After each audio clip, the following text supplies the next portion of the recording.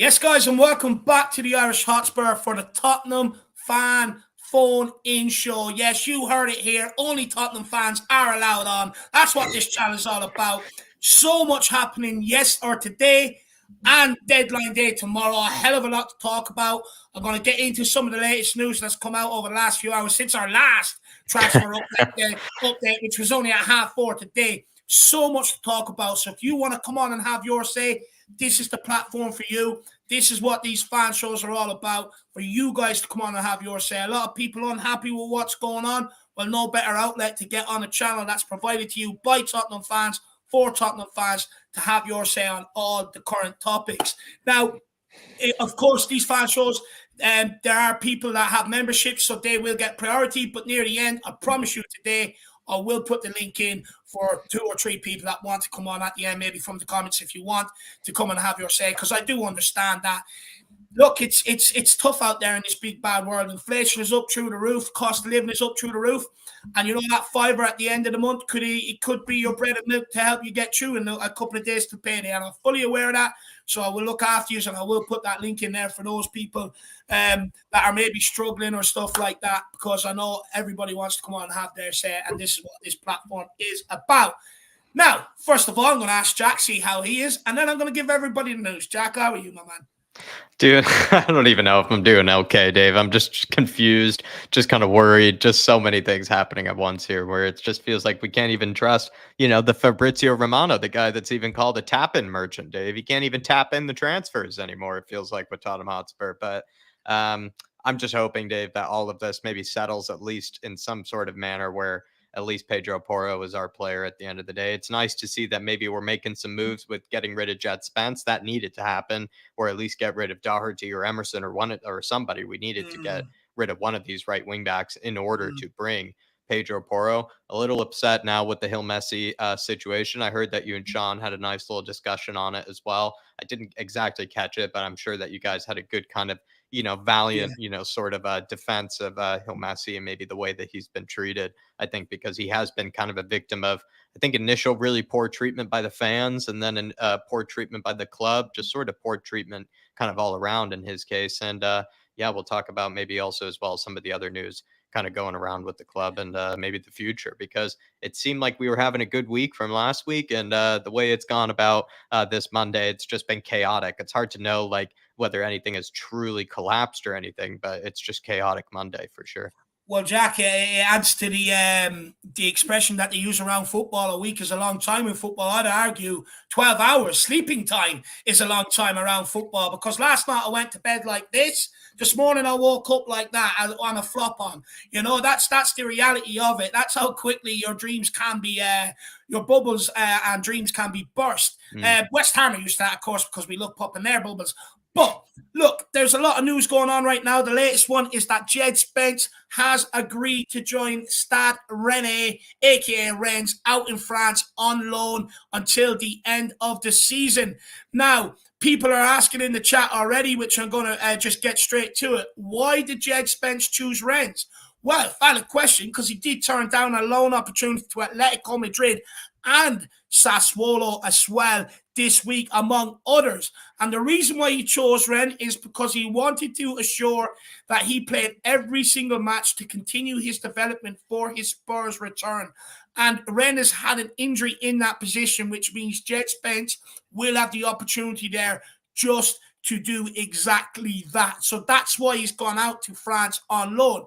Now, look, the guy he's only played, 41 minutes at Tottenham so far this season. So this loan move is important, that it was always going to guarantee him to play minutes, because that's the whole idea of the loan move. And credit to him for turning down the likes of Atletico Madrid. He could have easily got starry eyes, gone straight out there, big club out in Spain, but he didn't do that. He chose to look after his career, protect his career, and I give him a lot of credit for that. Jack, I was about to call you Jed. I don't know why, but Jack, what's your thoughts on the Jed Spence before we go on and give people the other news? Like I said, at the end of the day, it does sort of relieve that squad space that was needed in the right wing back position. That needed to come via either Emerson, Doherty, or Jed Spence. A lot of people feel like Jed Spence has been unfairly treated. I would admit, maybe I do defend Antonio Conte a lot when it comes to a lot of the decisions he makes and a lot of the situations he is put in. But I do feel like the Jed Spence situation, maybe he's gotten wrong from time to time.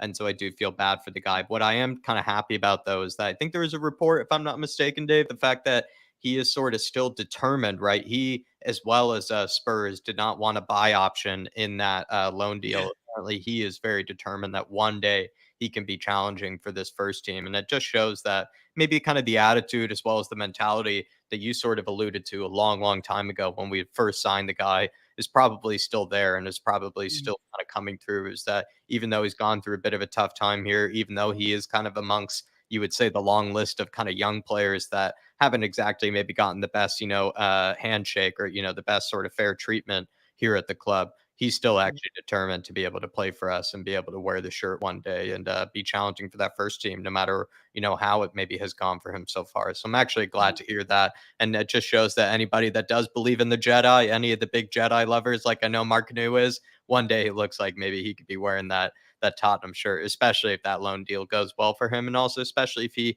can turn Antonio Conte's head around, right? Maybe he has a spectacular 6 months, maybe he gets another loan deal or something like that afterwards and has another great 6 months. So you never know, Dave. He could turn his head around.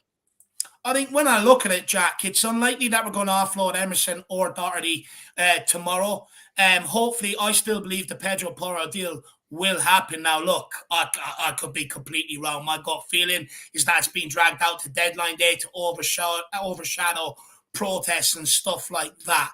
That's my belief on what I think it's still going to happen. But, Jed Spence knows that if Porro comes in, we're not selling Doherty or Emerson. He's fourth in line. He's further down the pecking order. So everyone knows that I've said on this channel before, you players shouldn't always be sitting around waiting to be told what to do. It's up to you to keep your career in your best interest. And the fact that he has done that is a huge plus and shows the determination he has to make at Tottenham. And I don't think that should be overlooked whatsoever, because he could have easily done what Davinson Sanchez done.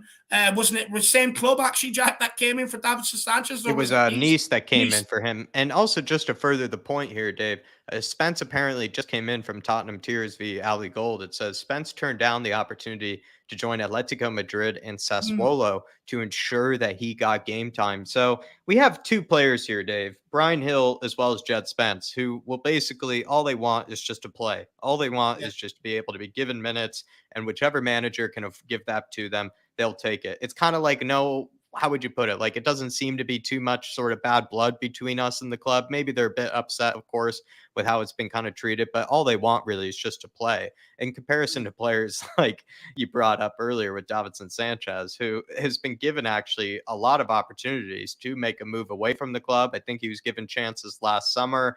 He was given chances, I think, maybe the January before that. And then he's been given chances this January, and he's actually been reluctant to leave because apparently he's just finds, his life here at Spurs quite happy, and, he doesn't really want to kind of go elsewhere. And it's just, I don't know. It's just, to me, it just makes you kind of question at the end of the day their motivation as a footballer, because Davinson Sanchez has probably played just as much as Bryan Hill has, or just as much as maybe a bit more than than Jed Spence has, but he really hasn't been afforded many minutes at all in like kind of the last, what is it, year and a half under Antonio Conte, and he's never really even been like a consistent first team regular. I just don't get why the guy, our most expensive really ever defender before Romero, is just sort of happy just to sit on Well, the we bench. know why, Jack. We know You why, would think, because Dave, here's what I think. For like 3 years, maybe 4 years, you maybe accept that a player just wants to try to make a challenge, maybe under a different manager too. He wants to try to give it a go under a different manager, under a different regime, see if it works out better for him. You could see why maybe, certain players hold out a bit longer. But the fact that, what has it been, like 3-4 different managers that he's been under, and he's been always happy to just sort of sit on the bench for each and every single one of them. And it's, I don't know, it does make you just question his motivation. because it's for exactly sure. what I But it's not predicted. like Though, he's Jack, the only before. example of this. He's not the only example of this. Jack, it's exactly what I predicted before with these guys. We had it last summer. Everyone was saying, nah, winky wanky, we'll get 20 million for that guy. Guess what? We had to loan him out because the interest wasn't there. you know. And I've said this before, these players know, and that's the reason why they've been able to hire and fire managers and everything else, is because they know their career, they're going to go to a club that's not on the same level as Tottenham, which also means their wages are going to take a hit, aka Sanchez to Nice. Not as good as, nowhere near the level of Tottenham, and his wages are going to take a hit, but he doesn't want to go. And we've got ourselves into that situation by offering these guys contracts when they haven't even deserved it. You know, we've allowed them to get comfortable because they've only ever been backups, but it's like, oh, there you are, a new contract. And it's like, I mean, I thought you had to earn new contracts. Why is that being given to him? What has he done to sort of deserve it? And that's why they're not in a rush to move, because they're on big money and clubs that are interested in them can't afford the wages. It's that simple. That's why they're happy to stay here. It's like, oh, what, 40,000 last week? I don't think so. I mean, that means I have to stop going to restaurants. I can't bring the wife on 4 holidays a year. You know, I can't do this. I can't do that. I need to look after my family. I'm not taking a hit. We have allowed this to happen. But everybody, that is the latest on Jed Spence. Also, Gil to Sevilla has been completed. Gil has passed his medical. We spoke about earlier when the news broke about Gil being out in Seville. Now, again, people might say, look, they've ended up with Lamela, 21 million, plus the player we gave them Lamela and 21 million for. It's Tottenham's a laughing stock. I get it. I understand it. But the reason why Gil has picked Sevilla is because they got Sampioli in charge. He rang Gil last summer, or 1 year ago. When at Marseille. That would have been last January. To get a move to Marseille, he personally called Gil himself, which didn't materialize for one reason or another. Just to interrupt you just quickly, Dave, just to interrupt you just quickly. Whoa, Pedro Porro to THFC is done, according to DiMarzio. Whoa! I just also saw... And also as well, THFC are resolving all the issues with Sporting and are finally expected to complete the Pedro Porro deal on deadline day, says Fabrizio Romano. I think he's gone further to say exclusive. Tottenham are resolving all the issues with Sporting and are finally expected to complete the Pedro Porro deal on deadline day. Long meeting just finished with full agreement in place. Spurs waiting for documents and contracts to make sure it's 100% sealed. Let me make sure I didn't miss another one there. And then also I'm seeing as well a big check mark and a checkered flag as well has been tweeted by Fabrizio Romano there, Dave. Here's the thing. We were here yesterday, Dave. We were here yesterday. Do you buy into it further, or has Daniel Levy got it done? Has Daniel Levy got it done, do you think? Look, this is what I was saying to you earlier. It was put in a way that Daniel Levy's going out to save the day. I didn't like that. I didn't like the way it was portrayed. Look, the way it's happened today is, let's break it down just quickly, Jack, because I know we're here to get the fans on, but we do have to talk about this stuff as well. First of all, before I get into any of it, on Pedro Porro, I learned my lesson last night.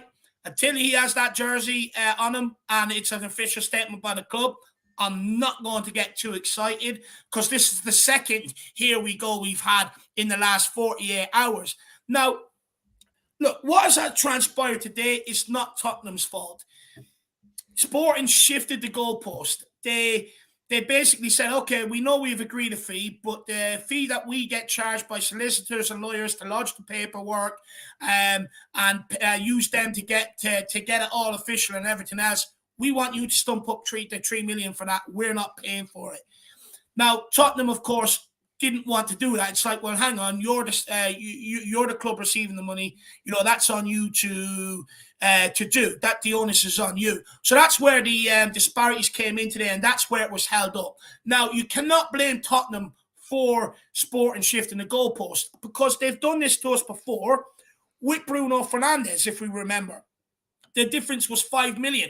It looked like we had a deal agreed, and then all of a sudden, no, they want 5 million extra. We refused to go that extra mile, absolutely refused, and we ended up with Lo Celso. And we all know how that worked out. Now, today's situation, it looked like it could have went exactly the same way.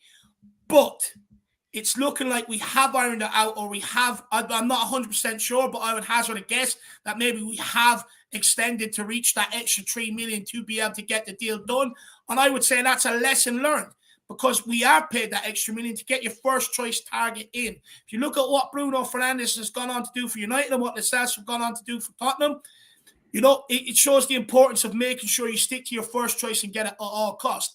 But where I do blame the club on giving Sporting the opportunity to shift the goalpost, Jack, because they know that the Tottenham fans are unhappy with what's going on at Tottenham. They know we need a right wing back badly, and they know all of our eggs were in this basket.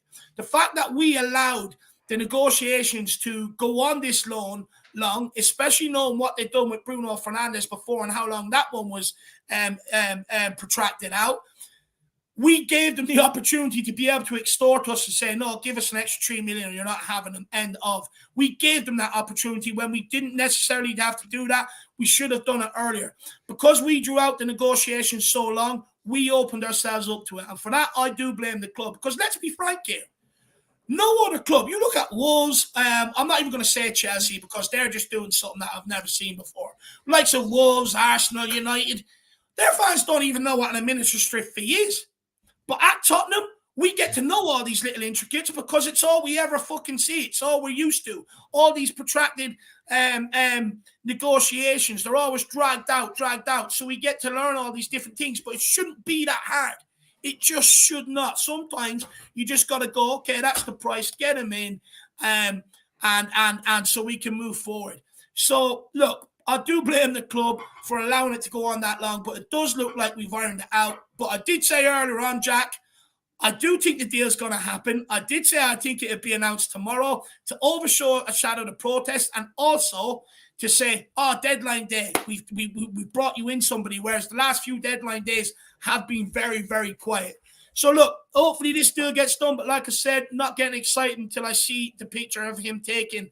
But, Jack, anything you want to say? Because I've gone on an awful lot there. I haven't stopped. I need to breathe. No, I think you covered so much. There's actually maybe some weird takeaways to take from it. It's the fact that the intermediaries have been hired for this, right? So it shows that Paratici, again, isn't really exactly, over the transfers. It feels like as much as he used to be. Daniel Levy as well, Dave, like you kind of said before, it's a little bit disgusting the way that he sort of has probably packed like a suit, packed a cape, and everything to go into these negotiations to sort of cover himself in glory, let's say, when in the first place, as you know, he could have just gotten this done so much earlier. And so now he's kind of trying to make this look like as if he's sort of kind of walking in to ensure it and, make it, kind of maybe a bit of a PR sort of kind of stunt for himself. But I do feel like most people will sort of see through it because at the end of the day, nobody wanted to be passed through these many hoops, Dave. Like people have been really probably just waking up, at one day elated, like you said, waking up with, kind of a, the hard-ons of, with Pedro Porro news. But then the next day they're just waking up, feeling deflated and feeling absolutely just, gutted to see that Spurs still can't get it done and that there's so many of these loopholes and so many of these hoops that we have to jump through. And I don't know, maybe other clubs have to go through it, but I don't know. At this moment, this January, it hasn't seemed that way to at least us. It feels like this deal, our priority target, the one that we basically were putting all of our sort of efforts, all of our sort of power behind, has just been, I don't know, David, it's been a task. It has been a journey and it has been way too difficult. And that's, I think, the frustrating thing about it. Another thing too, is I would just say, I just do think at the end of the day, for Fabio Paratici, Dave, it just seems like maybe his sort of, his power over the transfers or sort of his negotiations or anything are also maybe not, there anymore just because quickly, the fact Jack, that Daniel Levy has to go in. Yeah. David Ornstein, the one who poured water on the rumors today earlier on, that one that sort of put the transfer in doubt, has also officially come out and tweeted and said Tottenham have now reached the agreement with Sporting. So he's the one that guy's all over the place this today. Morning. He's given the seal of approval. So hopefully now this is the end to the saga and it is actually officially done. And look, let's get into it just quickly, Jack. For me, I think Pedro Porro, number one target, I think is a very good signing for this football club. We've had a serious problem at right back, right wing back situation for quite some time. Ever since we sold Kyle Walker, instead of using that money just to bring in the next world-class guy that was at his level to come in and slot in, We've pissed around, we've thrown it around, and every signing in that position has got worse and worse and worse and worse. So hopefully that is an end to the long-running 4 or 5 year saga at right wing back, right back, and that it's now finally put to an end. And the other thing is as well, it adds a new dimension to Tottenham. We go back and look at a lot of games this year. Most of our attacks have come down the left-hand side, unless it's been something special from Kulu on the right. Now, with Pedro Porro, he is going to add that attacking instinct, which means now we'll have threats coming down both wings, which is crucial to Antonio Conte's system. So that's a good signing in that regard. Now, people are going to question, what's he like defensively? Well, I would say go and do a lot of research into the guy. He's known for celebrating tackles, blocks, and he's got a mentality very, very similar to Romero. Watch our original Here We Go video. Huh? I said, watch our original Here We Go video, the one where we thought the deal was done. We did a great analysis on his defensive work. And that's also, I would finish with, Davis. Just it'll make us unpressable as well on that side, Jack, which is the most important because teams have just pressed our back line non-stop. The fact that now we have Romero and Porro who can play out of that, that's the main thing about it, Jack. It's just amazing that this club has made me basically question even the Here We Goes anymore. Like, we get a second sort of like deal is complete and everything. And I'm not fully sure, like Sebas said in the chat there, like he just said, like, I'll be fuming if I don't wake up tomorrow, seeing Pedro Porro, you holding the kit. And I'm the same way, Sebas. So that's what I hope to be waking up tomorrow to basically be seeing, him, standing outside a Chick King, like in the photoshopped, crop photo and everything. I don't know. It's been way too stressful to see even, kind of ITKs like Romano. You're starting to doubt and everything when it comes to this. And I just hope that this whole saga ends tonight. Big up. So that's 4 bits of business today. That's Pedro Porro looking like it's a done deal. That's Gil gone out to Sevilla. Jed Spence gone out to Stade Rennes in France. And that young lad, that young striker we signed off Chelsea today for the under-21s. I actually could find it a bit laughable, but I feel sorry for the guy. I don't think anyone sort of sent that young kid that we signed from Chelsea the memo. Because the whole reason why he left Chelsea in the first place is because there's no pathway to the first team. I mean, whoever we've got advising this guy to get the contract signed to get him to move for Tottenham, he's a bloody liar, but he's a bloody good liar because there's no pathway for youngsters at Tottenham either. There hasn't been for 3 to 4 years now. So how we managed to make him believe there is, I do not know, but I feel sorry for the kid. I really do, because he's been lied to. It was only a couple of weeks ago, Jamie Donnelly's father tweeted out complaining, well, there's no strikers on the bench. We've got loads of strikers in the under-21s, but none of them are being given an opportunity. There's no pathway. They also are feeling that. That was coming from some of the players themselves. So this kid is only going to go and suffer the same fate. But that's another problem for another day, and that's something I'm going to talk a lot more about because I think it's very, very important. But look, that's basically all of the news today. We will keep you updated as the Porro news gets more and more updated. I'm sure we'll find out exactly what the costs are, this, that, and the other. So we'll keep you updated as the fan show goes along. But that is all the news today. DJ Samuel says, great live stream as always. Not in a good place at the moment with my mental health. Come on, you Spurs. Well, DJ, you have my number, brother. Give me a text, my man.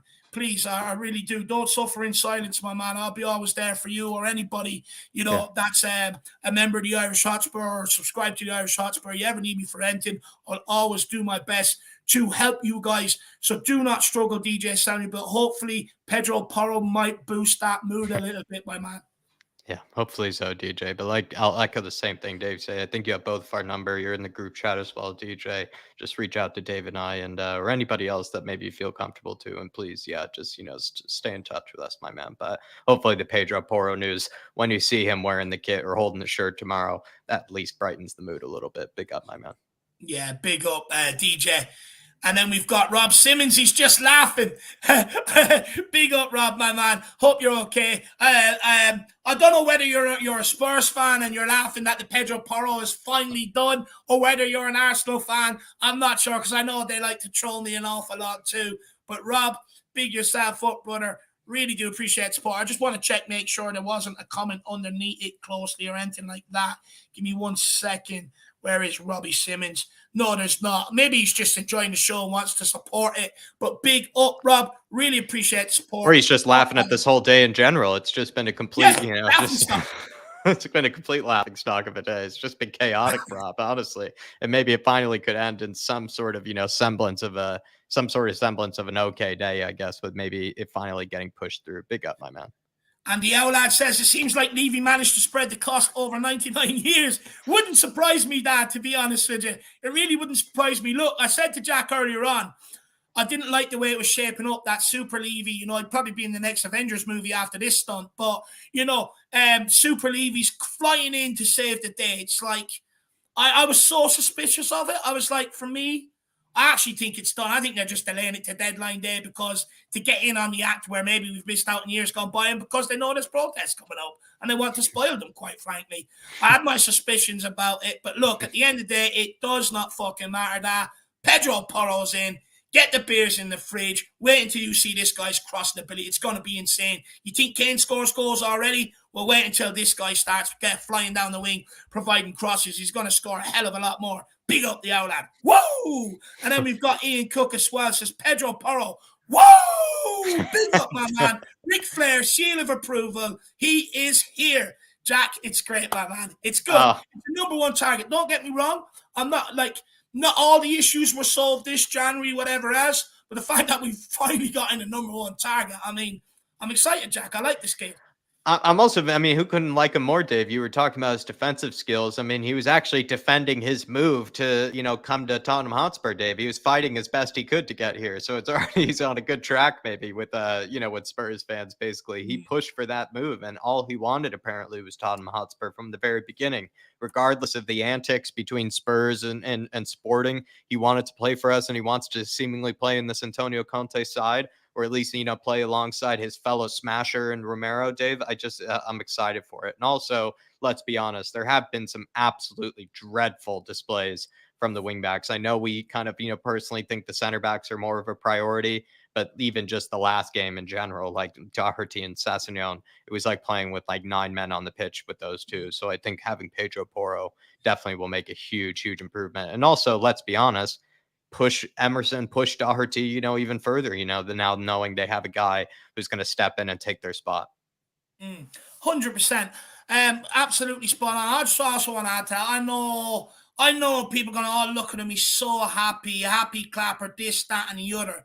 But look, I'm just going to put it up to you straight. I'm fully aware of all the issues. I talk about all the issues, but I'm also going to celebrate what I think is good for Tottenham going forward that alleviates some of the issues. At the end of the day, the reason why I'm excited is because I have a guy that can pass a ball consistently to another player in the same shirt. I've got a guy that can cross a ball. I've got a guy that can dribble. I've had to watch Matt Doherty against Preston, who every single time he got the ball, I know, I'll stat pad like Harry. I learned off him. I'll just pass it inside 5 yards. When all he had to do was try and beat his man, get some crosses in, refuse to do it.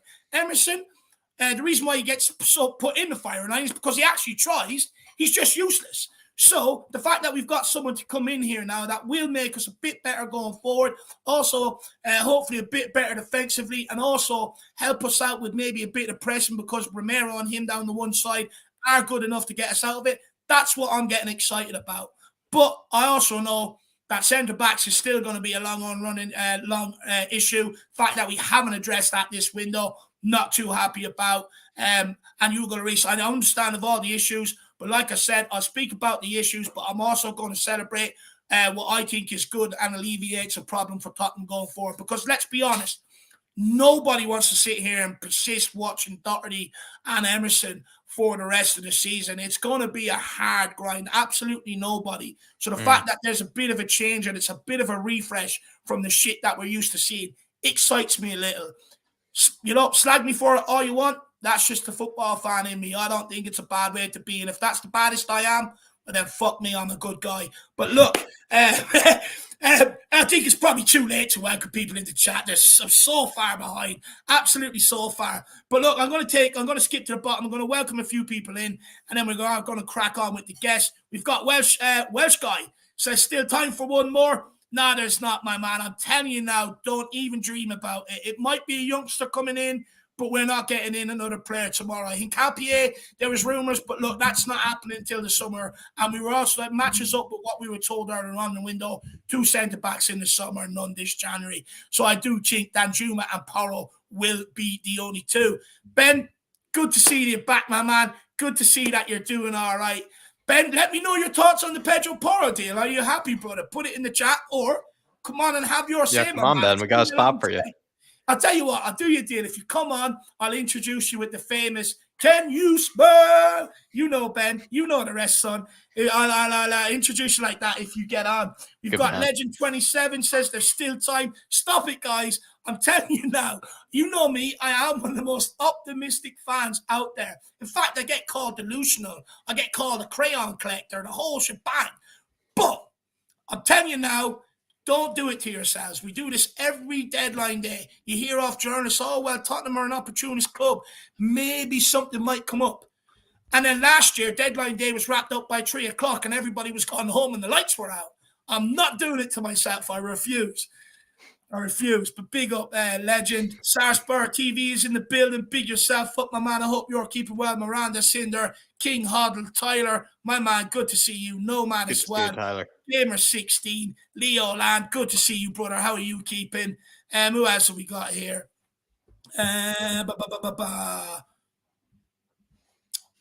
Yeah, I'm just going to keep skipping down to there's so many. The comments are just going crazy. It's nearly impossible.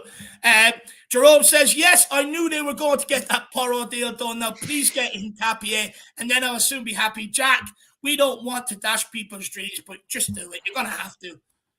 When it comes to Hincapié, absolutely going to have to dash your dreams there, Jerome. But Pedro Porro deal, it looks like it's done. Unless there's somehow a part 3 of this getting undone, I really doubt it. Maybe João Levy over at Sporting has another trick up his sleeve, but it does seem like, you know, with Daniel Levy negotiating with his Portuguese, you know, version of himself, they finally have come to, you know, an agreement in some sort. And also, it's also nice to see, Jerome, as I bet what you really like already is that Pedro Porro has been pushing from this move from the very beginning. The moment that Sporting kind of started kind of pulling these kind of last minute kind of antics and everything like that, he clearly was very upset about it, clearly kind of sent his message to the club, like, let me go, set me free, let me go to Tottenham Hotspur. And you have to be, you know, excited about that this guy does want to play for the club and is desperate to come into this team. Probably wanted to come into this team even sooner, let's be honest, maybe, but had we got the deal done sooner. But maybe there's still a possibility for a loan deal or something like that, Jerome. Like we said before,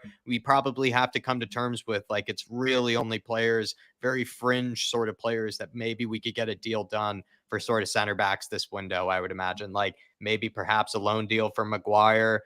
We could go after that Ukrainian guy Zabarny or something like that, or we could just go after players that, let's say, are just very sort of fringe or very sort of kind of like, I don't know, like not really the best, maybe players in their respective sides if they play for top clubs and just need to move away, or maybe just some really young talent that we could go for. But in Hincapié, I'm not seeing it happening. We've just got an update on the actual Pedro Porro deal. He's done it again. Daniel Levy's done it again. Listen to this one. Tottenham's new agreement with Sporting is 47 million plus 15% of Marcus Edwards' future transfer fee. Spurs now own 35% of the winger's future fee. So somehow he's paid them 47 million, but he's going to make money back from Marcus Edwards, which, look, any money that comes into Tottenham is a good thing because it just puts more pressure on them to bring in the right caliber of players. How he's done that, I do not know, Jack, but that is the structure of the deal, everybody. 47 million plus an extra 15% on Marcus Edwards' future fee, which now brings us up to 35%. So when he's sold, you would like to think it's going to be for a big enough fee, and Tottenham would probably make 10 to 15 million off the back of it. Hey ho, I'm happy. More money that comes in, the better, because hopefully that means the more bigger players we can expect. Don't know how he's done it. I really, honestly, I'm mind boggled. That's an astonishing piece of business right there. But it's done. It's over the line. Should never have took this long. But I think we can all go to bed happy. Now, I think that's absolutely all the news cover for I today. think people are trying to say, Dave, it was originally 50%, but the fact is that it initially, it was originally 50% sell-on fee, right? That we had 50% of it. People were even considering looking at, Marcus Edwards, right? Because if he was valued around 50 million, we could have gotten him for like 25 or whatever his release clause was. I think we could have gotten him for a cheaper amount, but now it's down to 35%. What originally being? So we got 15% off. So we originally had 50% sell-on fee from Marcus Edwards. Now it's been negotiated down to 35% in order to get Pedro Porro through the door. Oh, my bad. So fair enough. I read that wrong. Well, look, by hook or by crook, get the deal done. That's the way it is. Happy days. It means we didn't have to pay anything extra. It just means we lose out on a potential future fee. Look, at the end of the day, it's done.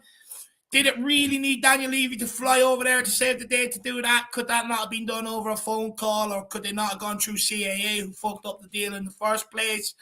I'm not so sure. I suppose you probably didn't want to use CAA after they fucked up the deal in the first place, I suppose. And we know with Paratici's being kept out of the firing line right now, and I wouldn't be surprised if the clubs don't want his hands on any of the deals, because anything we do is going to be closely scrutinised with what he's done at Juventus. So it wouldn't surprise me. That's why Levy went out to do the deal. King Huddle says it's still genius. Yeah, I suppose it is, my man. I suppose it is. But look, that's all the news for today. Like I said, if anything else comes out, we will keep you updated. But it is time to get the fans on. If everybody, there's 339 watching right now, if you could smash that like button, it'd be absolutely unbelievable. Because I'll tell you why. The algorithm likes to fight against us. But here at the Irish Hotspur, occasionally we like to fight back. So why not hit that like button and help us with the algorithm? 340, 87 have only liked it. Please hit the like button, please, everybody. Especially with the Godfather coming in.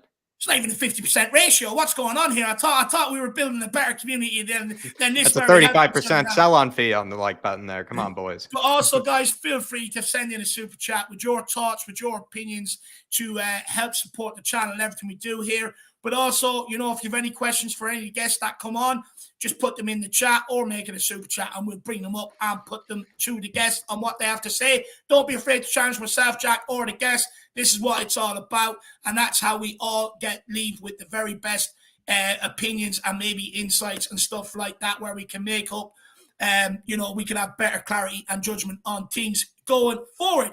So that said, let's kick it off with the one and only, the Godfather, back from another holiday. Philip, how are you, my man?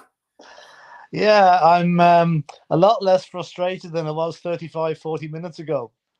Hearing the news that the Porro deal looks like it's done is good news, because I always felt it would go through.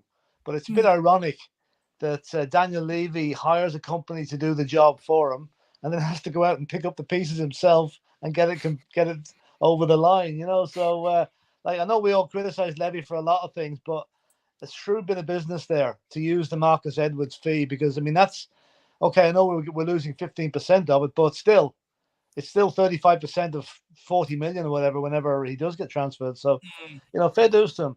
And if I was CAA, whatever the name of that crowd is, I wouldn't fancy them waiting for the payment for the job they have done.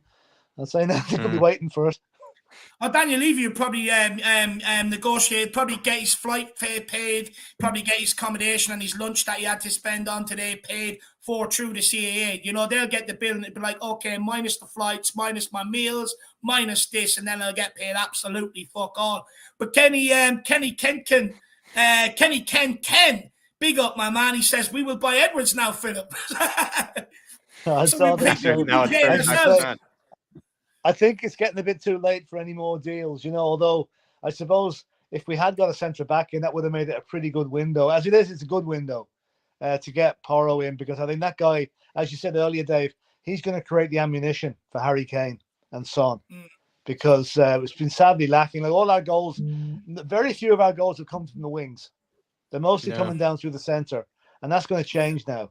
And other teams better get used to that, because they're used to us being weak down the flanks. Now they're going to have to change their opinion and defend accordingly. We're not going to be as predictable. That's the way I put it, Spot on. But look, just to play a bit of sorry, Jacko.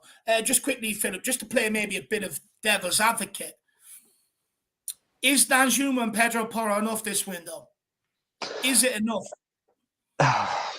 Probably not, really. Have we addressed enough of But our issues?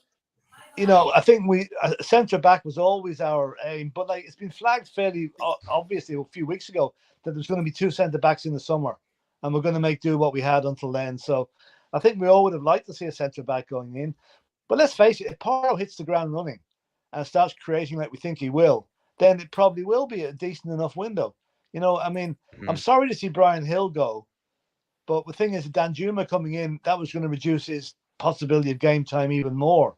So I think it's a reasonable window, probably the best way of putting it. Maybe 6.5, 7 out of 10. Hopefully rising to 8 when we get a few results behind us. You and Dermot have definitely been talking to each other with that rating of that window. But That Philip, special coffee they're having, I need it. Philip, do you feel like today? I feel like every hour your mood was probably changing. You know, one moment you're elated, the next moment you're deflated. It feels like you've been put through, I imagine, like it feels like Spurs fans have been put through like a social experiment with this whole Pedro Porro deal. Oh, well, I mean, I woke up at 7:30 this morning and I saw what was 5,000 posts doing in Tottenham overnight, you know. I felt like just throwing the phone out the window at that stage, you know, because, oh my God, here we go again. But no, I mean, I've always had this confidence that it would. Like, Seville aren't that stupid. I mean, if they had kept Porro, they would have a very, very disgruntled player on their hands, you know. And I heard he was very, very distraught this morning when this news broke, you know. He refused to train today, Philip. He didn't train. Yeah, but I heard that. So, like, I mean, I think that they were always going to let it go, you know. And I'd say when they heard Daniel Levy was coming out, I thought, oh my God, well, what are we going to expect now? Because Levy obviously was the catalyst to get this done in the end, you know. So but as you said before, Fernandes, we had the same problem with Fernandes, and it just seems to me that Portuguese clubs are a nightmare to deal with. They just don't they really seem try to get things. they really are getting every dime out of you. Apparently he met the Portuguese Levy is apparently over at Sporting, João Levy. Well, the thing is, do you blame them though, guys? Do you blame them though, guys? Because they know Portugal is the talent hotbed right now. They know it's where everyone's picking up all these technical quality players. So I don't blame them. They're capitalizing on it. Yeah. Oh no, I mean, I begin to wonder if Daniel Levy has a school for chairman. Did this guy, one of his graduates, it looks like he's been copying him. You know, he's been taking a leaf out of the master's book and how to screw up a deal, how to drive everybody demented before the deal actually gets done. You know. And plus, they knew we needed the player, and they just dug in, and you can't blame them for that, really, you know. As Jack calls him, his brother over there at Sporting, João Levy, done him dirty. But look, do you think that a Danjuma and a Porro can sort of have the same effect as what Kulu and Bentancur did last January? Is it good enough and address enough problems to be able to push us on to be able to get top 4 again, maybe push on to get us into an FA Cup final? Can they have the same impact, or is it hard to see that happening again? Well, I mean, they say lightning doesn't strike twice. Remember this time last year, Bentancur and Kulusevski arrived to general derision from a lot of the fans.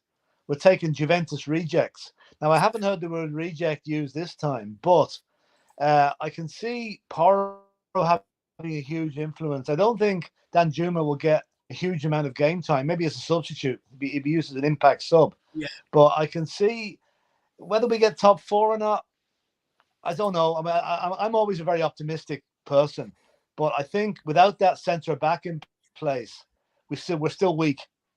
You know, and I think that could cost us unless the boys can really up their game now. The fact that they've got a decent right back in the team now could mean that the likes of Eric Dyer and Longley will up their game to match him and be inspired by him, because I mean this is something new now. This is the first time we've had a guy able to bomb down that wing and get the ball across, who knows to go past players and doesn't turn around and go backwards like Matt Doherty always does, you know.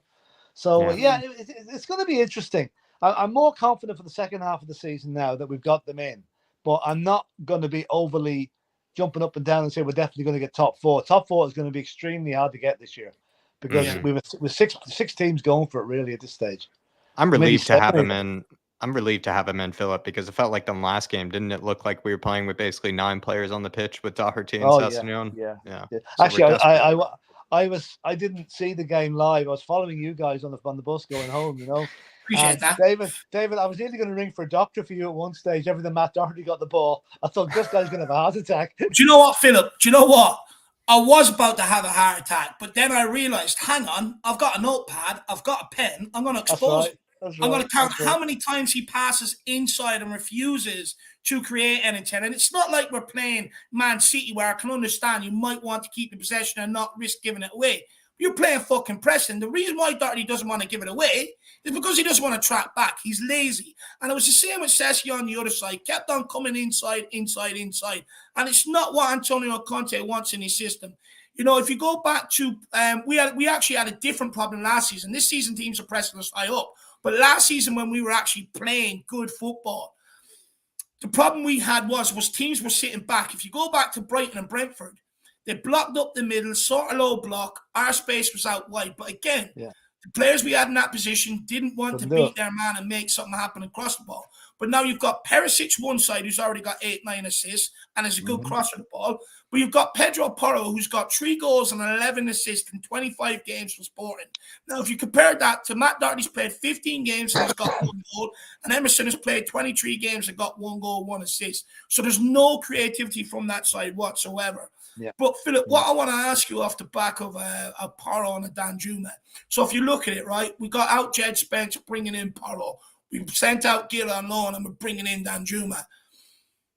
Do you think that's enough to be able to convince Antonio Conte that, hang on, maybe Spurs are starting to listen to me, they are starting to do it my way, I might reconsider and I might sign a contract? Because me personally, I don't see it. And this January was always about appeasing Antonio Conte as much as you can to get him to sign that contract. I don't think we've done it, Philip. Do you? I hope we've done it. Whether we have or not, I think we'll know fairly soon. I'm a bit disappointed, really, though, the way that neither Conte nor Levy, it's like been a Mexican standoff between them for the last few weeks. And neither has made the move. Now, the fact that Levy has gone the extra mile, if you like, to get Porro in, might just persuade Conte to stay. But I'd say it's very much 50-50. I'm hoping to God he does stay, because if he goes, I don't think we're going to be able to attract a top-class manager, if you like, purely because these guys talk to each other, and Conte will be telling his friends what Levy was like to work for, and it's not exactly a good job advertisement, to come and work for a guy like that. So I'm hoping he stays. It wouldn't surprise me if he doesn't, but I hope whatever he does, that the team put their 125% into the rest of the season and get us. I can see us winning the FA Cup this year. I think that the stars are aligned that way. The fact we were number 1 in the draw today, the fact that Jermaine Genius was in the studio and it was being done, the little things like that, and the fact that we've got Sheffield United or Wrexham away, we can beat them. I'm always optimistic. I'm more optimistic now than I was an hour ago, and hopefully, a big asset test is going to be next Sunday, whenever we play Man City. We owe them one from that last game. We really do. We could have won that match if we played the tactics right in the second half. So it's going to be an interesting couple of games. We've a fairly decent run in after that, I think. And, come the end of February, then ask me again what I think, and I'll tell you. Sorry, Jack, I'll go on. I know I was going to say, Philip, you never know. Sometimes, like, with certain players, like, even if you didn't get all that you needed in January, certain players can have such a revolutionary impact. He could just transform this team. He could alleviate so many problems. There still will be plenty of problems with that back line, but you never know. It could be also that he could alleviate so many problems, perhaps gets the best out of Sonny. Maybe he kind of awakens Sonny with, that delivery and that creativity, gets more out of Harry Kane towards the rest of the season. You never know. You never know. He could transform. Isn't it great that I know there's a false dawn with Sonny before at Leicester, but I mean, the guy looked like he got his mojo back on Saturday there with those goals. And not only the 2 that he scored, he was also hitting pot shots from all over the place in the first half. So we get Sonny back and Harry Kane to get the record. That seems to be totally forgotten about in the last couple of weeks. Is Harry Kane's next goal is the goal. And that's going to against Man City of all teams. Is it going to happen? Do you think? Oh, wouldn't it be great? One of his favorite teams to score against. Marvelous from a cross by Porro. That's what I want to see. Honestly, I can't wait to start seeing that, because not only Kane's going to benefit, Son's also going to benefit, right? Because I don't know about you, Philip, but myself, Jack, and Sean are actually discussing this in the watch along. if you look at the likes of Kane, especially from the Preston game, there was Kulu, Son, and who was the other one, Jacko? Kulu, Son, who's playing up top? Who's playing up? Perisic. Perisic, yeah. Perisic. So, right, but none of them gambled anytime the ball went out wide to get into the box because they know the cross isn't coming in. But hopefully now with someone like a Porro or a Perisic going down either side, you might actually start seeing Sonny making them runs in behind again, because that's where he got a lot of them 23 goals last season, was runs in behind, runs in off the back of Harry Kane and stuff like that. So hopefully now with balls coming in from both sides, now that we're not asking Son or Kane to be as much of a creator as we've been asking them to do, now that we can spread it out to other players amongst the squad, hopefully you can see these guys getting back to the business of getting in the box and fucking putting the ball in the back of the net. Yeah. And plus, you got the fact that Porro is playing against his old club next week. He was a Man City player for a while, even though, I don't think he ever played much for them. That's right. So, it's a good, great match for him to start. And the home crowd is going to be hugely important on Sunday to get behind them, get behind every one of the lads. Because we don't want to lose another home game. That'd be 4 on the bounce, I think, if we lose that. So, that's not Fortress Tottenham. We want to win against City. Okay, I know it's helping Arsenal, but who cares really? I don't care anymore. City, I think, will still win the league, but we just need to keep our own position as high as possible. Yeah, spot on. Philip, anything else you want to touch on? Maybe that we haven't asked you or we haven't approached. No, all I don't want to say is, Dave, it's great to see you back. Really, and well done, Jack, for keeping things going when Dave was away. And you're back fighting fit now, and better than your energy levels are going really back up to the roof again, David. So keep it up. No, look, I was lacking that for a while. I just needed a little break. But look, the energy levels are back, like you said, my man. Just quickly before, I want you to plug your channel before you go as well, Philip. Yeah, Moondog says, "Come on, you Spurs." Great show, lads. Big up, Moondog. Hope you're keeping well. Still waiting on a message from you, my man. Make sure you message me, brother. Big up, Moondog. But sorry, Philip. What's going on over at THFC? Yeah, THFC till I die. I want to say a big shout out to Dermot. Dermot's in hospital at the moment, and he'll be there for a few days. So our thoughts are with Dermot now. I was talking to him earlier. He's in good form, but he's in the right place, to get him better. And we'll have I'm going to be doing a few little live talks in the morning, every other day or so. And then we've got a deadline day special tomorrow night at 8:00 with Brad Matthews and Mia and Ellie. I'm actually playing banding tomorrow night, so I won't be there. Maybe I'll come in at the end and start shouting about 11:15 or so. But that's it. And then during the week, we're going to have a watch along with Man City, and everything else will be announced as we go along, because Derm being in hospital, our schedule's been a little bit disrupted, but we're getting there. Nah, good. Everybody get over, follow Philip over there. Everyone smash that subscribe button over there. Philip, it's great to have you back, my man. I must say, you picked up a really nice tan over there in Lanzarote. A very nice tan. The missus will want to be careful there, lad, especially with you out down the bingo hall and stuff like that, call out the numbers. You'll be a man in demand now. We're talking grab a granny night on Wednesday, yeah. But anyway. Why not, Philip? Why not? You only live once, my man. Keep up the good work. And come on, you Spurs. Come on, you Spurs. Thanks for getting started, too, Philip. Thanks for getting us started. See you soon. See you, lads. Come on. In the Godfather we trust. Absolutely. In the Godfather we trust. I have great time for Philip. I love him.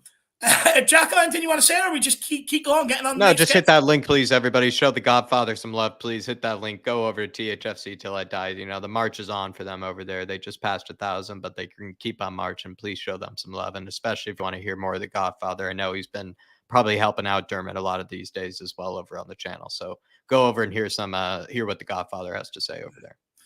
Big up. Everybody do check it out. Kevin K. Definitely don't want Stephen Kenny as next boss down the line, man. Don't do it, Kevin K. But look, who else? We'll just take a few more comments before we get on the next guest. Brandon Sebastian says the Granny Snatcher. Nicknames for Philip. Get your nicknames in for Philip. Aaron Dove says grab a granny night on there. You're not giving Ireland a good rep, lads. I can tell you that now. We've got Ash Cake says lol. Bingo bango. We've got Chris says 316 in. Smash that like or boot. Might have to come out. Big up, Chris. You get them in line, my man. Daniel Larson says big up Philip the goal. We've got Romario Caden says, here we go. Confirmed 100%, my man. We've got King Huddle. Actually, King Huddle, my man. When are you going to come on and have a conversation? You are here religiously. You see things through different lenses, and I'd love to speak to you, my man. So please get on and have a conversation. Me and Jack said this to each other before. Get on here. It's what these shows are about. Get on and have a conversation, my man. He says, what certain people fail to realize is that relentless negativity has zero impact on what actually happens at Spurs. All it does is affect the mood of the people spouting it. Look, it affects everybody's mood, to be honest, with you, King Huddle. Big up, my man. Chris Benoit says, loan out says, bring back Reguilon. That also needs to happen this window. The reason why we kept Cess and loaned out Reguilon in the first place is because if you remember back to last summer, we had a homegrown issue. So that's why Session ended up keeping his spot. And it's not that should just not be allowed to happen at all. But look, we've got bit of an update, Dave, from Fabrizio Romano here. He's saying 9 minutes ago, he said, Tottenham have rescheduled medical tests for Pedro Porro. It was planned on Monday, but will actually happen on Tuesday now on deadline day. It's all done and sealed between Spurs and Sporting as revealed. Porro will become a THFC player for around 45 million euros. Here we go, confirmed from Fabrizio. No, I love that. Love that. Love that. Nick says, he said he thirds the motion. If everyone wants the 4th and 5th and 6th, that motion for King Huddle to get on here, get him on. But Jack, medical book tomorrow. I mean, look, I hope it happens because we were at this stage. No, in this medical team, they might find a way to bottle it, but you know, you never can trust them. But sorry, Dave, I don't know. Why didn't Levy fly out the medical team with him? Don't take the chances. Fly them out with you. Yeah, you can get the medical done. Yeah, you don't need to always get it done, you know, at Hotspur Way. You can get it done elsewhere, right? So you're probably right. It could have been done maybe over out in Portugal, but who knows, Dave? Perhaps he just wants to get on the plane, cozy up with Pedro Porro on the way home, share a blanket while they fly back from Lisbon to London, Dave. Who knows? Maybe Daniel Levy just wanted to self-guide him himself. You know, if he's going to pay the money to bring him over, he might as well just get him on the plane himself and physically, you know, put him on that plane. Yeah, exactly. Well, he's only 5'8", Jack. He can put him in the suitcase and bring him home as well. What I will say, actually, quickly, an interesting fact on Pedro Porro. There was rumours a while ago that he slept with João Felix's bird. Now, João Felix plays for Chelsea. So that next game is going to be very, very interesting. And I actually, Tim, or Tim's father, Mark, if you're watching, asked him, can we get a song about Pedro Porro that includes him shagging João Felix's wife?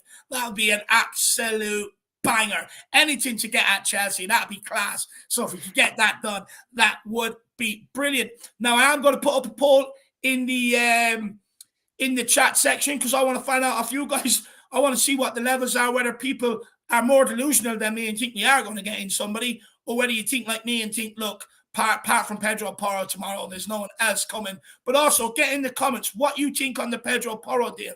I also want to know, do you think that what we've done this January is enough to push us on? I'm not going to ask people to rate the window because I don't really like rating them myself. But let us know what you think on the window so far. Get them in. We'll bring them up as we have a discussion with Brad. But I'm going to put that poll in. So, Jack, you can introduce Braddy. Here we are, Brad. Let's bring you in. Let's see what he has to say on it all. Brad, how has your mood changed by the hour today? Hello, Jack. Hello, David. Welcome back, David. And also get well soon to Dermot as well. Well, I mean, it's certainly changed since we were in the chat backstage, isn't it? An eventful one. It's changing by the minute, by the hour. Yeah, it's Tottenham Hotspur, isn't it? I mean, we should be used to it by now, but yeah, if this deal goes over the line, I mean, I'm actually getting some news in that apparently the Portuguese air traffic controllers are on strike, so no flights into London tomorrow. So that might put a bit of a kibosh on it. But no, I'm joking, obviously. But yeah, look, it's the old holding up the shirt, isn't it? Really, we need to see that first, but. It's looking more promising than it did this morning, but, you know, we all know that last night we're all sort of excited about him being a Tottenham player. But here we go, part two. It really is quite ridiculous. Yeah. But, it's interesting, actually, that Mr. Danny Kiriako said the deal was done, didn't he, earlier in the WhatsApp group, Irish Hotspur WhatsApp group. Yeah. About an hour before it was Fabio Ronaldo mentioned it. So What do you Interesting. think is should be Danny Kiriaki's kind of here we go? I said let his hair down, or let it go, whatever it may be. He's got to have his own Well, tagline. I don't know whether you have ice buns in America, but I thought ice the bun. I thought that might be one. The Or bun maybe is through. the bun if you prefer butter in your buns. So, Bun yeah. is tied. That's what it could be. With the deal being just sealed. The bun is Well, tied. I think Mia said "here we go." I think she said so. It's been quite good, but it's if it all goes through, and we've got that Danjuma who we don't know. He could be good. He could be not. I mean, he scored on his debut, but wasn't Preston, I guess. But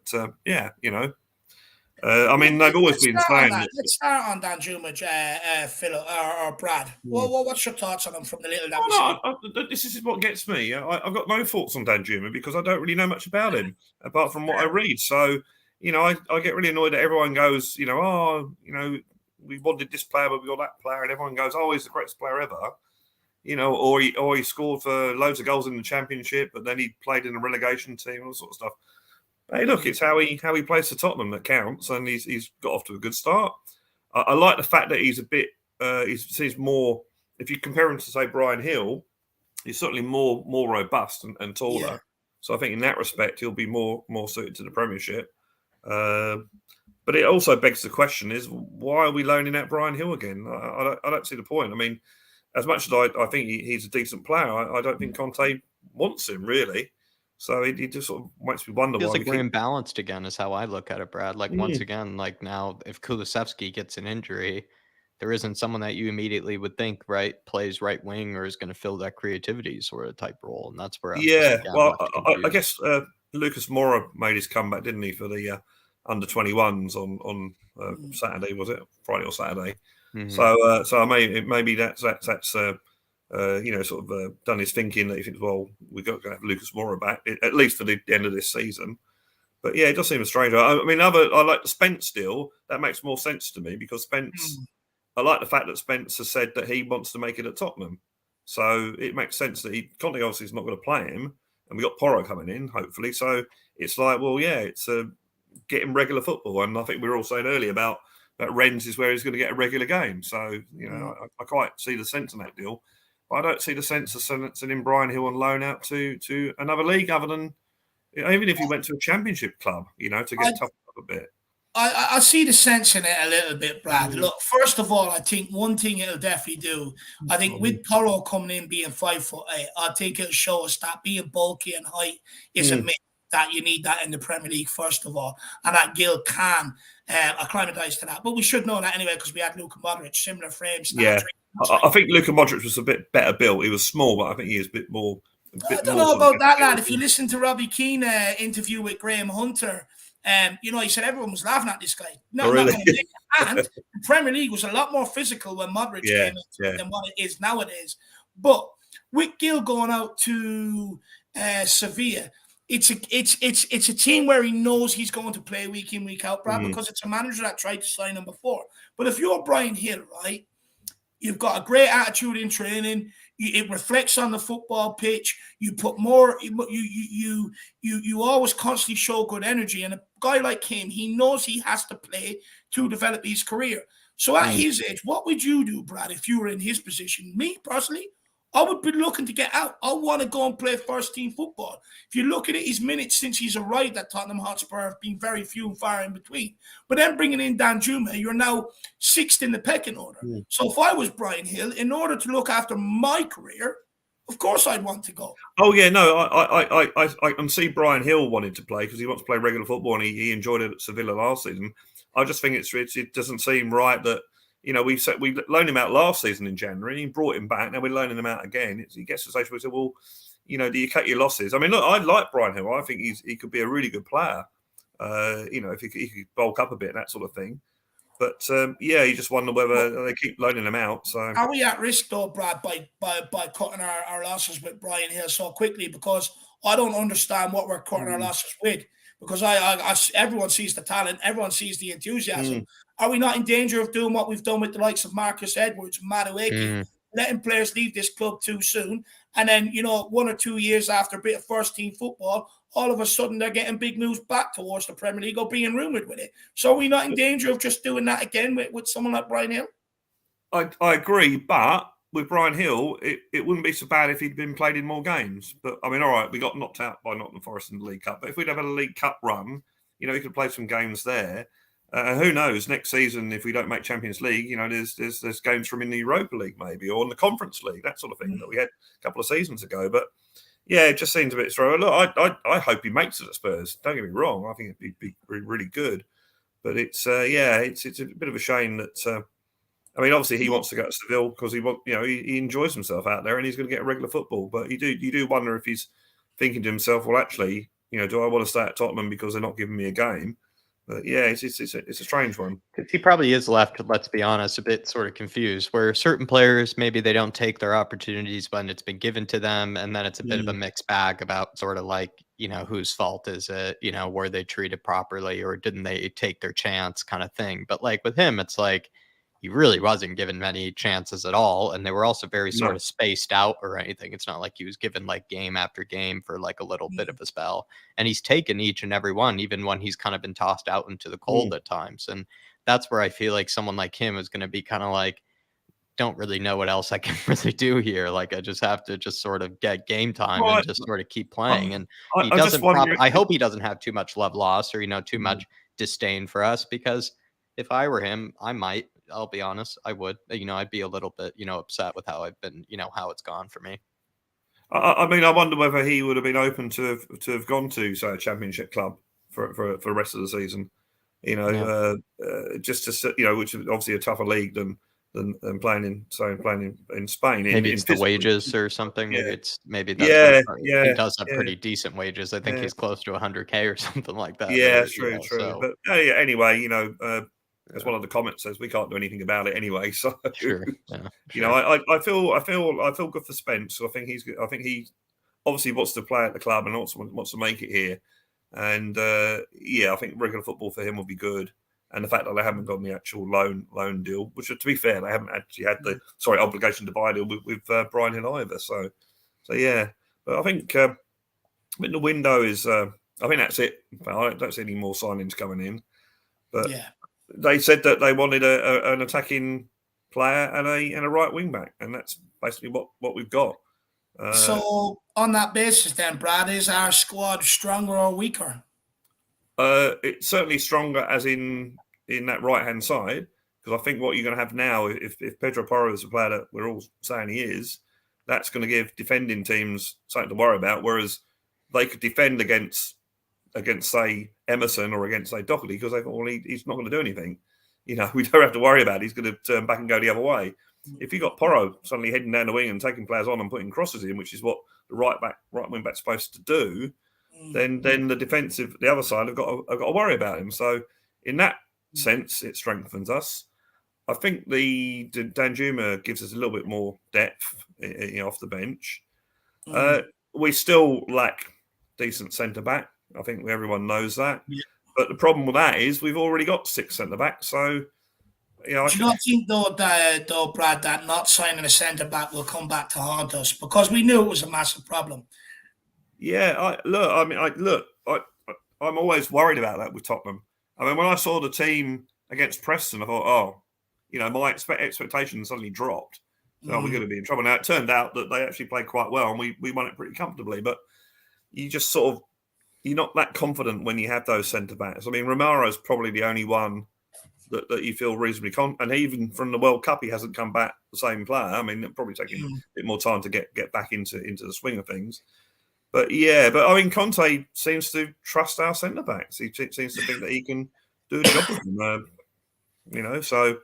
Well, rumours came out today, though, Brad. I think it was Dan Kilpatrick that said it earlier on that Conte does want a centre back. He's not happy with them. He does want one, but Hincapié won't be. We won't be pursuing Hincapié until the summer. So this notion that he doesn't want centre backs, he does. He does. Yeah.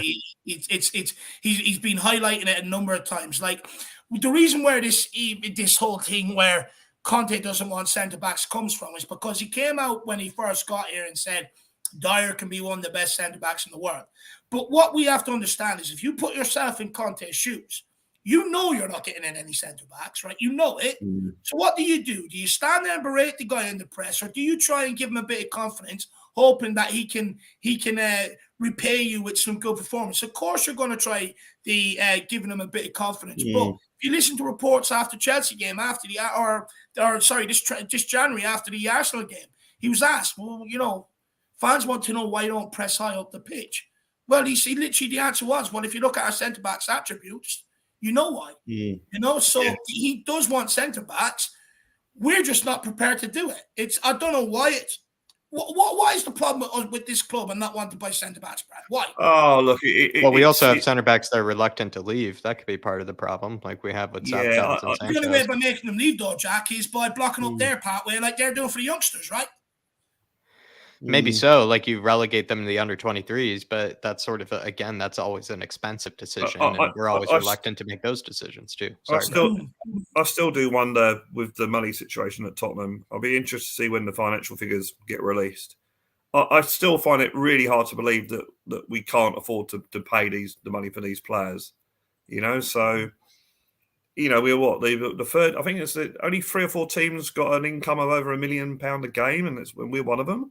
You know, and you know, we're the 9th richest club in the world from revenue, and we're quibbling over a couple of £1 million for, you know, an admin fee.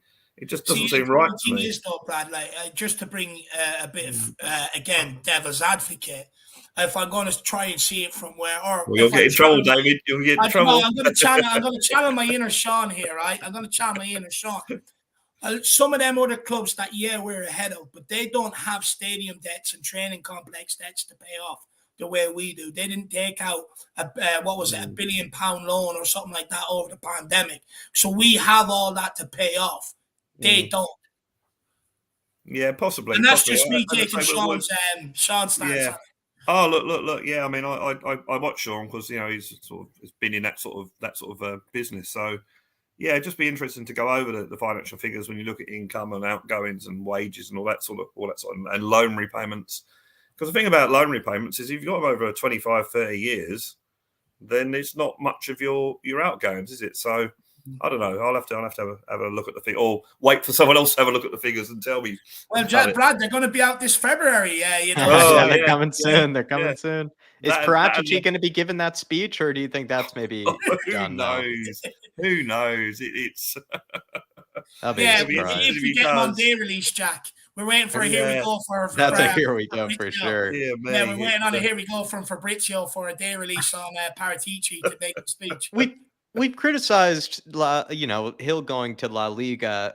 Is there maybe a bit of criticism for Jed Spence going to the French league, going to Liga, or are you kind of optimistic about that? I think I would. Well, actually, to be fair, I think it's probably down to both players. I think with Spence, as you guys were saying earlier, was he knows he's going to get regular football there, rather than if he went to another club where he probably wouldn't. So, or maybe he wouldn't. But yeah, it's interesting. I mean, I don't know. I don't think the French league is anywhere near the Premier League, and that was Conte's excuse. Was, well, he's come from the Championship. He needs to, it's a big step to the Premiership and the Champions League, and he's now going to the French league. So I don't know, but I think from his point of view, and as you were saying earlier with Gil, for his career, he needs regular football, and I think he suddenly realised that for whatever reason, Conte's not going to play him, and now with Pedro Porro coming in, he knows that to get regular, and he might even, you never know, he might even be going along and think, well, maybe Conte won't be here next season, so let's play regular football and see what happens at the end of the season. And on that, I can't remember if I said it on this show or another show. I think if Conte leaves Spurs at the end of the season, I think it'll be purely for personal reasons. I don't think it'll be to do with football. I think it'll be personal reasons that. I would also say it's because look, even though if you might have your personal reasons, right, you're supposed to keep that away from football. I know it's harder said than done, but if we done enough to convince him and made his life easier and didn't add on top of the personal problems he's had, all the stress that comes with being a Tottenham manager, I'm pretty sure he would sign. I get what you're saying. That obviously, I think personal stuff will probably weigh heavy on his decision. Yeah. But I can guarantee he'll also take into account, okay, well, Tottenham hired me to bring them to trophies, which was the level I was at. Have they done enough to help me bring that club towards that goal? I'm sure he's going to weigh that up before he decides whether he's going to stay or go. Surely. But I also think that if he leaves, for footballing reasons, it's almost like he's sort of admitting defeat. He doesn't strike me, and I could be totally wrong, he doesn't strike me as the sort of person that would leave and would admit defeat. And I think he genuinely believes he can achieve something at Tottenham, which to be fair, we all do as well, if he's given the right tools to do it. And hopefully, this window is sort of the start of that. I mean, it could have been a better window. As you say, you don't really want to rate it. And there are still issues with Tottenham and Levy and Enoch and that sort of thing, which I think we all have various views on. Can I just make a point here? It's just totally unrelated. I haven't read the interview with Sol Campbell, and I dislike the man. I think he's a complete idiot, and he, not only for football, for other things he's done. But I don't like the singing of "we're all gonna have a party when he dies." I really don't like that. And you have to put it in from Tottenham context. Look at what's happened to our manager. He's lost 3 people in the last few months. Dear friends, how does he feel when our fans are saying we're all going to have a party when someone dies? I just don't like it. Look, I don't like Sol Campbell. I think he says some really incredibly stupid things, but I don't like that. For that matter, for anyone. I can't lie though, Brad. I can't lie. I love watching him squeal for mercy. I love it. No. Like that, he's like, please leave me alone. It's been so many years on. It's like, well, I mean, you didn't want to take that on when you made the decision to leave for Arsenal, even though you said you weren't going to. So, keep squealing for.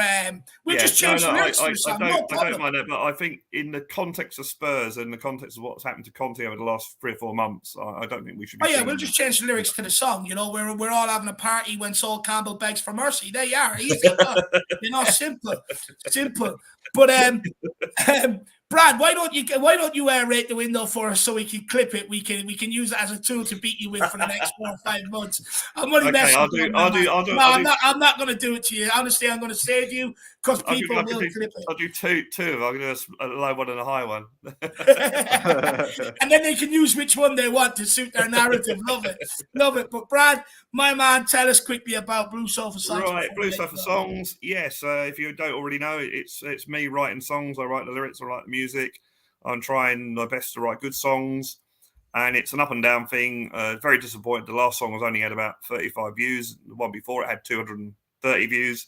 So, my subscribers went up from 129 to 131, and now they're back to 130. So someone subscribed and then unsubscribed. So I don't know. I'm doing my best. So I'm about to enter a competition for a song. It's just me trying to do my best, trying to make some form of art. It's totally unrelated to football.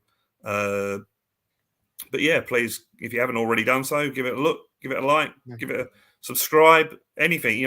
Subscribe and just never watch it ever again. But yeah, and the likes, put the video on, like it, and then go make a cup of coffee. So it all hurts, it all helps, and it's just I just want to get my music to people and my views and experience and that sort of thing. So I've got a digital record when in the next. Well, hopefully a long time, 20, 30 years, when I've eventually lift Northall Coil, there's some record of me. This is what, and maybe one day in 1,000 years' time when the archaeologists will come and say, well, if we look at what Brad Matthews was writing about, we can get an idea what life was like in the, so that sort of thing. So love it. But thanks, guys, for letting me publicise it and that. And as always, click like and subscribe to these guys and anyone else that's got channels here. It's all the community. We all help each other, and let's all from the next 2 days. Let's supporting Spurs. We've got a really good draw, and Jack, I'm a massive fan of It's Always Sunny in Philadelphia, so I really want to play Wrexham in the next round. Let's smash Ryan Reynolds and Rob McEnany. Yeah, exactly right. I think if we can if we get through this game and get a decent draw in the quarterfinal, then we've got a chance. I'm with Philip on that one, and hopefully everyone else as well. Big up, Brad. Yes. Great calling, man. Great calling. We'll see you again soon. Good calling. No problems. And I'll be on Dermot show tomorrow with the transfer deadline day show. We're Nice. probably nothing happening for 3 hours, so you know. Waste of time. We're going to be talking about deals for all these other clubs, not Tottenham. But honestly, do you know what? I'm a sucker. I'll be tuning in anyway. But Brad, Yeah. see you soon, my man. Thank Cheers, you, Brad. guys. Go on, you See you soon, Spurs. brother. Come on, you Spurs. See you soon, brother. Big up, Brad. There you are, guys. That's the one and only Mr. Matthews. Get over, check out his music channel. Now, I just want to say one thing before we take a couple of super chats and get on to the next guest, which is Mia. Look, there's going to be a lot of discussions after this window. Has it been enough? Has it not? But I want to keep it at discussion. So if someone has a different point of view to you, let's start, asking why or getting them to explain it rather than just throwing out these pointless words of, well, you're a Levy lover, or you're an Arsenal fan, you hate Tottenham, you're a happy clapper. I don't want to see any of that over the next few days. The only way everyone's going to get the best out of things and understand where people are coming from, and so you can open dialogue and maybe speak to them where you're coming from, and you can learn off each other is by actually communicating and explaining your position and your point of view rather than labeling. So over the next few days, because I'm only saying it because I already know it's going to happen. I already know. So let's just always keep it respectful and explain instead of labeling. Really well put there, Dave. And a lot of people come from a lot of different angles on things, but I think we do try to keep our best to sort of welcome everybody, no matter where they sort of stand on whatever issue it may be. There's so many different angles that we have on so many different topics. But Phil P here saying, Dave, transfer warning, center back needed for fuck's sake. I mean, believe me, it's probably for at least myself here, Phil. It's kind of the one thing that's holding me back from really sort of kind of giving this sort of transfer window any sort of like real kind of let's say kind of a convincing kind of plaudits or any sort of convincing kind of praise, because I think the center back we all knew was needed from the very beginning. Even I think just a center back on loan would help us out tremendously. That's how I sort of see it, Phil P, at least for me personally. I just think there's so many even cheap deals available for center backs, but hopefully we're holding out for maybe big deals in the summer. I don't think that's how we should go about it still, but if we are going to hold out for big deals in the summer, they better, pay up for it, because that's the really frustrating thing, is that they seem to just keep kicking the can down the road when it comes to the center back. I mean, Jack, where's the secret coming out the bag? We need a fucking center back. I mean, it's honestly, it's ridiculous. Like, how long has this been going on for? It's like this big, it's like what would you call it? The documents hidden in the presidential office. It's honestly, it's like top secret. Why haven't we signed fucking centre backs? I mean, it's the biggest secret goal. We need centre backs. It's that simple. In fact, let's start a fundraiser. Let's start a GoFundMe. Let's set up a 24-hour megaphone on loop with a record of me just going, we need centre backs, until he's had enough and fucking delivers. Because look, don't get me wrong. I think the squad is in a better place now, of course, with a Danjuma and with a Pedro Porro. But it's not enough. It is not enough. The centre-backs are going to come back and cost us again. And even if they don't, the damage is already done anyway. But we need centre-backs. Big up Phil P, my man. Centre-backs, plural. Michael says, probably at least 3 in the summer, I would say, actually, because you're getting rid of Sanchez, you want to get rid of Moonhead, and you want to get rid of Davies or Tanganga. So you probably have to get rid of or bring 3 in. That's how I'm sort of looking at it, Phil. Maybe if you want to go further than that. Michael here with a super chat saying a center back is certainly needed. I think that would turn us into a really good team. Vaguely hoping for a miracle from Levy or Paratici, Pachiti.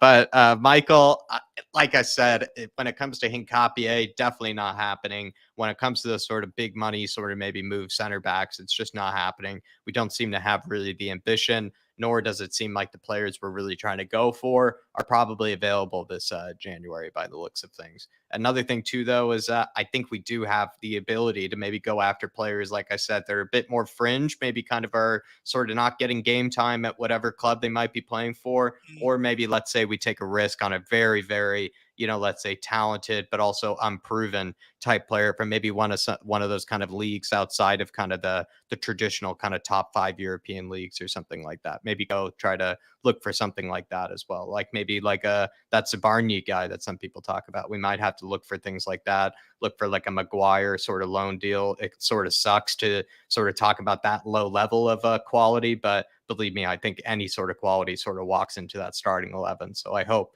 they try to find something, at least for me, Michael. I mean, Jack, you can't tell me there's nothing they could have done. I mean, you've got Simon Davies, Peter M, Zoe, Scooter Reacts, Phil P. You could form. I'd rather see them than Eric Dyer and Sanchez out there. They'd all do a better job. We know with the Irish Hotspur Army, they're all brilliant footballers at heart. But there's definitely something out there we could have done. Like I see De Vrij in potentially moving to like a Villarreal. I mean, why couldn't we get in for that? Surely he's better than what we've got. Why not look to maybe bring Maguire in here on a loan till the end of the season to improve the situation? He's bloody better than Dyer. There's definitely something out there we could have done. And Dika's contract is running down over in Germany. He's got, 6 months left on his contract. So that brings down his value. You could have done that. There's plenty of things we could have done this window in that position that we didn't do. Now, again, if you want the really, really, really top targets, it was never going to happen this window. Unrealistic for me to even ask for.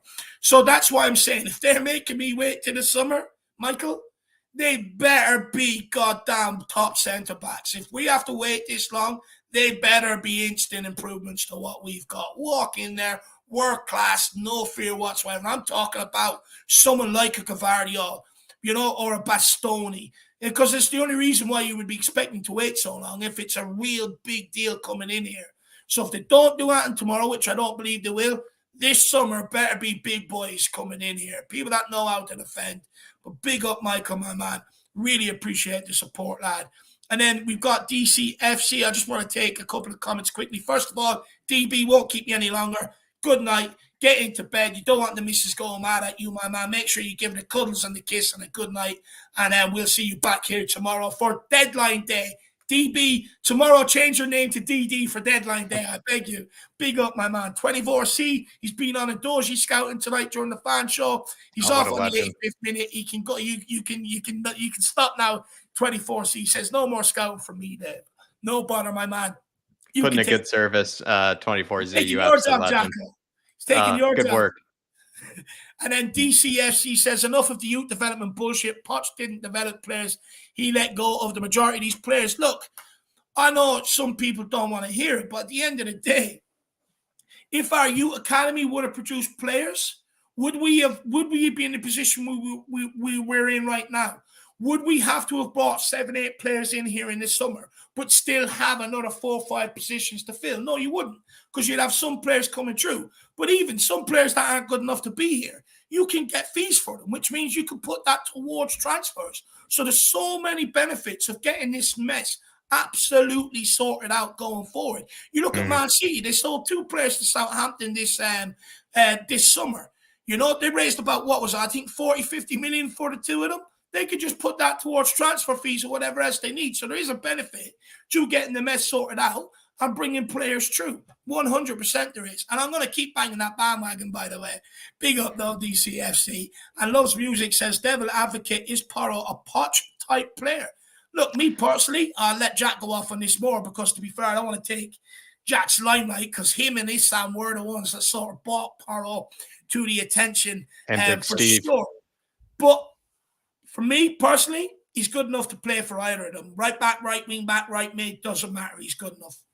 Yeah, I think as well, even just recently, I've seen a thread from a Sporting fan that was asked about it. And he said it's just more his will and his determination. Like, he does take defending seriously. He said it's not his best attribute, but he does still take it absolutely seriously. And that he can transition well, I think, probably eventually into a back 4. Of course, he's still going to be more attack minded than maybe other fullbacks, but I think he does take it, seriously enough. And we also looked into kind of the stats, and when we did kind of the Here We Go, we already had also Pedro Porro's scout report out there too. And when it comes to it, we did show that he's made huge strides defensively as well. He's made a lot of improvements. So I think right now he's going to really find this right wing back spot quite sort of easy, and he's going to be able to sort of fit into it quite seamlessly, I'd imagine. But probably the more he spends time in the Premier League, the more that he's here and able to adapt to it, I think he's going to be plenty fine to be able to adjust playing as right back in a back four, because he does seem to be able to still, celebrate tackles. He likes to get stuck in by the looks of things. He might get caught out maybe maybe going forward, but a lot of, fullbacks are kind of that way these days as well. They're a bit more attack minded. So I do have confidence he can transition to a back four if need be. But also, I mean, Pochettino loves the attacking fullback, so doesn't really, put me any doubt at all, right? He loves the attacking fullback, so he probably love Porro. Exactly. Well, loves music. Hopefully you enjoyed Jack's breakdown. But let us know in the chat what you think off the back of what Jack has to say. Like I said, let me know your thoughts on the Pedro Porro deal. Do you think he's good enough as well, my man? Big yourself up, love music. Really appreciate the support. My man, absolute legend. Let's keep this moving. Who have we got next? I have to do something, but I can't remember what I was supposed to do. Anyway, it'll come back to me. You know me and my brain, guys. But look, let's keep this moving. The next one on, is it me or is it Daniel? Let me check the order. I don't want to rule anybody up. Mia. It is Mia. Got it. Okay. Mia, let's turn that microphone on. Let's go. Whoa, here we are. Big up, Mia. How are you keeping, my dear? Yeah, I'm not too bad. How are you guys? Yeah, I'm good. I'm good. I'm happy. Look, Pedro Porro, it means I don't have to, like Philip said, I don't need any doctors call out to my house because I'm watching Matt Doherty or, Emerson or stuff like that. So I think I'm in pretty good shape, Mia. How are you? Yeah, the micro debate's over. Yeah, it is. One of them seems to be going out of the picture. So yeah, that's obviously good news. But which one? I think personally, I'd keep Emerson over. Emerson over Doherty. I just think that Doherty doesn't offer enough because he's the one that's supposed to be the one that's attacking, and he's really not. So for me, I think that Doherty is going to be the micro that misses out. It just feels like maybe because, like you said, he's probably the more attack-minded Doherty one, but he's not really that defensively sound. And I also feel like even recently, when he's been given those chances, when he was sort of ahead of Emerson, didn't exactly take it, Mia. So, and that's been kind of the frustrating thing, is I think neither Emerson nor Doherty really exactly take their chances when kind of given to them. But more recently, you would say Emerson is kind of the more convincing of the backups, or maybe the one that might still have a future. Yeah, no, definitely. I think he's probably the one that he'll get picked over Doherty now. I think that Doherty might be, I don't think this now in January, but I do think that in the summer he could be a possibly goner. Like, I think he'll be gone because I just don't think he does what he's supposed to do, and he's not good defensively. So I just think he's a bit pointless. So because otherwise... it's a difficult one though, because obviously backup just in case, but yeah, I suppose they might choose to keep him, but I really don't think they will. The fact they got rid of of loaning out Spence as well, they're trying to narrow down that position, aren't they? To obviously, make it so there's not as many players in that position. Yeah. Do you feel like with maybe Spence, going to Liga, is it kind of a move away that you're a bit sort of skeptical about because it's not to another Premier League team? Or are you kind of just happy that he's gone to any club basically that's given him minutes? I think that any club that's going to give him minutes is a positive because, we've seen how people had said about Skip, he managed it in a lower league, but will he be able to do it in the Premier League now because he's managed it in a lower league, it's different and blah blah. So I think even if you do it in a lower league team, which is more likely, or even a lower Prem League, a Prem team, it's just, I think it's all about minutes for him. It's about getting that time. So, and also if he's got a bad attitude, which has been rumoured that he has got a bit of a bad attitude, then he has to get that out of him, doesn't he, really? He has to sort of not have that anymore and starting to listen to his manager, to anyone who's telling him stuff to improve himself. So for me, I think it's a test of him as well to go to another country as well to see if he's able to do that. He also, though, apparently is very determined to still have, some sort of, future at this club. Like, he wants to still be challenging for that first team. Like, he pushed that his move wouldn't include any buy option or anything like that. So I don't know. I mean, he still wants to play for Spurs. It's hard to know whether he has any attitude issues or anything like that I'm aware of. I'm not so sure, maybe, Mia, because at least it has come out that he does still want to play for this club when he does come back. He still But sees then himself Dele here. Alli wanted to play for the club, but he had an attitude problem. I just believe that there's something more, because don't forget, do you remember weeks and weeks ago when I said to you about Spence, when you guys were saying about him, and I said, I think there's something else, and I trust Conte and what he believes, because I think there's something else with this kid, that's why he's not being picked, because I don't believe that he wouldn't get a chance, because it's not like that Conte has been disregarding every single player that's slightly younger. So I think it could be just a real attitude. I think it is an attitude problem. Like I say, Dele Alli, prime example. He might have wanted to play football, kind of, but he preferred playing on his computer game and being a model and doing all the flash stuff. Bad attitude. The boy just didn't think he was a footballer. He thought he was an Instagram model. So Yeah. Look, he does have history of it under, I think it was Neil Warnock sort of alluded yeah, that's right. At Middlesbrough. There is history of it, but look, I also have no doubt that Conte doesn't trust him either. You know, when it comes to it, he'd rather stick with Emerson and Doherty, who, okay, haven't been great, but they've gotten by, rather than pin his hopes on someone like Jed Spence. Because if we're being honest, like, it's not only Jed Spence. Papa Massar hasn't exactly seen a lot of game time. Bryan Hill hasn't exactly seen a lot of game time. Harvey White has been kept around at the club. He's barely seen any game time. And I do think it's more so of a statement to the board where it's like, look, these players aren't doing it. I'm not relying on the youngsters, because with youngsters comes inconsistencies, comes mistakes, which will cost you games. And he'd rather stick with the tried and the trusted and the guys that maybe do have the experience, although some of them are still letting them down. But look, if I'm Conte, I can understand it, because you've got to make a stand to the board. You've got to say, look, you got to help me out here. You know these guys aren't good enough. You sacked previous managers because some of these guys are not good enough and they've let them down. You've got to learn to back me. And I think the fact that Jed Spence was a club signing also hasn't helped the situation. And that's why they're very quick to rectify it this January and bring in Pedro Porro. Yeah. Yeah, obviously he didn't particularly want him or rate him. And there obviously was the thing about it being more of a Levy signing than anything else. And I do appreciate that. But I do think that when he's given Sarr time, Sarr's come on and obviously has got the right kind of attitude, because he has given him a few games when he needed to. But there wasn't actually any real reports with the attitude, though. That was only from Danny, right? Yeah, and also obviously with the previous with Neil Warnock, I just think that he's got a history of it as well. And to be honest, it's one of the rare things that me and Danny actually agreed on. So that's fun. We rarely agree on stuff, but yeah, no, we did agree on that. And I don't think, if you've got a bad attitude, for me, I just don't think that's a good thing for the team. And obviously, if he doesn't trust him, he don't trust him. So if he needs to go and get minutes, he can go and get minutes elsewhere and hope that he comes back with a slightly better attitude. Look, I'm not going to run with the attitude thing yet until I see reports about it. Like, we've seen, and the thing is, reports about attitude is very quick to come out of the club. We've seen it on the Celso, we've seen it on Ndombele. I haven't seen it come out about Tottenham, about Jed Spence having a bad attitude. In fact, I've seen the opposite from Ali Gold there not so long ago, where he was saying, you know, he is training hard, this, that, and the other. So I'm going to wait on Jed Spence to see if any reports come out of that. Maybe after he's left over the next few days, you might hear something about it, but I'm going to wait until then.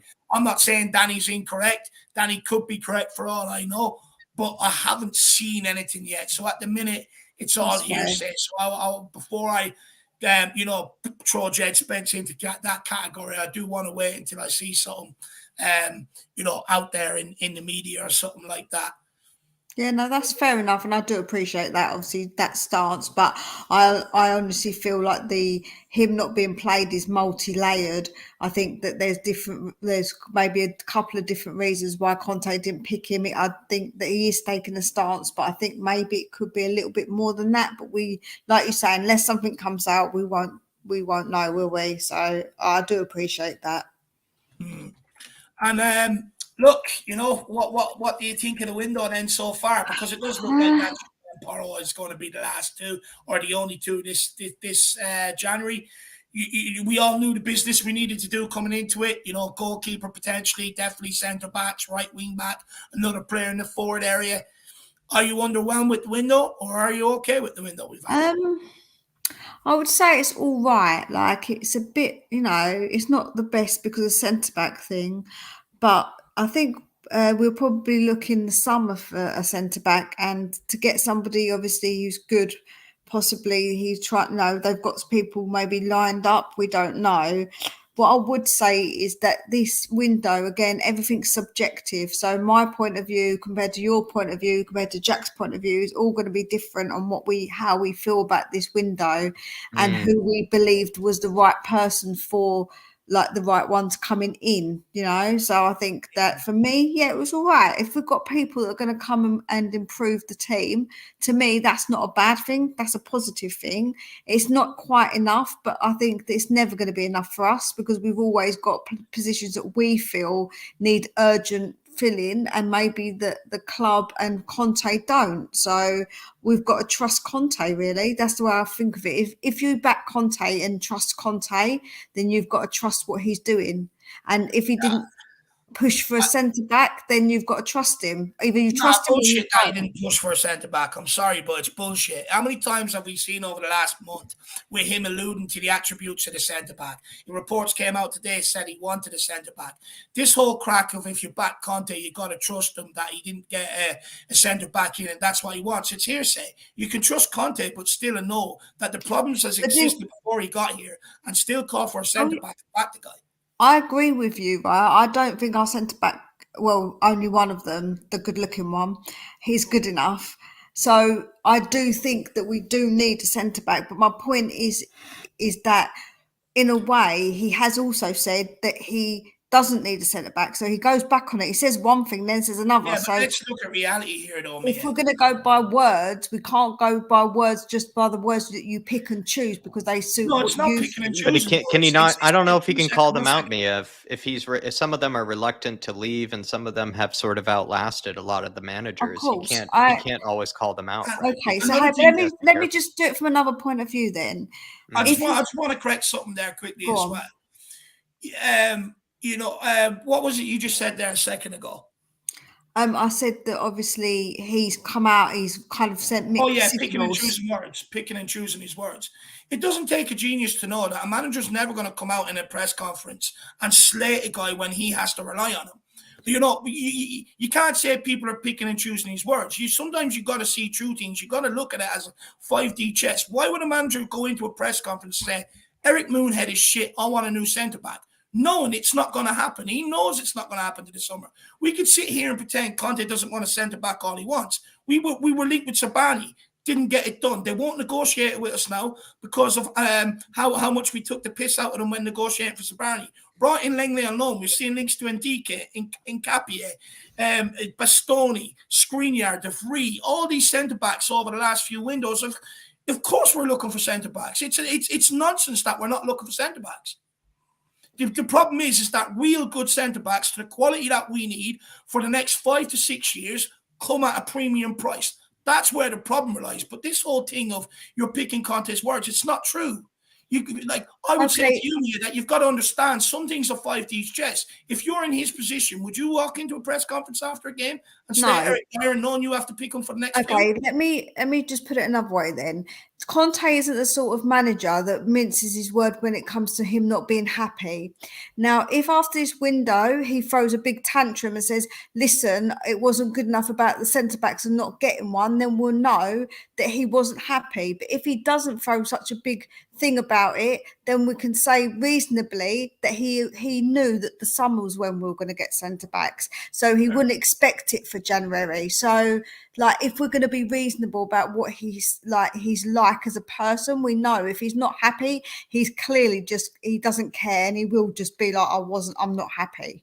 So I think that if we think about it that way. Fair. Just quickly, Vernon Francis says Spence attitude ain't what people make it out to be. I've worked as a scout for Middlesbrough for 2 years before Warnock arrived, and the kid's attitude is good. Interesting, my man. Interesting. No, look, I hear you on that, me. I hear you on that. I think, like I said, when you're looking at centre backs of the quality we need, you're probably talking 60, 70, 80 million, right? Never really going to get that done in January. But we've got to stop this nonsense of, oh, well, if Conte hasn't directly come out and called for one, he's never going to do it when he knows he has to put faith in them guys to get him through to the rest of the season. So we've got to understand this going forward, that he's never, ever going to come out and call Moonhead, Sanchez, Davies shit in the press conferences when he knows that's what he has to pick from. And we can't expect him to do it either, because guess what? When Jose Mourinho did do it, Spurs fans were sitting there with the tissues crying, going, oh, he's too mean. What's he doing? And then they said, oh, it's stupid. Then they said, oh, it's stupid for Jose to do it because he knows he has to rely on them. But now roles reversed 2-3 years down the line. People are mixing it up again, and it's like you can't say one thing and then But I wasn't one of those. To be fair, I wasn't one of those. No, I'm saying in general. Yeah, no, in general. But I'm just saying, personally, me, I don't want to mollycoddle, but I don't think we should mollycoddle our players. I think that they need to stop being mollycoddled so much. Personally, so I was a fan of Jose. I was like, yeah, man, cool. Like, tell them that they're a bunch of absolute bellends, because we know that someone needs to bloody well tell them. Like, so someone needs to get it out and tell them. Fair enough. Like you. I would rather a manager come out and just, be honest, straight to the point. He's shit. But I understand why they don't do it. If you put yourself in there, you gotta understand why they don't do it. Trust me. I'm like you. I'd rather him just come out instead of going, oh, Eric Dyer could be one of the best, because I'm sitting there, I'm like, oh, come on now. I mean, you're an experienced guy. You've won trophies. You don't mean that. But the reason why he does it is because he knows Eric Dyer, if he moans and cries, Eric Dyer's been here that long. He's got a big hold in the dressing room, a big say around the club, and people can't say these guys don't, because, Ben Davies went up and spoke on behalf of the leadership group to get Nuno sacked. And I know that for a fact because what was the guy's name at the Legends Night that knows what's going in and around the club? He said it to me. Yeah, Jack, you were there. He said it. The Irish guy. I can't remember his name now. So I know that for a fact that's the case. Tony Galvin. Tony Galvin, exactly. There you are. So look, we're gonna end up doing this again this February. People are gonna say, I'll get off the bat, they're good enough. And then we're gonna be sitting here in the summer again screaming for centre backs. Regardless whether Mandro wants one or not, Mia, I want one, and that's all that matters. Yeah, no, trust me, I want one as well. It's not like I don't want a centre back, but I think, like, realistically, maybe he thinks he knows it's more of a summer thing than it might have been this January. I think 2 players was all we were really told that we were going to get anyway, if I'm honest. That's what I heard. It was 2 players. I've not read anywhere, unless it's a surprise. I think that someone on Last Word on Spurs, I can't remember if it was Fab or if it was the guy from Sky, said that if we get one more, it'll be a surprise one. So 2 was probably where we were going to stop. So that was the guy from Sky, wasn't it? Damish, I think it was. Yeah, Damish, yeah. So I think that 2 is obviously where I think that we're going to stop at. I just think that we're not going to get anybody else in. So I think the centre-back situation, I think, is going to carry on. And I think people aren't going to be happy with this window because we're not going to get that centre-back. But, like I say, I think that's a summer thing. I think in the summer we do need to have a massive overhaul because we've got players coming back from loan as well. And as I said to you the other day, Jack, for me, some of these players, like Sanchez, we just buy him out of his contract and say goodbye. If he's going to be stubborn and don't want to leave, I don't want him to be there. Yeah. So I'd rather him just go and they just pay him off. And if we lose some of our budget on it, I think it's better for him not to be there with a bad attitude of I'm digging my heels in than to not and to pay him off, because I think that money's worth it, because he could be causing a bit of a problem in the dressing room as well, because people know that he's not wanting to be there, but he's staying anyway. So that doesn't cause a very good vibe around the dressing room, in my opinion. These players have been an excuse for us not investing in the past as well. So I really do hope that they just simply just bite the bullet and just get rid of them at all costs, and don't over evaluate them or inflate their price like they have before. Just be serious and just get rid of them. And, we'll take 50p and a Kit Kat for Sanchez. Exactly right. Spot on. I'll give them 50p and a Kit Kat if they can take him. I'll drive him wherever he needs to go. We'll probably have to pay them here. That's the thing. That's the thing. I'll pay them a 50p and a Kit Kat. Well, although I'm not sure Kit Kats weren't giving up. It's a good bar with a cup of tea. But what I will Only say, a chunky one. Only a Kit Kat chunky. They're oh the yeah, best I love the ones. Kit Kat chunky or the Kit Kat oranges. They're really nice too. But Yeah, don't get me started on chocolate. stop! I need some myself. My sugar levels are getting low. But Mia, plug this wonderful channel of yours. First of all, I want to issue you an apology. I've missed 2. I did intend to be there, but unfortunately, I needed some time off. But with your next live show, count me in. I'm there for you. I will make it up to you. But No give it a worries. plug. Tell people what to expect. Yep. So I've actually going to start doing an early morning live. So it's going to be, I think I'm going to do 3 days a week, Monday, Wednesdays, and maybe Friday, maybe one day at the weekend. I don't know yet, but I think I've put the dates anyway, the days on my community section, but I can't remember off the top of my head because I'm tired. Yeah, I'm going to start doing like an early morning chat because I thought it'd be quite nice as I'm up early. So anybody who wants to be up, it's going to be about 9:15 UK time. So if you're up early and you want to pop in to have a little chat with me, and I'm also still going to be doing my normal videos as well, but I thought this is a good way for me to kind of keep doing my lives and to be doing something that obviously there's not many people around that early in the morning because obviously I get with the children, so I'm awake anyway. So I thought I might as well start doing my lives at that time. And I did one this morning, and then Dermot popped on as well. So if you want to go and watch that, if you can go and give any of my videos a watch and a like, I'd really appreciate it. And obviously a subscribe, it would be fantastic. And I do really appreciate it. Love that. Love that. Mia, thank you for bringing the best out of me there, getting me riled up about them centre backs. You knew what you were doing. No, I love it. No. I want to big up to Jack because he did a great job. Obviously, he helped out on my channel, come up and obviously was doing all the channel, and it's lovely. Honestly, it's so nice to have your face back, Dave. We've missed you. We really have missed you being around. Do you know what? Many people would say it different. They'd say, "I don't want to see that ugly fucker," but look, thank you. Appreciate it. No, it's not. It's just someone like it's that familiarity, isn't it? Of seeing you guys together. You come as a pair. You're like, you know, Starsky and Hutch or Thelma and Louise. But I don't know which one's Thelma and which one's Louise. I was thinking more Dumb and Dumber, the 2 guys that are stuck to each other. That's more appropriate, I reckon. Jack's obviously the smartest one and the dumber one.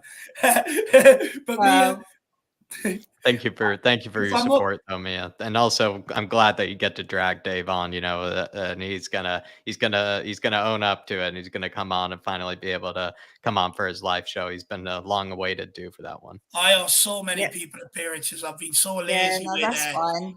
Whenever whenever you're ready and able, when you're free, no problem. Obviously, I'll be happy to have you on my show, 100%. No, let's get it done this week, Mia. Let's get it done this week. Message me. We'll sort it out. No worries. Cool. Big up, Mia. See you soon, my dear. Thank you, Mia. Bye. Thank you. Bye. Bye. Really good calling from me, actually. Really good calling. She got my flames going, so she did with the centre back. I love it. I love it. Ben Kaufman, can you spell what the cow is brewing? He says, if Conte was happy, why hasn't he signed then Mia? My bad. My bad, Ben. I'm only after reading it there now. Yeah, look, I think you raise a fair point. And look, this is what I was saying. What was it, last October, November, when the rumors started coming out that, you know, they were going to struggle to convince Conte to sign a new contract, that people around Conte, you know, were leaking that maybe he wasn't happy here and that he didn't want to sign a new contract. And everyone was like, oh, look, it's grand. We've got that year extension, which is true. We do. But why would a club trigger it and go into a season with an unhappy manager? Makes absolutely no sense whatsoever. The reason why that's there is that if a club come in, they trigger that, they'll get a payout for them. That's why that's there. It's to cover their ass. But Ben, look, I don't believe Conte's happy. Of course he's not. He can't be. I'm sorry, he just can't be. I think he could be happy with some of the business we've done so far, but he can also be very unhappy with neglecting certain areas of the squad and areas that were a problem before he got here, i.e. an Adrian Lloris, the back line, you know, centre-back position, still not rectified. They've spent money everywhere else. My only hope is that Conte probably, and this is a big hope, Benji, that Conte is maybe seeing some of the stuff coming together, like the Adoji signing last summer. He'll be here next season. Him one side and Perisic. Then you've got Porro and hopefully Jed Spence. In the midfield, you add one more into that. You'd like to think you've got Basuma, Højbjerg, Bentancur, and whoever else you bring in is good enough going forward. Forward line is stacked. Improve that back line, improve on the goalkeeper this summer. Next season could be a very good season for us. But I'm not sure Conte sees that. Let's wait and see, Ben. Big up, my man. Good man. And he also says, Mr. Harris and Mr. Kanicki still haven't come on the coffee show yet. What's up with that, lads? No, look, I do need to get on, actually, because I really do like your coffee. I've been down to the coffee shop, but I haven't been on the coffee show. So don't worry, my man. Look, get in contact with me. Let's sort it out. I'll get on and have a conversation with you, Benji.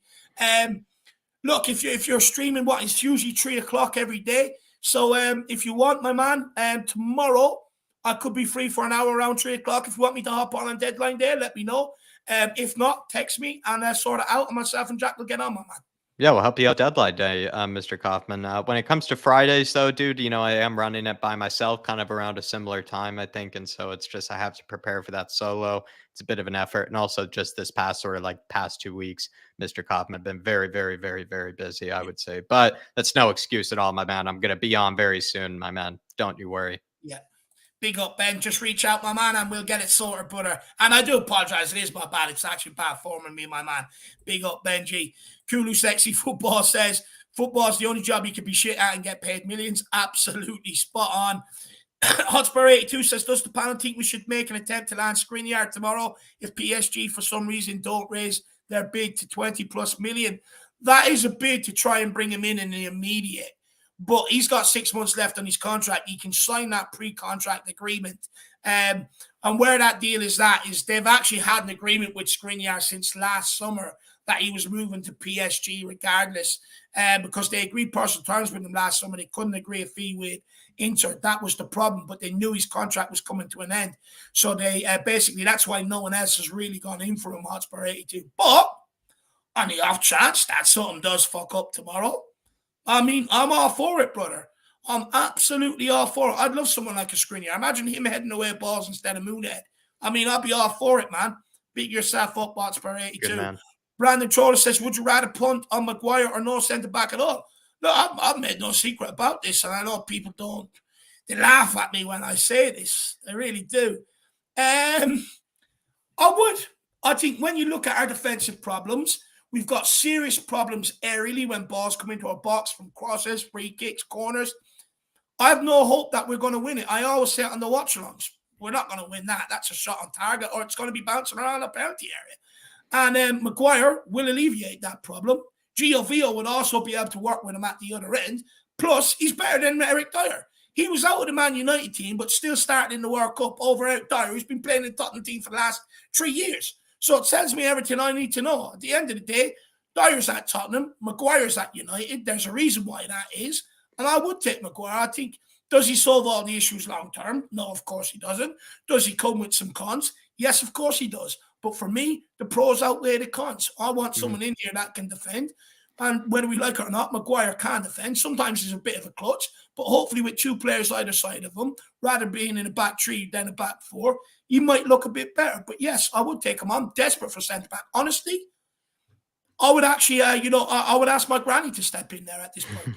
I think, would. Yeah, it's a sad case, Brandon, but the quality of that back line for me, it's just that poor that I just think most Premier League center backs do just walk kind of straight into that team. It's just a sad case. Even Sean and I, a while back did a good sort of squad assessment of the rest of the Premier League, and it was like maybe bar like 2 teams, like only really like 2 teams in the Premier League basically were, defenses that I probably rated, worse than ours, or maybe there were some center backs there that I actually wouldn't take, but pretty much the majority of center backs in this whole league, I would absolutely take ahead of ours. And basically when you look at it with Sanchez, Dyer, Davies, and Tanganga, it's almost about 4 center backs. Maybe even if you didn't like Longley, you have so many center backs basically that just, as we know, just basically aren't going to fit the grade or aren't really going to be that good enough in the future if we really did want to start challenging for things. So it's just something that's just been ignored. And I just think anything basically walks into this team at this moment, Brandon. It's a sad case to say it, but I can't deny it. I do think almost anything walks into it. And also, Brandon, you big, beautiful man. When you got to get on here and have a conversation with us, I used to speak to you when we are talking TV. My man, get over here. Come on, have a speak to me. I like you, man. You're energetic. I love it. Get on and have a word, my man. Big up, Brandon. Really appreciate the support. Then we've got Dermatron all the way from Wexford Regional Hospital. And he says, first, great to see you back, Dave. You're back where you belong. Next to Jack, the best duo on YouTube. I'm buzzing that we got Porro over the line. Spurs for the FA Cup. Look, I'm pretty sure Ben and Sim would have something to say about me and Jack being the best duo on YouTube. The only way to settle it is a game of FIFA, Dermo. So make sure you get that organised with the two boys for the best duo on YouTube. Look, we're not the best duo. We strive to be, we want to be, but we know we're not. We're not that delusional, but we do try. That's the main thing. But look, as for the FA Cup, I'm obviously buzzing over Porro, but as for the FA Cup, the draw's been kind to us. All we got to do is win. Look, I reckon it'll be Sheffield United will end up playing. All you got to do is beat them. You're in a quarter-final. The draw's kind to you there. All of a sudden, you're in a semi. And that's why I would like the club to push for that centre-back. I really would. They've got 24 hours left.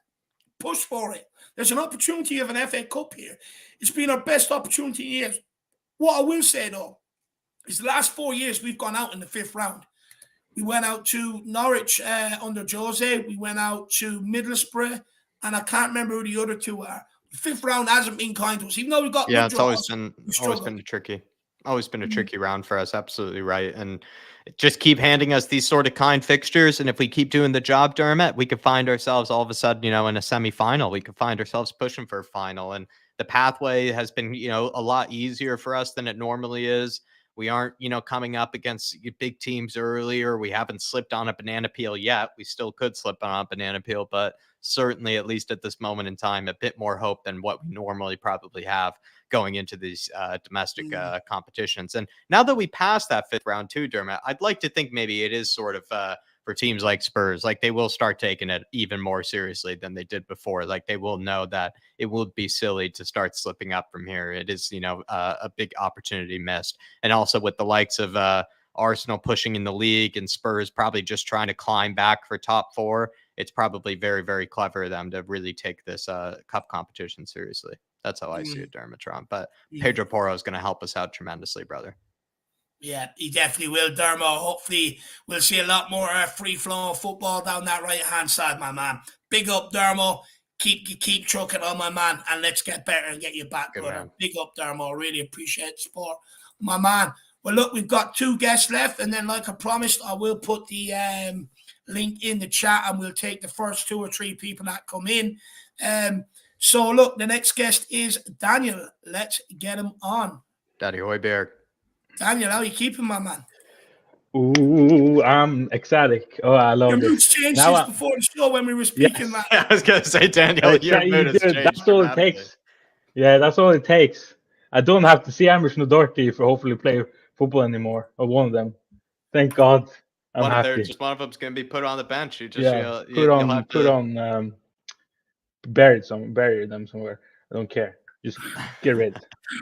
It's good to see that your mood has changed. But let's be honest, Daniel, were you kind of going through it today, though? It was absolute chaos when it came to the news. I imagine if you're following it at all, bet your mood was changing every hour. Yeah, I was at work when I first saw it in the group, and I almost I was lunch break, and I almost threw my phone across the goddamn room. I was so goddamn angry. I was about to lose it. You thought you were going to be seeing the opposite, right? You thought you were going to be seeing, Pedro Porro picks, him in the medical and everything. You were seeing that the deal was off. Jesus. Oh, but anyway, we got it. This Cobb, man, Jesus Christ. But fuck you, Sporting, by the way. You bastards. How dare you? I swear, if Chelsea was signing him, that wouldn't happen. If it was Chelsea, they would be like, oh yeah, take him. Take another player as well while you're at it. We have to fucking almost, oh, no. But anyway.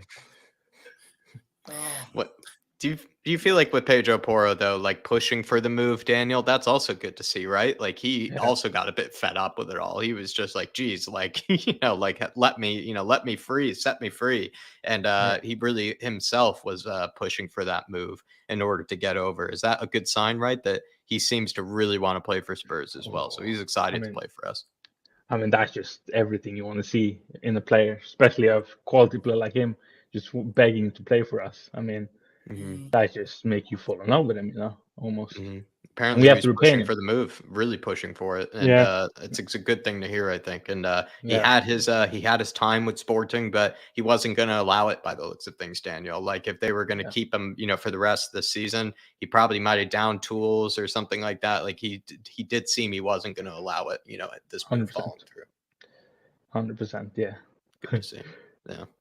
What would you say though, as well, maybe to the Jed Spence news, him headed out to Ligue 1? Like, is that maybe a league that you're not too excited about, or are you kind of just happy to see the Jedi be given minutes? Yeah, I was gonna say I don't like this loan move at all. Actually, I don't like it. I think Premier League he should have gone to another Premier League club. Yeah. Or German league.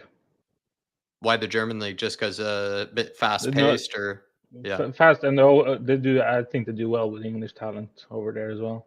That's true. English talents have done well over there. Let's be honest. Yeah. He kind of actually, I think, picked this team out of all of them because I guess they probably promised him maybe the most minutes. So do you sort of maybe commend him for that? That maybe he has, you know, out of all the options he's been given, has sought out, you know, where he's going to be given more minutes, right?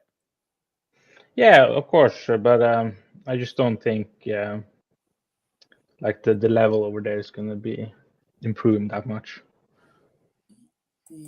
And also, I don't know anything really about them. So, I mean, is he going to start 100% for them? Yeah, I think that's what he tried to find out was like which team is going to basically be starting him, you know, the moment he comes in. So that's how I sort of see it. And Hill Messi did a similar thing, Daniel. What do you make of the fact that Hill Messi is also kind of in a similar headspace? He just wants minutes. He just wants to play. Yeah, I understand him, of course, but I don't like this either. I mean, basically signed Danjuma as, you know, a some backup. Not to replace Hill. Hill is our Kulusevski backup. Now we back to square one. Now we just have one winger backup now again. And also the Sevilla, what a fucking waste of time. We signed him from Sevilla, didn't we, at the start? Yeah. Well, we're basically like we're going full round here, like 360 here. Jeez. They've done a skipper though, Daniel. You know, they got the player back plus one of our players in 21 minutes. Yeah, exactly. It's like, fuck. What a magic trick they pulled there, to be honest, on Spurs. It's annoying. No. Apparently, Jed Spence has landed in France and is in order to undergo medical tests to sign the contract as Rennes player on loan. Loan deal won't include any buy option clause. Confirmed. No, him and Hill Messi, though, didn't have any buy options in their deal. So do you feel like one of them still has a future with Spurs? Do you think both of them could still have a future with Spurs? Like, where do you stand on that? Well, I would hope both still have a future, but I really do hope Spence have a future most, I gotta say. Hill, I think, is a struggle to see him right now in the future.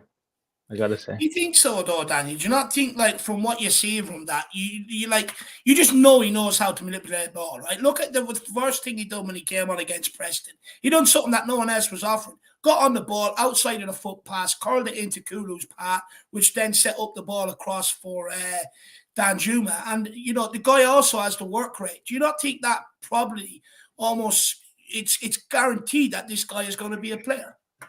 I think like I do rate. I think he's going to be a really good player. But I just don't think he's going to. Right now, I feel like it's more. He's more Spain. You know, I think he's too, you know, homesick, and he's just. I think Spain is where he's going to succeed. Yeah. I hope I'm wrong though, because I do like him. No, he got out at the airport today, out of the van that dropped into the terminal with his little doggy. It looks like, you know, he is very homesick. He is very homesick. But look, this is the point, right? This is why I get so annoyed with the youth around Tottenham it's like we pay these money for these players, right? But then they never come to fruition. They never break through into the first team. So then it's a waste of money. Just use that money to bring in players that are for the here and now.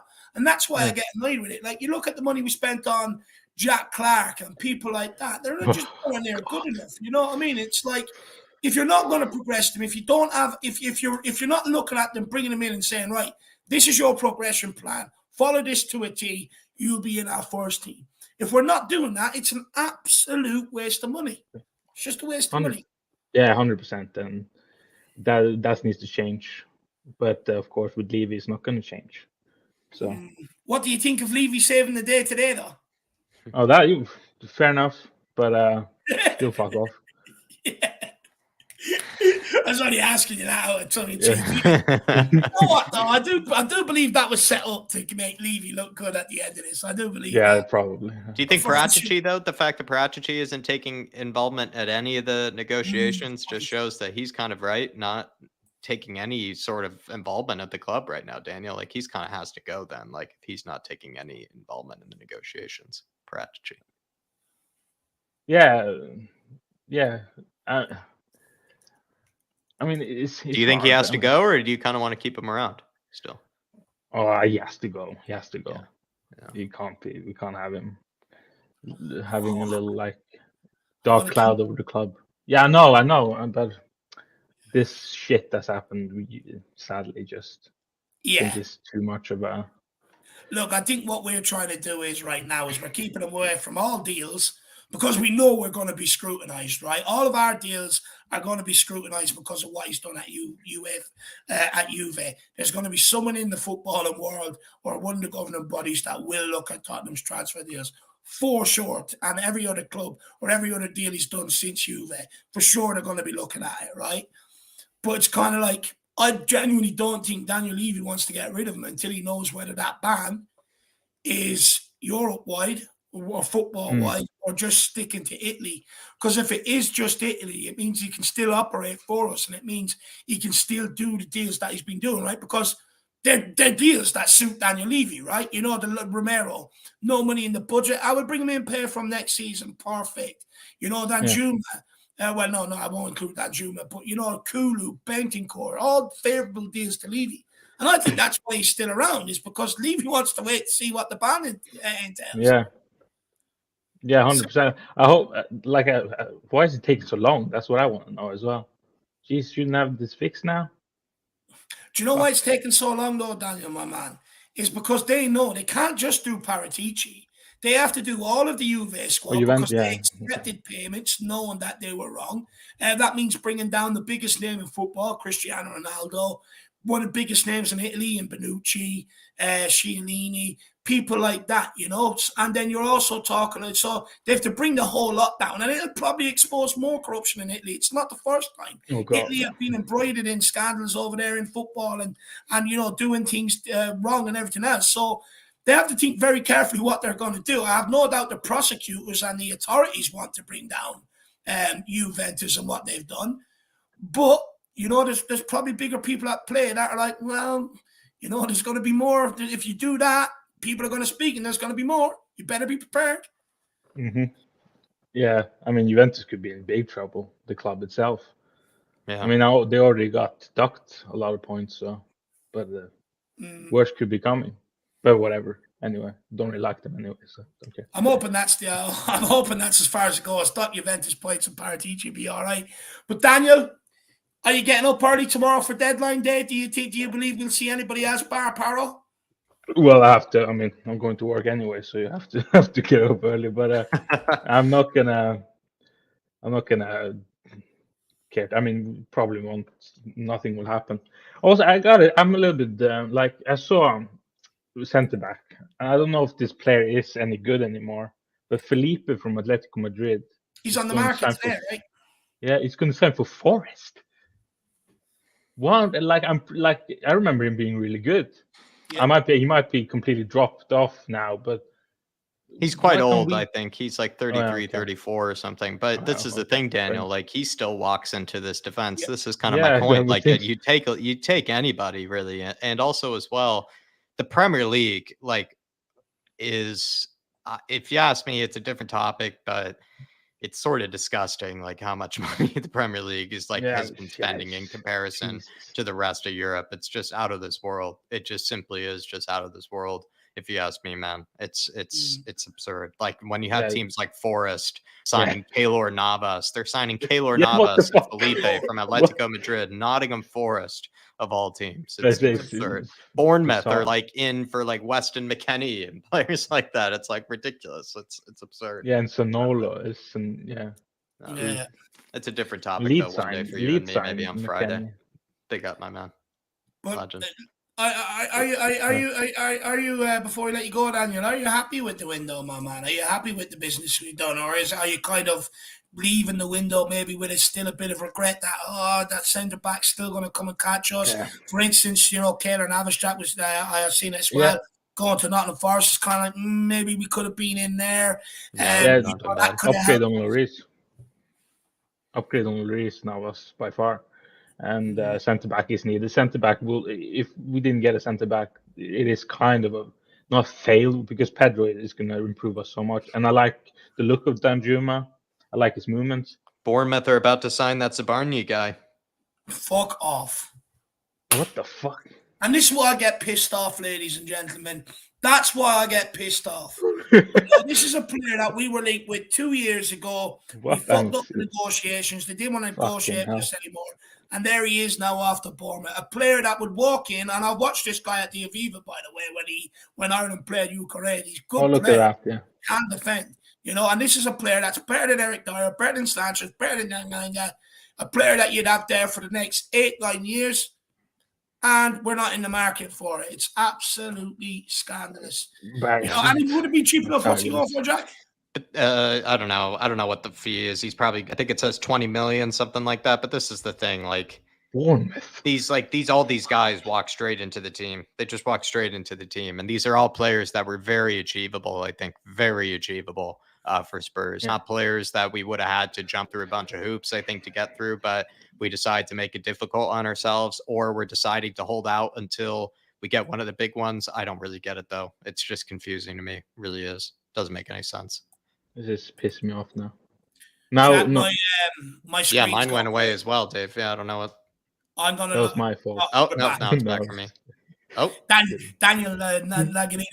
If one of us have to switch off and come back, we will. But Daniel, anything else you want to touch on and maybe speak about or that before we let you go that we haven't asked you? Yeah. FA Cup. We need to put all our baskets in the FA Cup. Yeah. There's the biggest opportunity ever to win this cup, win a trophy. Of course, Champions League, I think we have, AC Milan are looking dire. They're looking worse than us. So this should be beating them as well. But this FA Cup, I'm dreaming now. But if we win this, then all is forgiven, Spurs. Yeah. All is forgiven for this crap season. Do you know what, though, Daniel? far. My new fear is though, if we get through AC Milan, we're still in the hunt for top four in the league. Will they sacrifice a domestic cup for top four? We've seen them do it before, and I have no doubt they'll do it again. It seems to be the remit for the club top four. That's why they sacked Poch. That's why they sacked Jose. That's why they sacked Nuno. So, look, I really want the FA Cup. There's a long way to go yet, though, Daniel. Yeah, of course. I want I to be a know. little bit deluded now. But You're delusional. welcome. But You're allowed to. Don't let I have to anyone be a tell you little. you're not. I feel like I'm on ecstasy right now. So come on. Love it. I was gonna say, yeah, of course, and we don't really have the squad depth anyway to be in every competition. Sadly, now. But anyway, Spot on. Well, big up, Daniel, my man. Big Really up, Daniel. appreciate the support, brother, and you coming on, giving up your time. And look, I know that we'll be seeing you at some stage tomorrow on deadline day, my man. yeah, So, sure. Great to see you back, Dave, and Jack. You've been brilliant Appreciate you, brother. when he's been away. Thank you, So, man. I Thank you, love man. it. Take care, guys. Thank you, brother. Come on, you Appreciate you, Spurs. Daniel. Come on, you Come on, Spurs. you See you Spurs. soon. Come on, you Hopefully, you get the Take Porro picks, while you're at work, my Dan. Oh. You don't have to throw the phone or anything like that. Big up, Daniel. Yeah. Big up, Daniel. Yeah. See you Legend. soon, dude. Take care, See you guys. soon, my man. See you soon. Jacko, I need you to undo something I done, and it was by mistake. Yeah, I just tried to do it in the chat there. King Huddle, try to send a message. I tried to undo it since I have it. I have my phone out right here, so I tried to unblock him. And did it manage? Did you manage it? Yeah, I undid it. I'm just waiting for him to send a All message. right. Yeah. right. So King Huddle, if you're out there listening, my computer fucked up. It all froze up on me, and I was actually clicking on your comment to bring it up, and I ended up banning you by complete mistake. Not banning you, blocking you by complete mistake. You have been unblocked, so please put in a comment to let us know that you're back. It was a complete innocent mistake. Don't kill me, my man. These things happen when you're dealing with technology. That's why I don't like tech, my man. But I'm sorry about that, lad. He's probably sitting there going, "Man, Jack, oh, why have they blocked me?" Just after you picked him up at the beginning of the show, saying how much you missed him and how much you want him on the show, Dave. And what a turnaround there! What a He's turnaround. getting mixed messages. Sorry, King Adam, my man. I do apologize. Complete mistake, brother. I'll make it up to you, my man. But look, let's keep this moving. The next one we have in the background is KPV. My man. Hello, boy. Oh, sorry. It's Welcome to Spurs, Pedro Porro. How are you keeping, man? Oh, good. You happy? Yeah, you happy that Pedro Porro? Well, look, we have to wait till tomorrow until he's officially holding the shirt. But looks like everything's ironed out. You happy that it's finally over the line? Yeah, I'm happy it's finally over the line. I had to block David Ornstein after what he posted on Twitter today, saying that the deal was off. Well, I'm not blocking him until he apologizes to all of us. Just quickly. King Audle's back in. He says the Toxic Army have finally got you there. My man, honestly, I was just explaining, lad. My computer froze and I went to click on your name to bring up a comment. And because it froze, it ended up blocking you and stuff. So I really do apologize. That was not supposed to happen whatsoever, my man. It's complete innocent. And I was worried that you were walking off going, "Fuck them guys, this, that, and the other." Genuine mistake on my behalf, brother. Hope you understand, and I am sorry. But KPV, sorry I can't cross it. Yeah, I had to block David Ornstein after what he posted on Twitter. So saying that Tottenham's deal to sign Pedro Porro is off. Like, bum Kalia blood. Pissed off, man. Like, you're saying the deal was off because they changed the negotiations of the deal. Like, they're being disrespectful, those Portuguese bastards, man. Like, we should have beaten those lot in the Champions League in October if it wasn't for that referee, like, robbing us of the winner that Kane scored. Like, it touched the Sporting Lisbon's player hand and Kane scored. Like, someone's got a profile picture of that referee on Twitter, like, saying, "Offside." Like, are you dumb blood? Hoiberg told him he's not going to shake his fucking hand, so big up Zinedine Salzburg. Like, big up him for not shaking the referee's hand, because I still don't want to see him. If he referees our game against AC Milan and he's going to rob us again, then he's getting a choke slam from KTV, grabbing his neck, and he's getting choke slammed. So watch out, whatever his name is. I don't know who that guy is, but yeah, Pedro Porro didn't want to train with Sporting Lisbon because he was angry that the deal was off. But do you like that he put his foot down, KPV? He wanted to play for Spurs, right? He didn't let that Sporting owner, right, push him around or anything like that. He pushed for the move, KPV. He wants to play for the team. He wants to wear the shirt. Oh yeah, Ornstein is a gonna troll, kick him to the curb. I will, man. Don't you worry, man. He's getting a choke slam as well. He's getting a choke slam, the neck, and the KPV RKO. Yeah, I would do the 1D like the Usos do. Hold, yeah, like bring him up. 1D, one and done.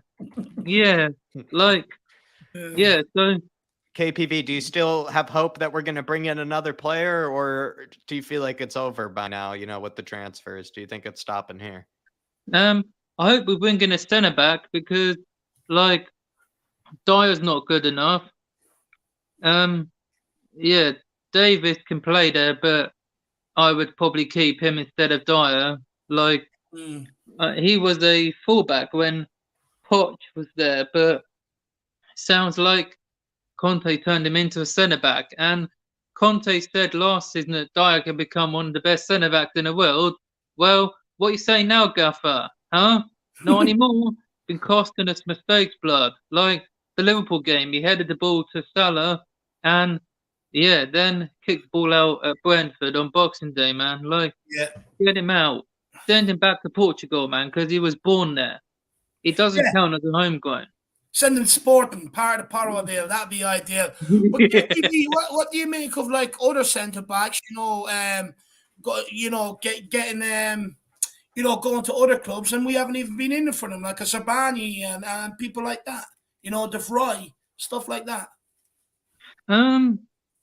Yeah, what I make of the guy who Bournemouth are about to sign is ridiculous. We were after him, I don't know what, 3 years ago or something under Poch, and like I don't know how much his team asked for, but yeah, Daniel Levy said no, and like he's the one that screwed us over these deals, and centre back get Skriniar because I don't know, Inter want 20 million and PSG are not paying it because they want 19, but like I wouldn't mind Skriniar because Mourinho wanted him, but we ended up getting Joe Woden from Swansea, Wales club. But yeah, like I with Skriniar though, KPV, I think, look, where that deal is that they're looking for a fee because he's already joining PSG. I seen a report the other day. He's already joining PSG. They've had an agreement in personal terms since last summer when they were looking to do a deal. But what's happened now is the fact that they know that he can he's going to them regardless for free. Now Inter are panicking and are looking for a fee. But it doesn't mean it's open up to every other club to come in. They just don't want to lose him for free. So they're looking for a fee off the club to let him go early rather than let him go for nothing in the summer. Yeah, true that. But Skriniar is off the table, my man. I'm sorry well, to that's hopes. It's dangerous to do that to you, KPV, but he's off the table. The Slovakian's off the table, but one person isn't off the table is Bastoni, the Italian, because I know he didn't want to come last summer because he came through the Inter Academy and he's Inter through and through, but and here his contract expires at the end of the season and it expires in the summer. So let's go for him because he was our number one target at the end of last season and we didn't get him and Conte wanted him. So let's try and go for him in the summer because we need another centre back and why not? Romero and Bastoni and a good centre back partnership, but there's only one or two centre backs I want, and that is Toby and Jan. They played each other over the weekend, and it was a draw. In a Belgian derby. Yeah, by the looks of things. Yeah. Is Jan out there now in Belgium, back in Belgium, is he? Yeah. Yeah, one plays for Anderlecht. I think Toby plays for Anderlecht, and no, Toby plays for Jan Antwerp, does. and Jan plays for Anderlecht. Yeah. Toby plays for Royal Antwerp, the team who we lost to in the Europa League because Ben Davis, and we beat them at home. So, but Toby and Jan, best partnership. We had the best defense for 2 seasons under Poch, and we were the best team. But those are the only two I want.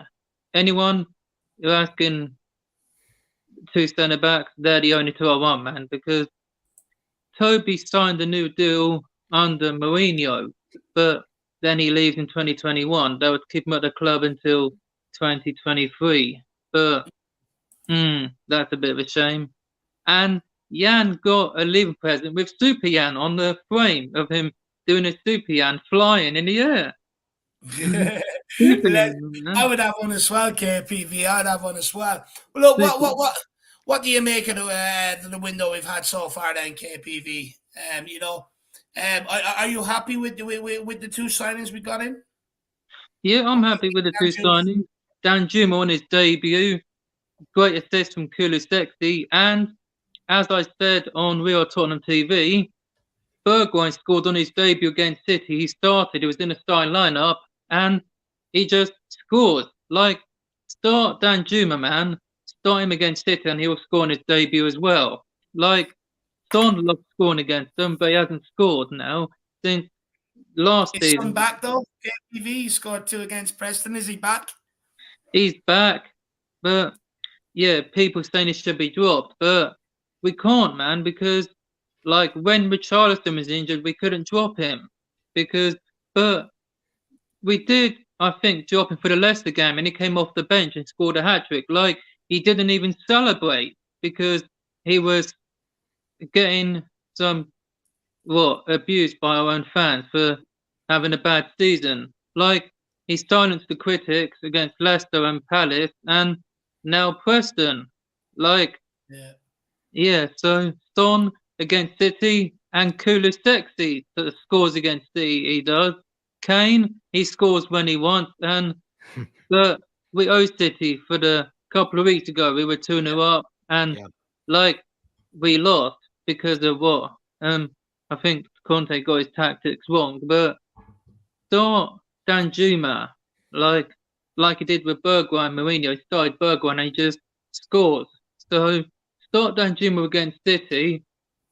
Then we've got a couple of games. Then in I think 2 weeks we're away at AC Milan. They got absolutely smashed over the weekend. So if Sassuolo can beat them, we can, because we've not lost to AC Milan when we played them under Redknapp. We won at the San Siro. That was AC Milan, not Inter, because they both share the stadium, the Milan club. So AC Milan, we're coming for you.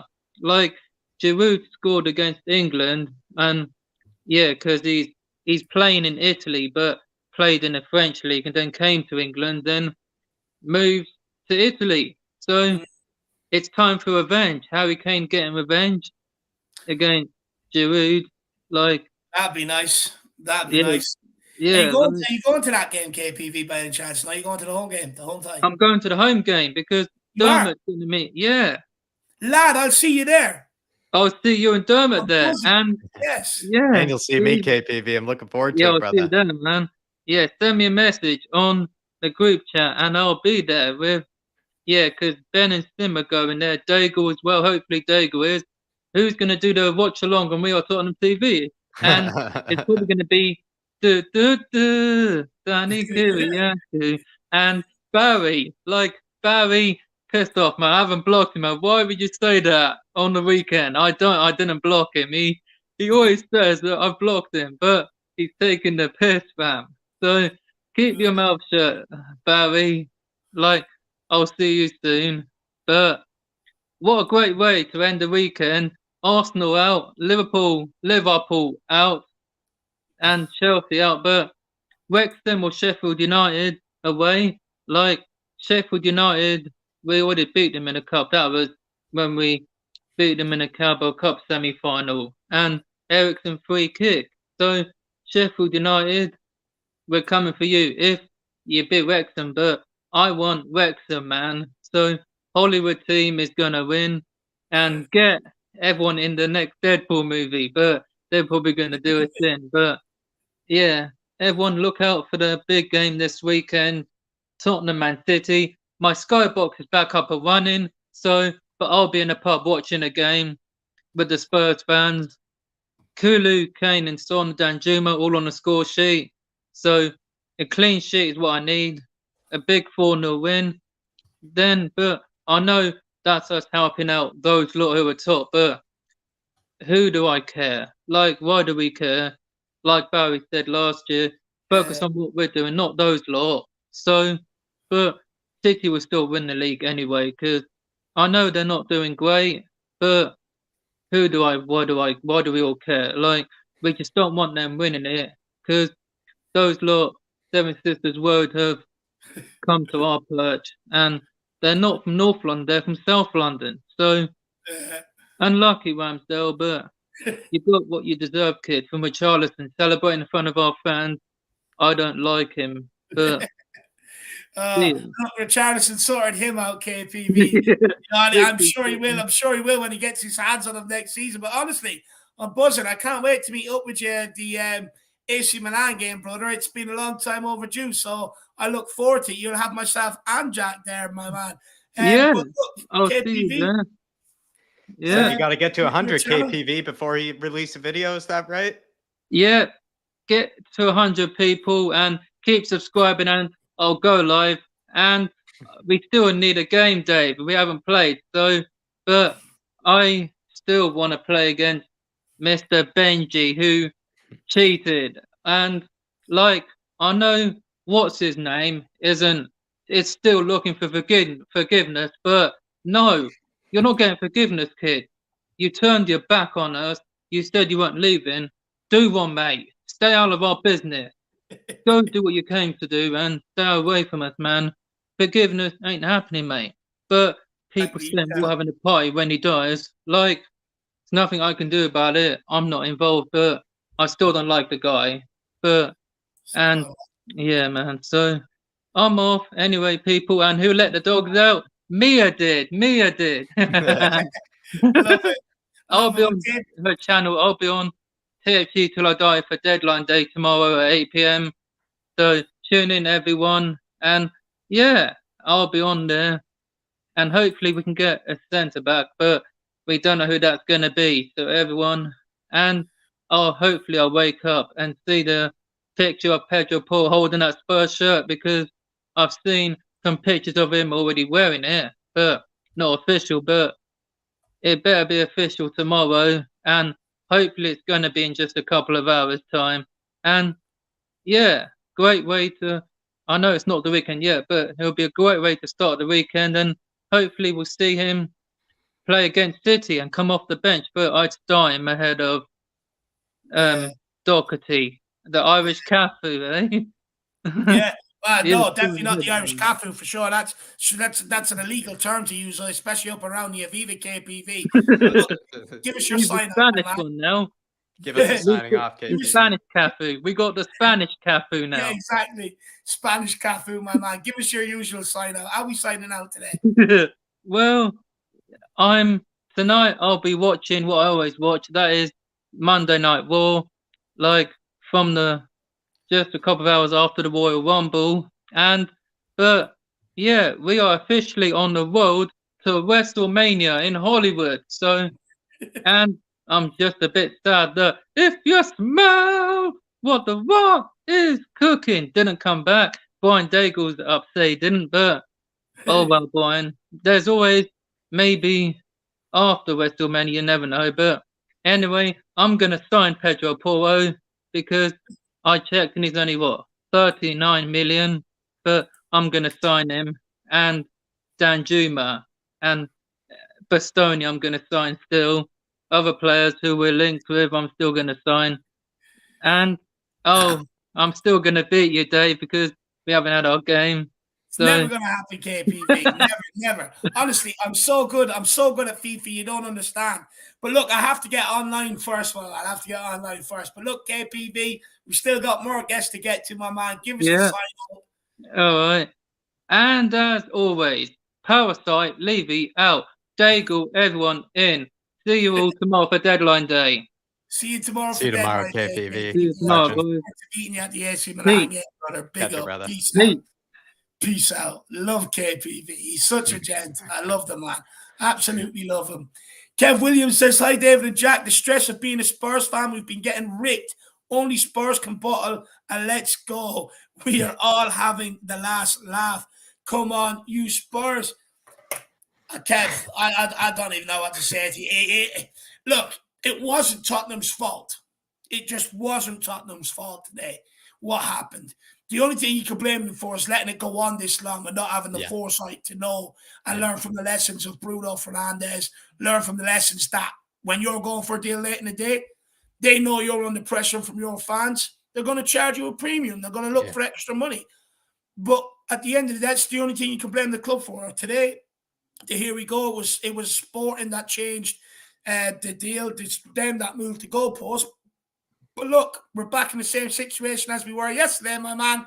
It's done. We're waiting for the medical tomorrow. I swear to God, if I wake up and it's changed again tomorrow, I'm fucking my phone through the window and I'm not getting out of bed for the day because there'd be no point.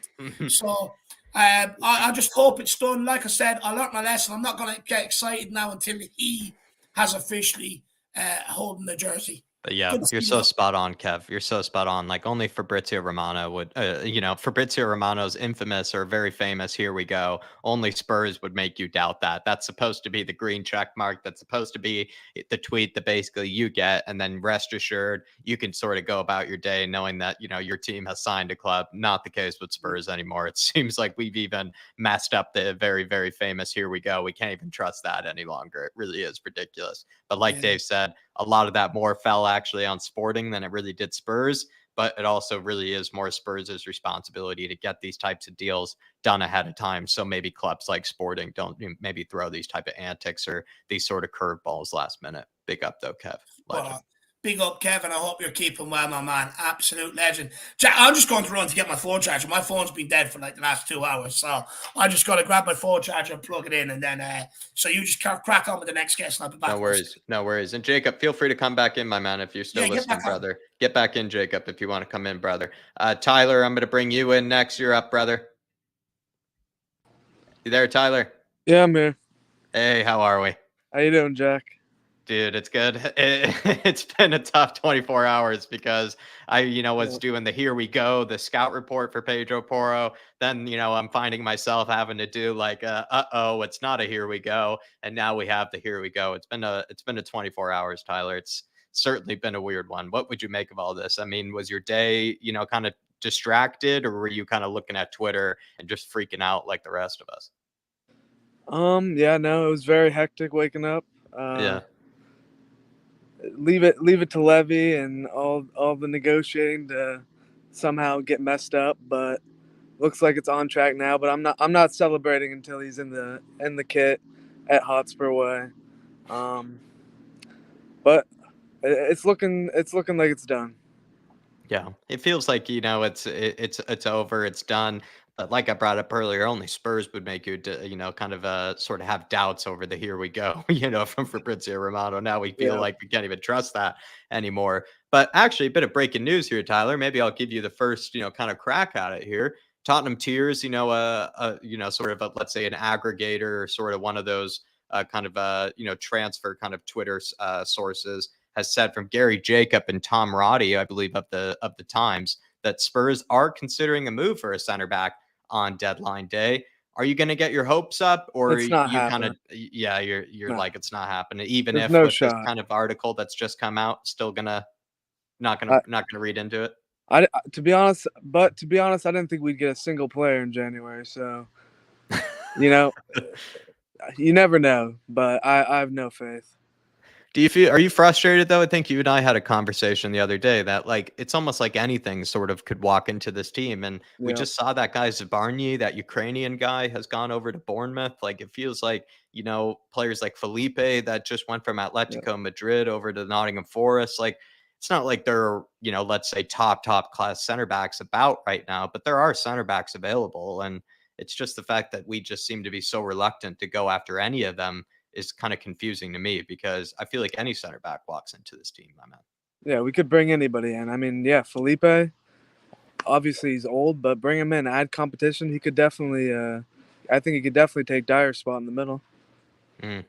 And Slabhead is apparently coming tomorrow, says Tequila. That's probably what we'd be more likely going for. Is would you take that 6-month loan deal for Harry Maguire? It's a very contentious topic, right? Some people are like, you're crazy if you would do it, but some people like myself are like, I don't think you realize how bad this defense is. Like, I think the fridge walks straight into the team. Yeah, I mean, as much as we don't need another error-prone center back, I mean, he's solid in the air, and that's what we need help on. So I think him slotting in the middle could work out, definitely. At least on the 6-month loan. Why not? Do you who's maybe your ideal candidate? Is it like an Ndika, Hincapie? Yeah. Who are you looking at? Evan Ndika for sure. He's the number one, because he has 6 months left on his contract, I believe, right? And send in 15-20 million bid. Why not? He'd definitely be solid. I think the German center backs have worked out really well in the Premier League recently. Look at Rudiger. Yeah. He was absolutely fantastic for Chelsea. I think also Ndika sort of fits that man mountain. He's really tall, he's strong, he's big. That's kind of also what a lot of Spurs fans want with the next center back that we get, is somebody like you said with Maguire, right? Good in the air, very dominant, physical kind of presence. Like what sort of like, are you looking for somebody that's a bit quicker, maybe somebody that can play left-sided center back, or are you kind of looking for somebody that can play through the middle and be kind of that physical be that physical presence? Dyer's the worst of the lot right now. He needs to be replaced immediately, in my opinion. Liam saying if Paratici gets me Laporte before going in the clinker, I'll get him. I'll call him the Don for the rest of my life.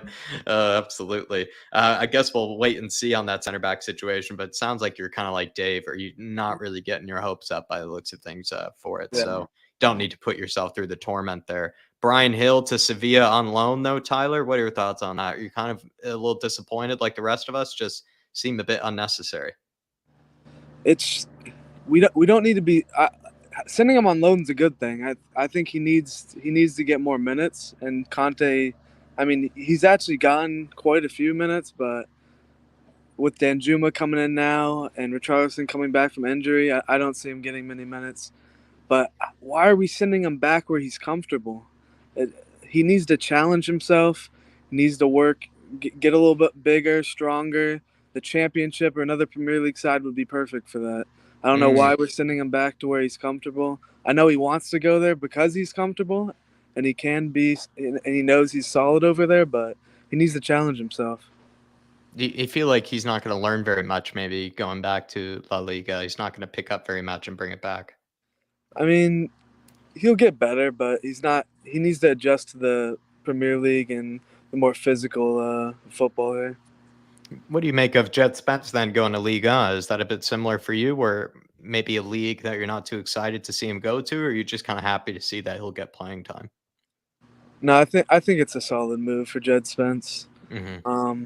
I mean, he's already proven that, or not proven, but he's been in the Championship. I mean, obviously it would be probably better to go to a Premier League club, but it seems like Levy never likes to send any players into the Premier League because he doesn't want to help other teams out. Yeah, but I think it'll be good for him.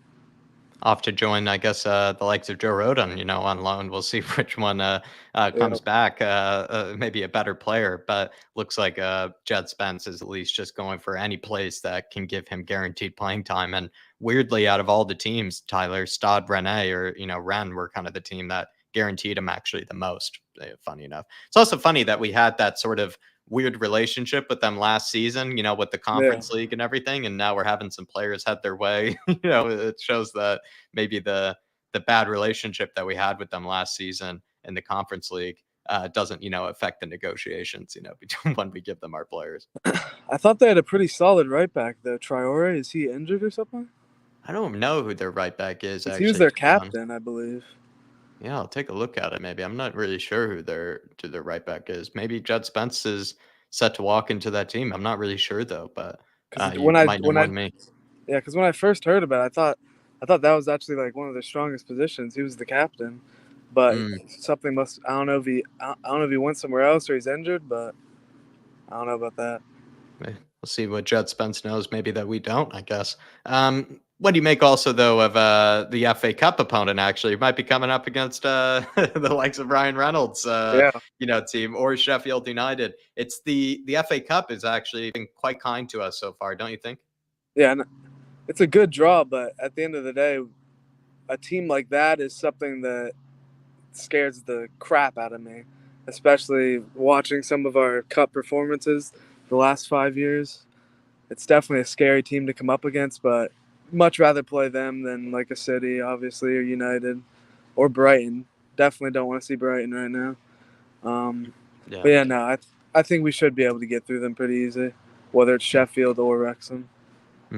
I'd like to think so. Do you feel like now that we've gotten past that sneaky kind of tricky fifth round, also getting one of these teams, let's say we get past that round too, really start to take it very, very seriously, right? Start to maybe even play your best players in it, perhaps even save Harry Kane for some of those games and things like that. No resting your best players or anything. Start to play your best players in these FA Cup games.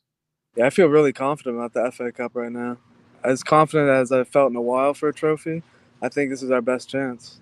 Yeah, I'm kind of in the same position here. I'm in the same position where I sort of feel like, actually, Tyler, if I were to give you this sort of question, what would you say? Would you rather finish in top four or kind of take, maybe more preference towards that cup, maybe sacrifice some league position, in order to concentrate on the cup? Would you sacrifice finishing outside top four in order to really, go after the cup?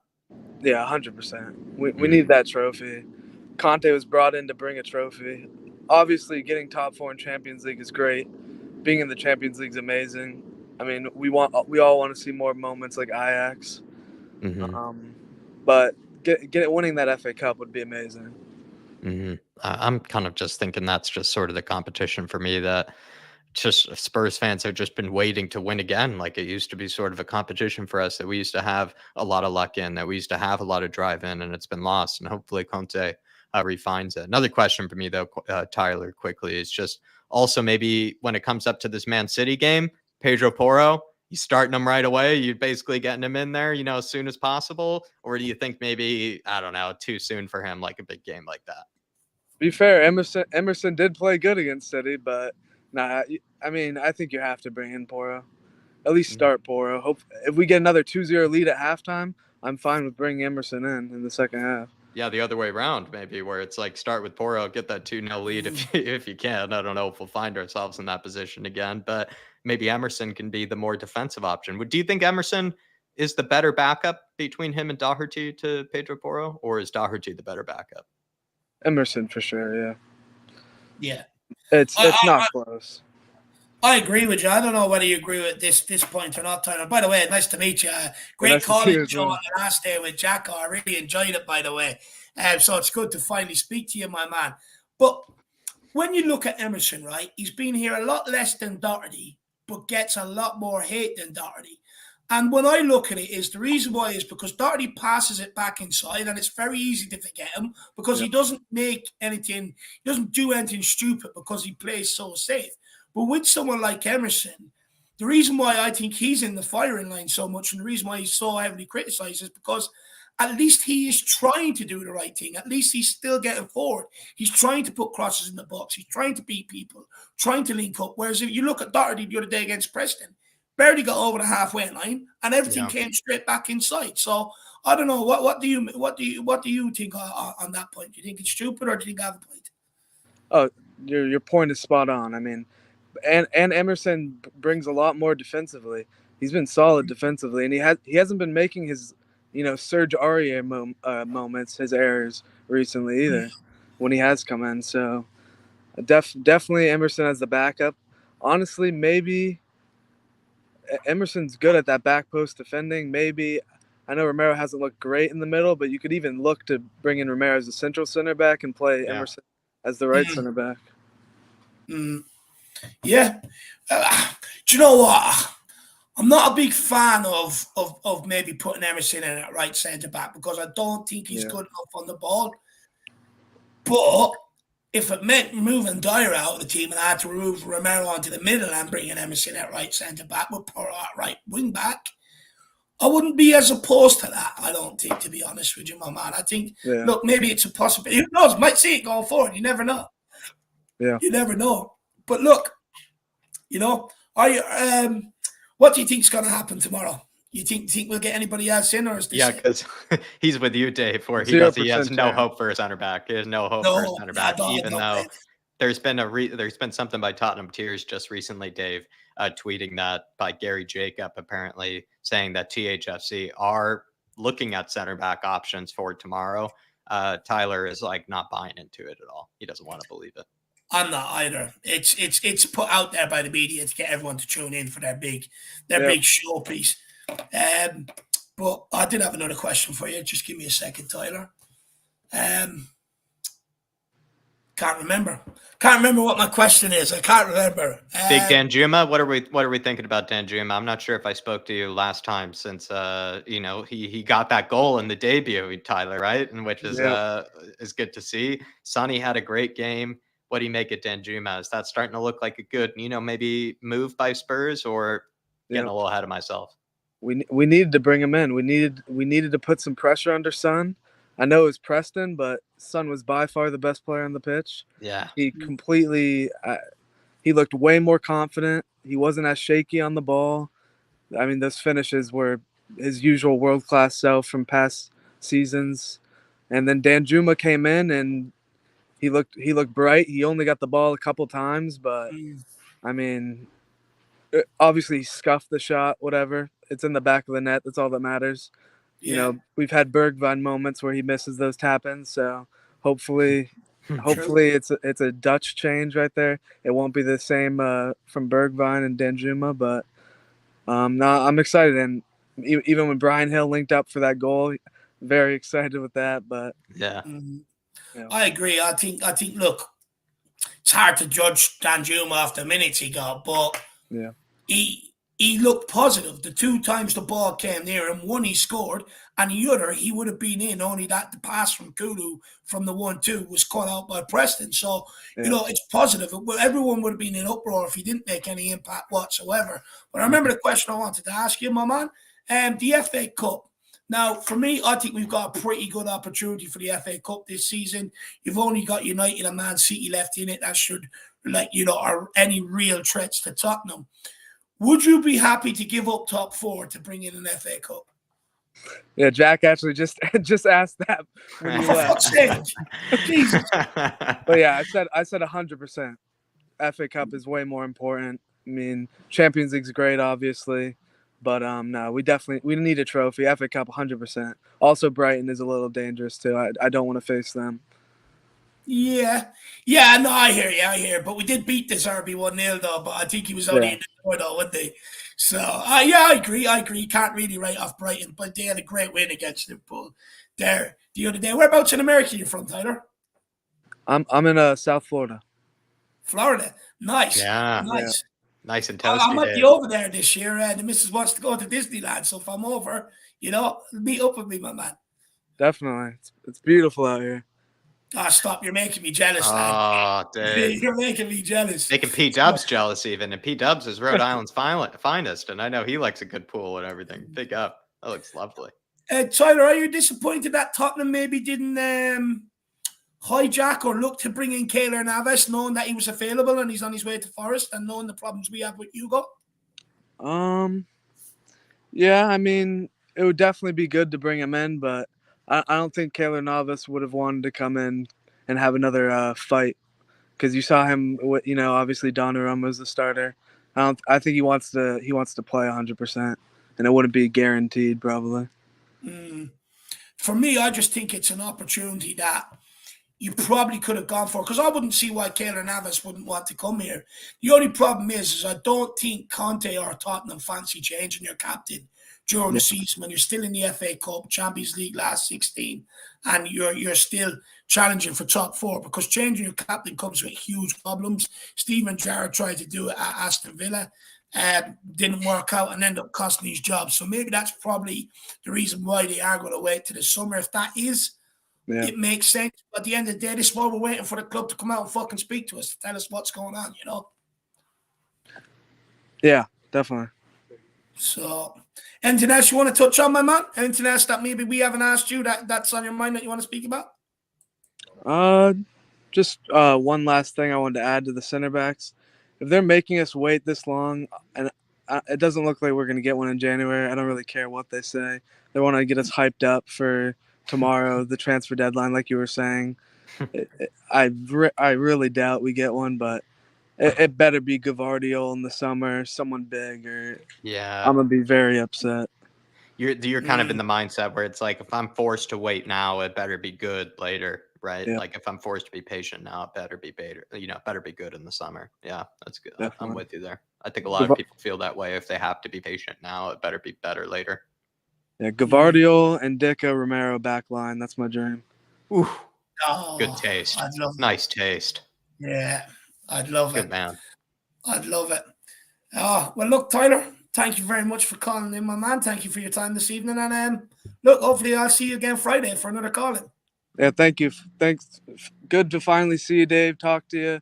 I missed you the last one. I missed you for 50% of this one too. Yeah. But we'll talk more later. But you know what it is, man? Meant to be. I'm a disaster. I needed to go and get my phone charger and shit like that. I'm an absolute disaster. But I promise I'll be there Friday for you, my man. Sounds good. Get to have a good guys. conversation with him on the center backs next time. Big up, Because Tyler. Jack's asked, Come on, you Jack asked Spurs. all the questions. Come on, you Spurs. Come on, you Spurs legend, Tyler. You See enjoy soon, dude. yourself, my man. You enjoy Later, yourself. guys. I'm jealous. See you, Tyler. Oh, I didn't need That to looked see nice, Dave, where he was. I bet that's where you want to be right now, Dave. That looked really nice. That's what I'm saying. I didn't need to see the palm trees. Right now, I'm looking outside. It's pitch black. It's cold. It's raining. This guy's sitting there, in the nice weather, palm trees, seaside. I mean, he's living the life, Tyler. I'm not going to lie. I'm jealous. Hopefully, he is having a good time. I'm jealous. I'm jealous of where you guys get to live. You know that. But look, Jacko, Do you want to go? I can finish this off. Yeah, I think I might actually bow out for this one, Dave. Yeah, I think it's going to be it's going to be a rough, sort of morning, I think, tomorrow, and going to have to wake up early to do the thumbnails and everything. But everybody, I do appreciate you all, welcoming us in, today, and just welcoming all the guests and sticking by us today, because it's been, a bit crazy news. I know we did the Pedro Porro, here we go. Then we followed it up with a different video and everything. So I know it's been a bit crazy and hectic over here, but thank you everybody for tuning in for this one. Hit that like button, at least while I'm headed out of here. I'm going to make myself a bit of dinner with the missus and all that good stuff, and be bright and early up tomorrow, everybody. But thank you all. I'll be seeing you soon, everybody. You take care, Jack. I'll see you soon, my man. See you soon, guys. brother. See you soon. Well, look, we've got 2 guests left, and William Kelly, if you still want to pop in, my man, make sure you get back in here. 12:55, my man. We're having a disaster this evening, right? Because I do have to end off, but you were actually in here, 20 minutes ago? And I had it pinned to the chat. And I put in a message saying, click on the link, get in here. The first 3 in I'll take. So, look, I'll tell you what I'll do. I'll cut you a deal.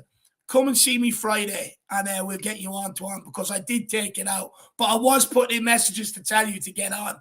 So I don't know if you've seen them or not. But, look, my man, make sure you come in and speak to me Friday. But look, we've got 2 guests left. It's Jacob. Jacob, are you ready, or do you want me to let Mark New go first? Just let me know. Just put it in the private chat there quickly while I take a few comments. Okay, he says, go with Mark. Let's get him on. It's a long time since I spoke to this guy. How you keeping, Marky? Mate, how you doing, Dave? How are you? Yeah, I'm doing all right, man. I'm doing all right, my man. Oh, huge day today. So it's the Porro deal. So is it on? I mean, have we had the official here we go? Is it still up in the air a little bit? Oh, we've had the official here we go now this evening. We've had the official here we go this evening. But it's been a mad day, hasn't it? It's been on and off. It's a day that most Spurs fans could have done without. And it just doesn't look good on the club to have this saga continue rumbling on. Just get the deal done, get it over and done with, and sign off for the January, Yeah. Oh, it's yeah. I mean, for sure, exactly. I mean, you see it in terms of the other big clubs. They want the player, they target him, they get him at the beginning of the window, and when it gets to the end of the window, it always gets a bit dicey. Someone can come in, can hijack. They can try and raise the price. I think you probably saw with Benfica, who's the guy they sold. They bought this guy Fernandes for 10 mil. They sold him for 100 mil. It was a huge, big. I think, especially in the. I think, especially with a rival Portuguese club, the moment they see someone else doing big, they got greedy. They wanted more and more. Yeah, look, like I was saying earlier on, Mark, I don't blame them. At the end of the day, look, it's not the first time they've done it to us. First of all, they've done it to us with Bruno Fernandes that time, but. At the end of the day, we were the ones that took so long to try and negotiate a deal to our liking. And Sport were always going to use that to manipulate, to be able to get the best possible money they can for their players. That, look, Sport are to blame today, but if I'm in Sport's shoes, Mark, I don't blame them for what they've done. At the end of the day, they know that Daniel Levy and Enoch, they have to get this signing over the line, or else they're in big trouble. So Sporting can use that to their advantage. Yeah, exactly. So yeah, that's it. 100%. Jack likes to call him Joe Levy. Joe Levy, Daniel Levy, so he did.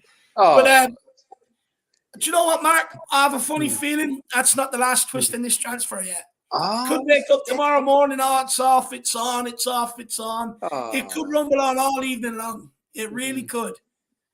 Oh, it's yeah, exactly. I mean, say that's it's been on and off, but I think it's true. I think as regards the deal, though, the key thing is if you ask the player wants to leave. So I think the key thing is whatever happens, the player will leave.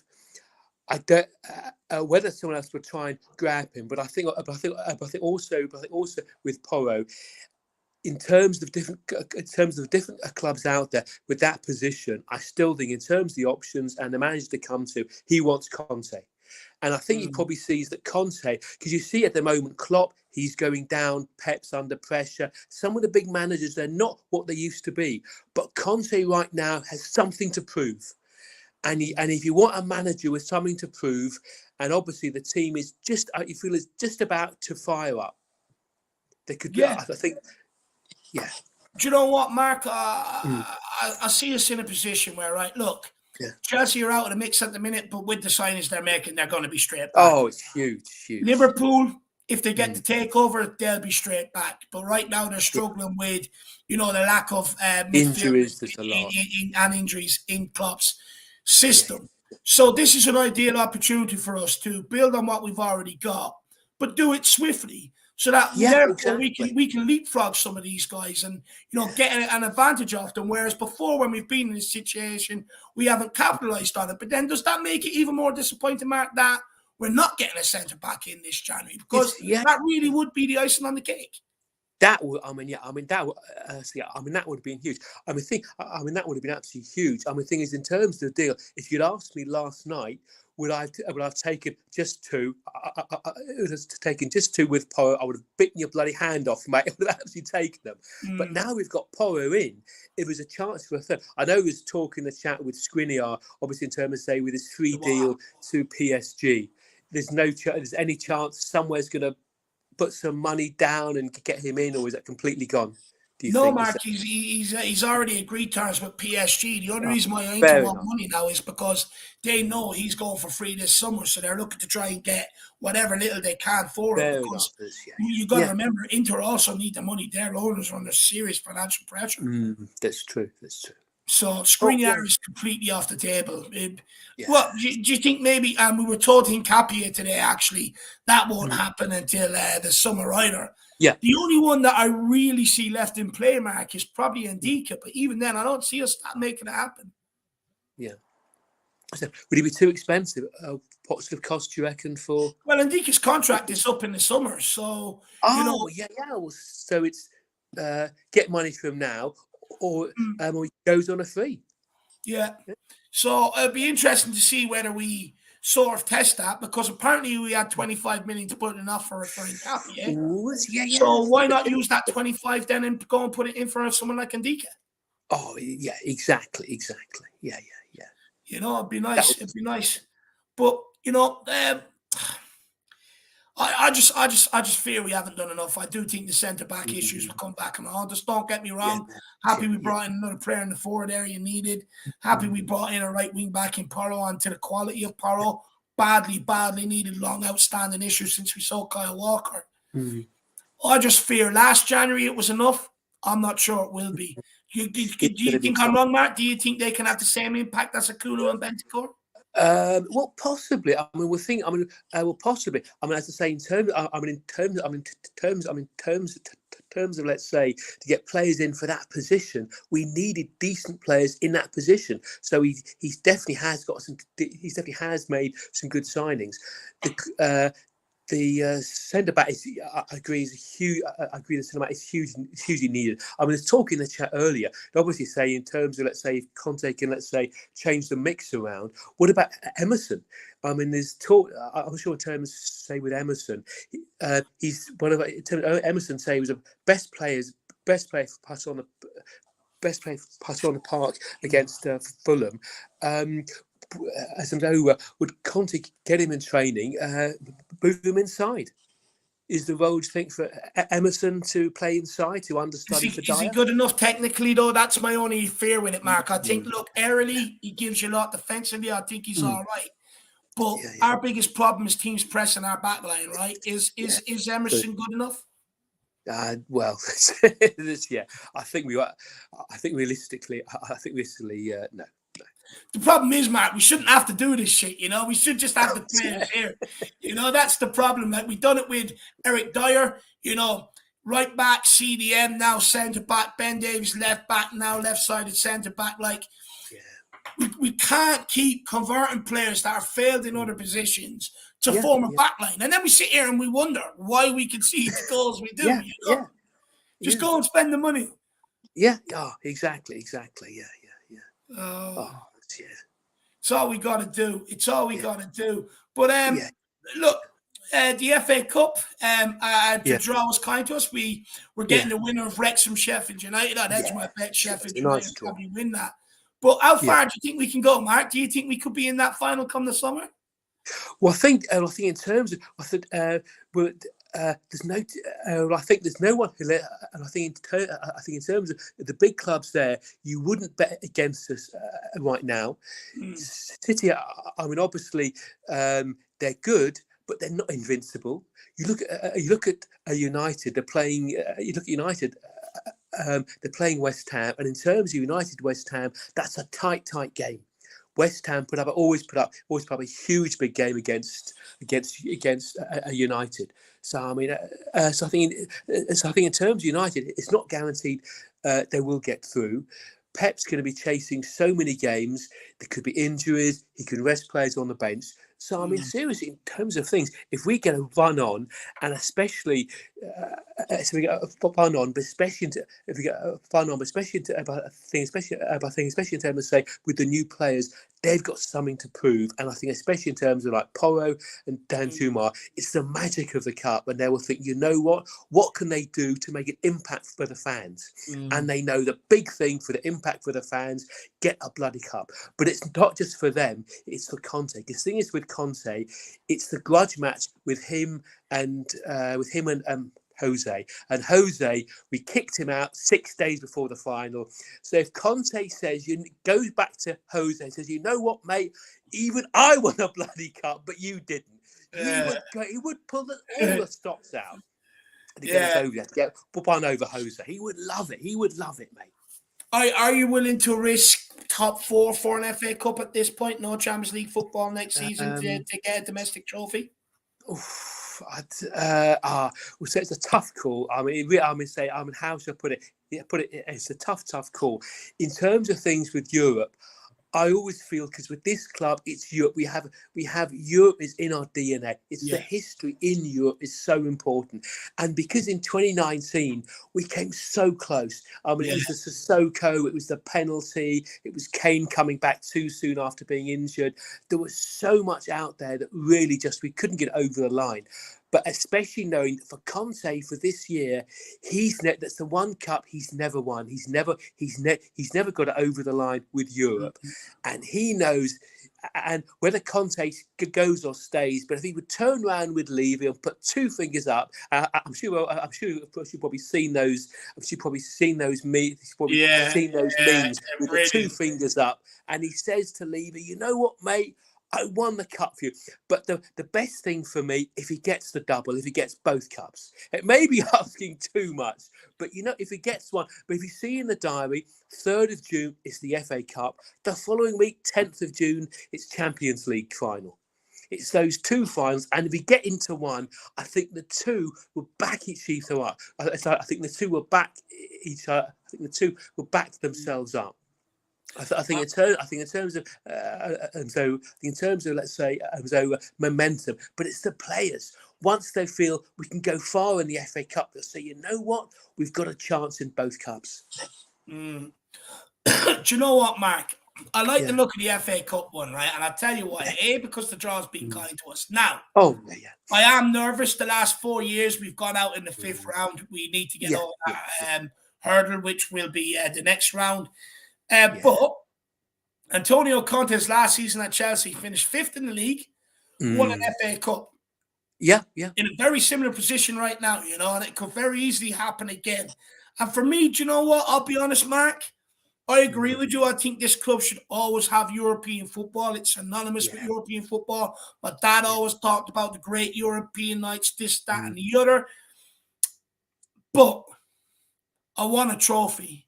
Yeah. And I would be willing to sacrifice Europe for 1 year if it meant the FA Cup. And the only reason why I say sacrifice is because we all know that if it comes to an FA Cup game and then a Premier League game a few days later, which is crucial for top 4, we've seen before, we'll sacrifice the FA Cup game and we'll look to do it in the Premier League. I think we might be forced into that situation again. Now, it's well and good saying, we want to compete on all fronts, we want to go for them all, but we don't have the squad. The reality is, the likes of Sanchez and all that, we rolled out again the next round. And unfortunately, you just don't know what you're going to get with these guys. It is. When you look at our record in the 5th round over the last 4 years, it looks like, if we don't put out a full-strength team, we probably will be dumped out again. So For me, I don't want that to happen. I want us to go for the FA Cup. I think you won't Yeah. get a better opportunity. Oh, I would exactly. say, I would argue, it's probably the first time that in a long time that maybe a lot of the big 6 teams are gone They're out. by the 5th round. Yeah. That's That's true. That's out. It's true. Yeah. Exactly. It's true. So- And the thing is, the other thing we're also seeing, other thing I think we're also seeing also as well, it's a huge, as I think, or I mean, whether it's going to be Wrexham or the Blades or United in the next round, we don't know. But the thing, especially with Wrexham, this thing with Deadpool, with Ryan Reynolds in there, this consortium, and he's got Wrexham now, but you know what? That's a stepping stone. And if he's got the backers behind him, say, you know what, mate, this football lark, we didn't understand it before, but we're really into it. Any other big clubs up for sale? Oh my God, we're playing Tottenham, and you see their stadium, NFL. I think with Ryan Reynolds, there will be deals going on behind the scenes. I would love him to consort him out there. He may well put in some little get some consortium bid in for the club, and that will be huge. Yeah, it will. Look, let's wait and see whether investment comes. It either needs to come or else they're going to have to sell up. It's one or the other, because it's getting to the point where, look, we've tried doing it this way for years. We haven't seen, the trophies or anything else. So it's got to the point where, look, let's wait and see what happens. We need the win. Yeah, we need a cup. Yeah, we do badly. I mean, look, that's where it's at. I'm jealous of you, Mark. How many cups you've seen Tottenham lift? I'm jealous. Yeah. I've seen what, 2 over my lifetime, I think. Oh, blimey. Yeah. And I was a young lad, very young when they happened. So it's fair enough. I need trophies, Mark. I need trophies, my man. Yeah. Look, anything else you want to touch on that maybe I haven't asked you? Well, if I just sort of finish off briefly, well, especially in terms of say big game we got coming up with City next. We played them last time. We were up. We almost had them. Perisic, 2-0 up. Then Perisic had Perisic's chance gone in. We could have, we could have steamrolled them in. It was I know we lost 4-2, but the game was there for the win. But next time round, we got Porro, we got Danjuma. They are going to be running for it. They are going to be on fire. And if they're going to be on fire, Kulo's going to be on fire. Sonny right now, he is rocking. Do you think he's back though, Mark? Because we've seen this before. Yeah. Leicester came off the bench, scored a hat-trick. I think everybody was like, "Oh, we've got our Sonny back," but he went on to continue on the drought. Against Palace, he scored, thinking, "Oh, nice one, got our Sonny back." Hasn't produced since, and now against Preston, he's done it. And don't get me wrong, he had a very good game. He's our best player on the pitch, but. Did you see enough from him in the Preston game, or see anything from him that you haven't seen in some time that gives you that confidence that he's back? Possibly. Well, I think.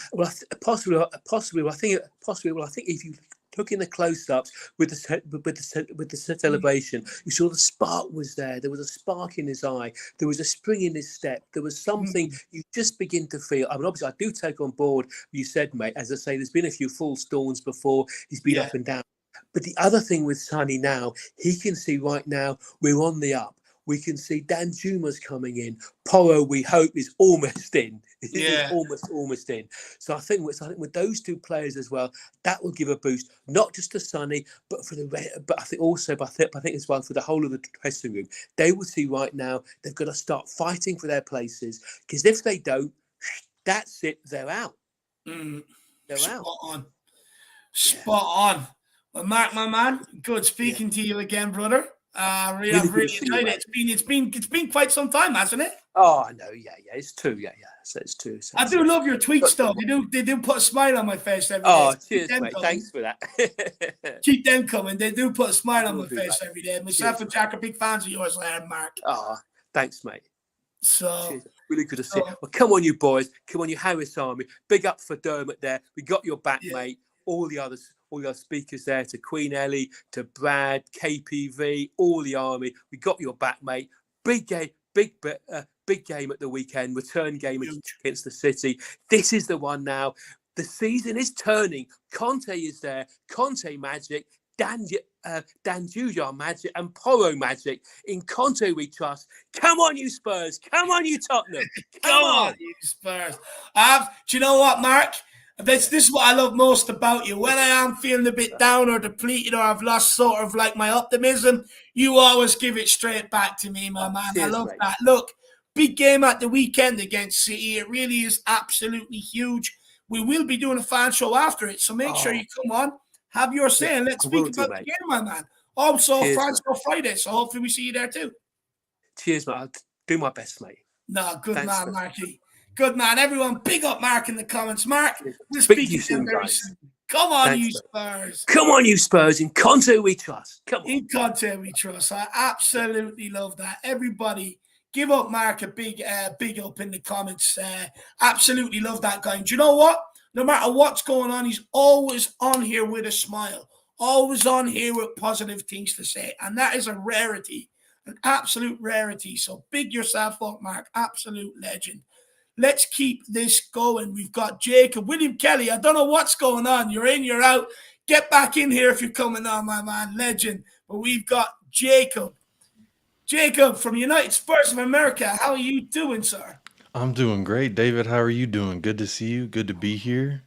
No, I'm doing good. What's that picture, Richie? I love that, man. I love the Richie picture. Oh, this is actually a guy from the Czech Republic who scored the game winner versus England in the Euro qualifiers. He used to play for FC Dallas, the MLS team I worked for. He's a outstanding guy. Like Richarlison there for a minute. You're not the first person to say that. A lot of people think that that's Richarlison.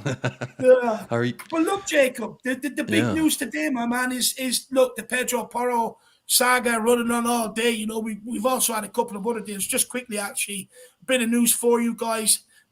Shit news, really.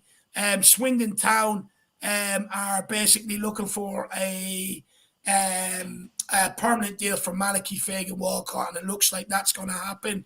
And then from Fabrizio Romano 1 minute ago, PEDRO PORRO landing in London tonight with his agents in order to complete his medical tests as new Tottenham player. Contract with Spurs valid until 2028. So we should get the here we go tomorrow morning.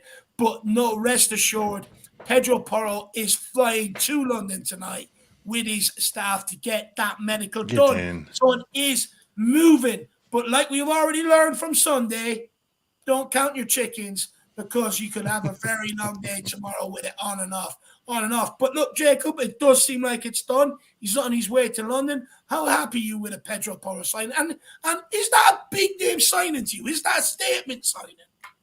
I think it's definitely a statement signing because it's a target that we've been targeting for a while, but I also feel like it's grown into this beast, if you will, to this point where it's like, if this doesn't get done, it's either going to be a grenade inside that stadium, or it's going to be, you know, I could just see it setting off the fans if this PEDRO PORRO deal falls through for whatever reason. But if he's flying already to London, the paperwork's done. I have a pretty good feeling about it. I you know, when Fab tweets "here we go," I feel pretty good about that. But the thing that had me the most worried most of the day today, David, was the fact that City did the surprise move where they're going to ship out Cancelo. And I was like, oh no. I saw the writing in the stars. I was like, they're going to do what we did to Everton. Yeah. And we're going to get mocked, and it's going to be, but you know what? It hasn't gone through yet, but like you said, you got to wait till they're holding up the shirt, until it's official. But I'll tell you how excited I was. I already started a new career in FIFA. I already put him on the squad, gave him the number 2. He's ready to go. So I'm going to hop on Football Manager after my dinner, and I'm going to get PEDRO PORRO in. I'm on Football Manager at the minute, Jacob. I'm addicted to it. But look, my man, what was I going to ask you? Look, for me, first of all, I think PEDRO PORRO is a bit of a statement signing at right wing back. Hopefully we can use that as a catalyst to build upon going forward. And I agree with you. I think, look, the Cancelo to Bayern Munich really scared me. I think it got a lot of Spurs fans scared. But Jacob, is what we've done this January enough, though, pushing forward till the end of the season with Danjuma and Porro? Or Do you think we should be doing more this January? Oh, I think 1000% we should have done more already in January. Pedro Porro should have already been playing for us for the North London Derby and versus City. I think that's a deal that we should have done. I've heard the reports that we had the first 19 days of January to activate that release clause. The fact that we did not do that, to me, is it just shows the difference in clubs. If it's Chelsea that wanted him, they would have gone, spent the money on the release clause, agree to terms with the player, and ship him out to London. That's how they would have gotten it done, because that's how teams that I guess don't have any kind of financial foresight or responsibility, they just kind of, whatever I want, I'm throwing money at it. And you see it with the Enzo Fernandez deal. They're throwing all types of money. Every bid's another 13 mil. And so it's just one of those things. We don't operate at that level. I don't know at a time in which we have. But for me, getting it over the deal, it's better late than never is at this point, because it is a key position. And the thing is, with the Danjuma, I'm not going to bash on the guy, because he has done some things that, most players have failed to do in their careers. He has 6 Champions League goals to his name. I don't know how many players have played in Champions League and not had goals, but he is not one of them. And so to me, that, he's not an immediate 11 fix. And the thing is, I don't know how many of that you can do in January. I do believe you can, though. We're watching it. We're watching all these other teams, Dave, do all type of business. And yes, like the Nkunku deal, that was done and it's for next season. And then the Skriniar for PSG, that's for next season. But I heard you could go throw 2025 at PSG and they'll give you Skriniar. And yes, he has 6 months on his contract, but 20 mil to go get a proven leader, a guy who can step in and be your captain, so you can bench Lloris, you can bench Dyer. These are the things that we should be doing, in my opinion. The thing is on Skriniar, we could go and slap in 20 million tomorrow, but it's already been reported that he's had personal terms agreed with PSG since last summer. And he has his heart set on PSG, and that's it. I think Inter are trying to.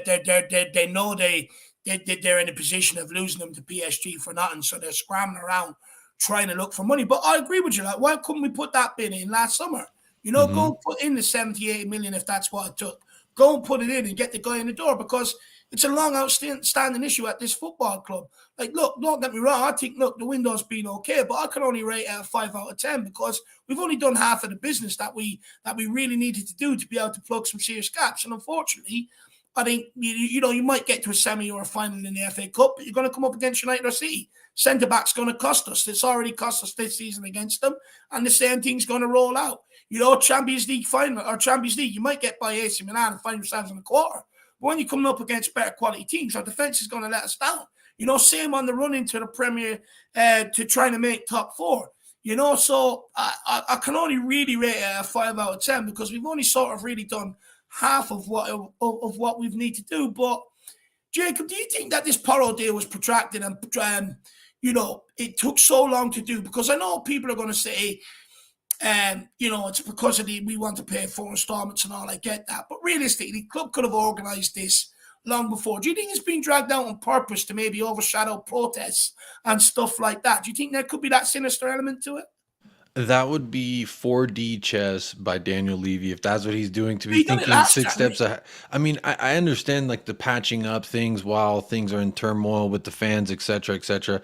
But I bet anyone that you would ask that is storming the gates right now or waiting to storm the gates, they're going to tell you Danjuma and Pedro Porro is not enough in January. We need at least one more. And I think that that's kind of where I'm at as well. I look at, there's a lot of easy, cheap deals that you could do.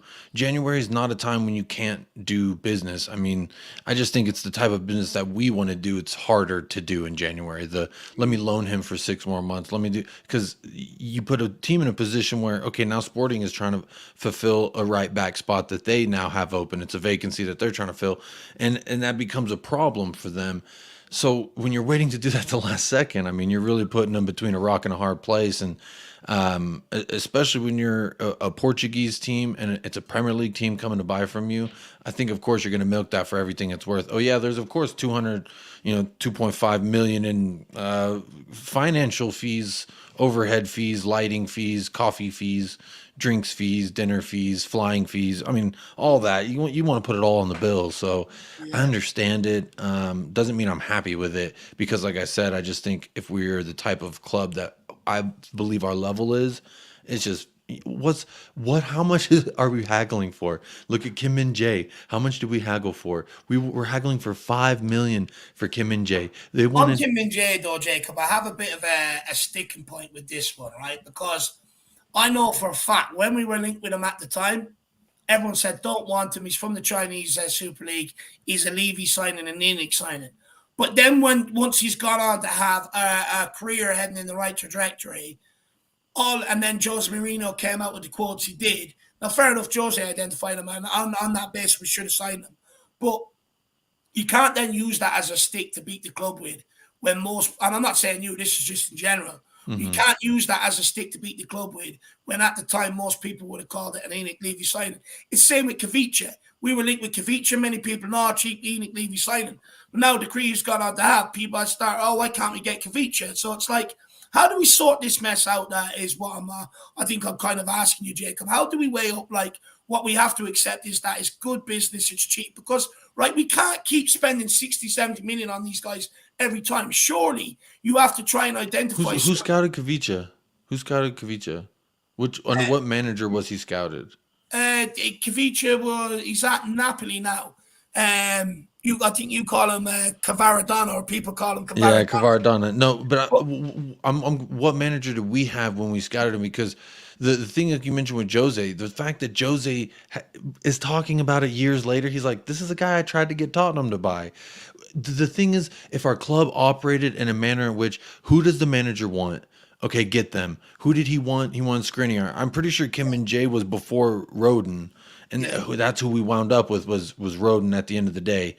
And I think it's just when you have systematic problems in place, you're naturally going to have systematic errors that occur throughout the process of any type of business, whether it's our academy, whether it's our scouting, whether it's our director of football, whether it's our on the pitch, whether it's our women's team. I know they're spending some money on them now, but that's been shambles as far as I've heard lately. Yeah. So it's, why don't they play at the stadium? Why don't the girls get to play? I don't understand. They could work the schedule out, in my opinion. But anyway, I just think it's like things like that, like the Kim Min Jae.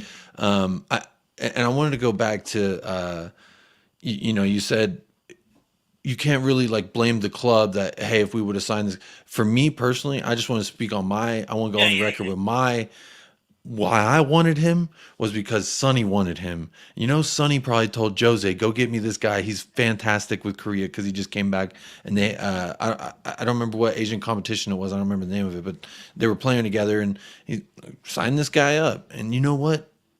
To me, when you have a star of a certain level, you want to bring in guys that are good, that you scout, you do thorough, but also that you are going to gel and mesh with the team.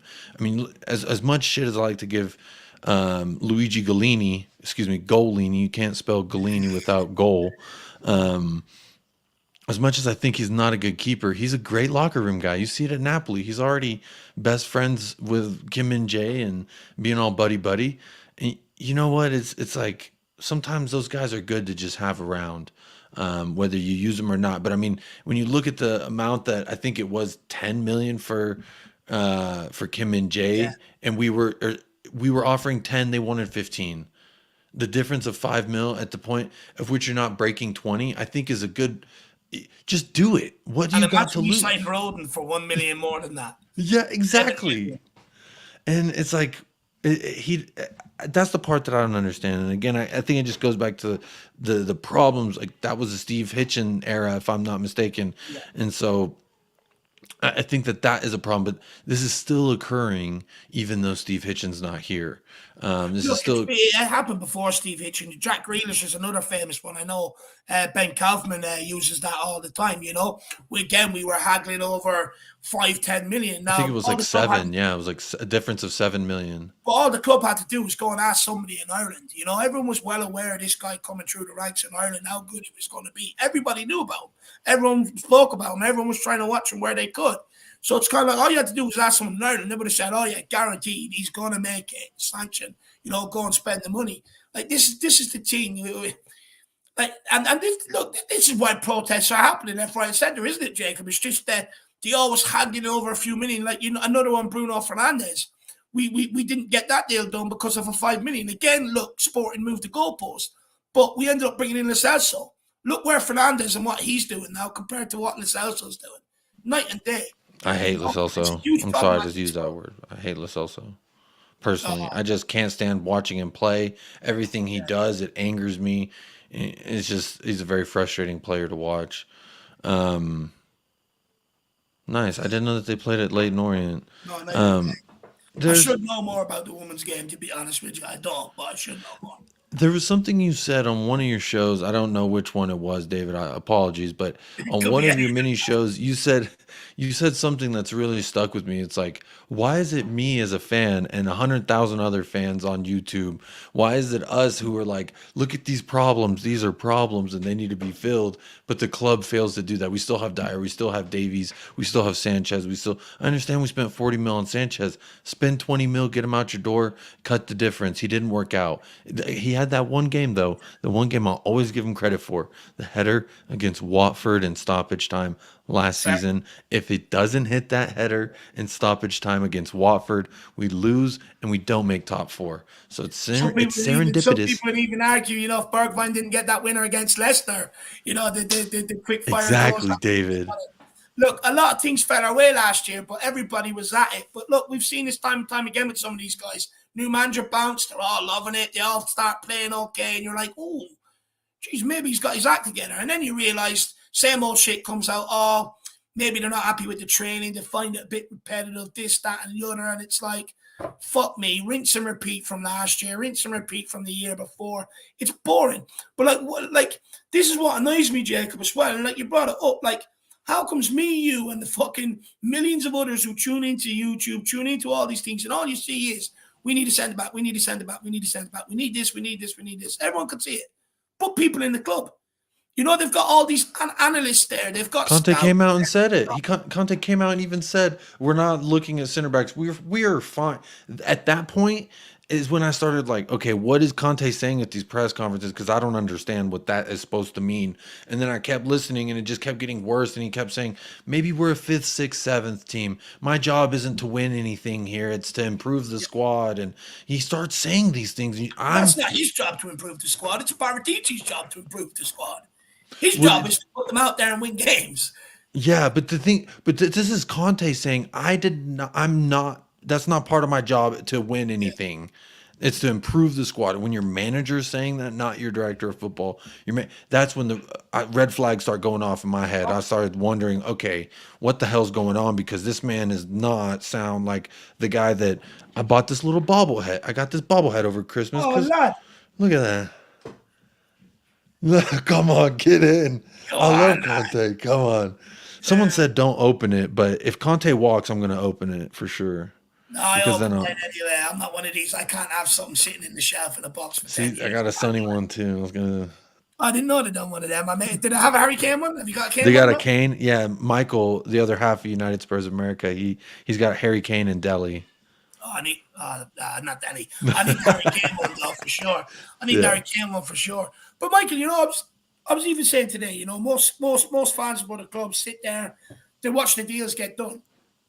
It's only Tottenham fans that see words like administrative fee, or, you know, that held up the deal today, and, you know, verbal offers, you know what I mean? It's only Tottenham fans that have to put up with that shit, man. Yeah, and that's the thing is, I heard someone say it doesn't have to be this fucking hard to be a Spurs fan. It doesn't. I question often as a person overseas, not born into the fandom, like many overseas fan, not born into it. I chose this, and I was texting Michael like. I was texting him, I think it was this morning, and I was like, bro, if this poor deal doesn't go through, I think I might have to fight you. Or no, I said if we go another 22 years, if we get to the year 2050 and we haven't won a fucking trophy, I'm gonna have to fight you because it's technically your fault. We were such good friends. You convinced me to this is the team I should support. And it's been love ever since, but it's turning into like what's happening to the club that I love. And it's sad because then you start seeing the divide and like the fan base people start, they say this about the manager, this about, X, Y, and Z. But for me, at the end of the day, like I feel like I share sentiments from all groups of people. Yeah.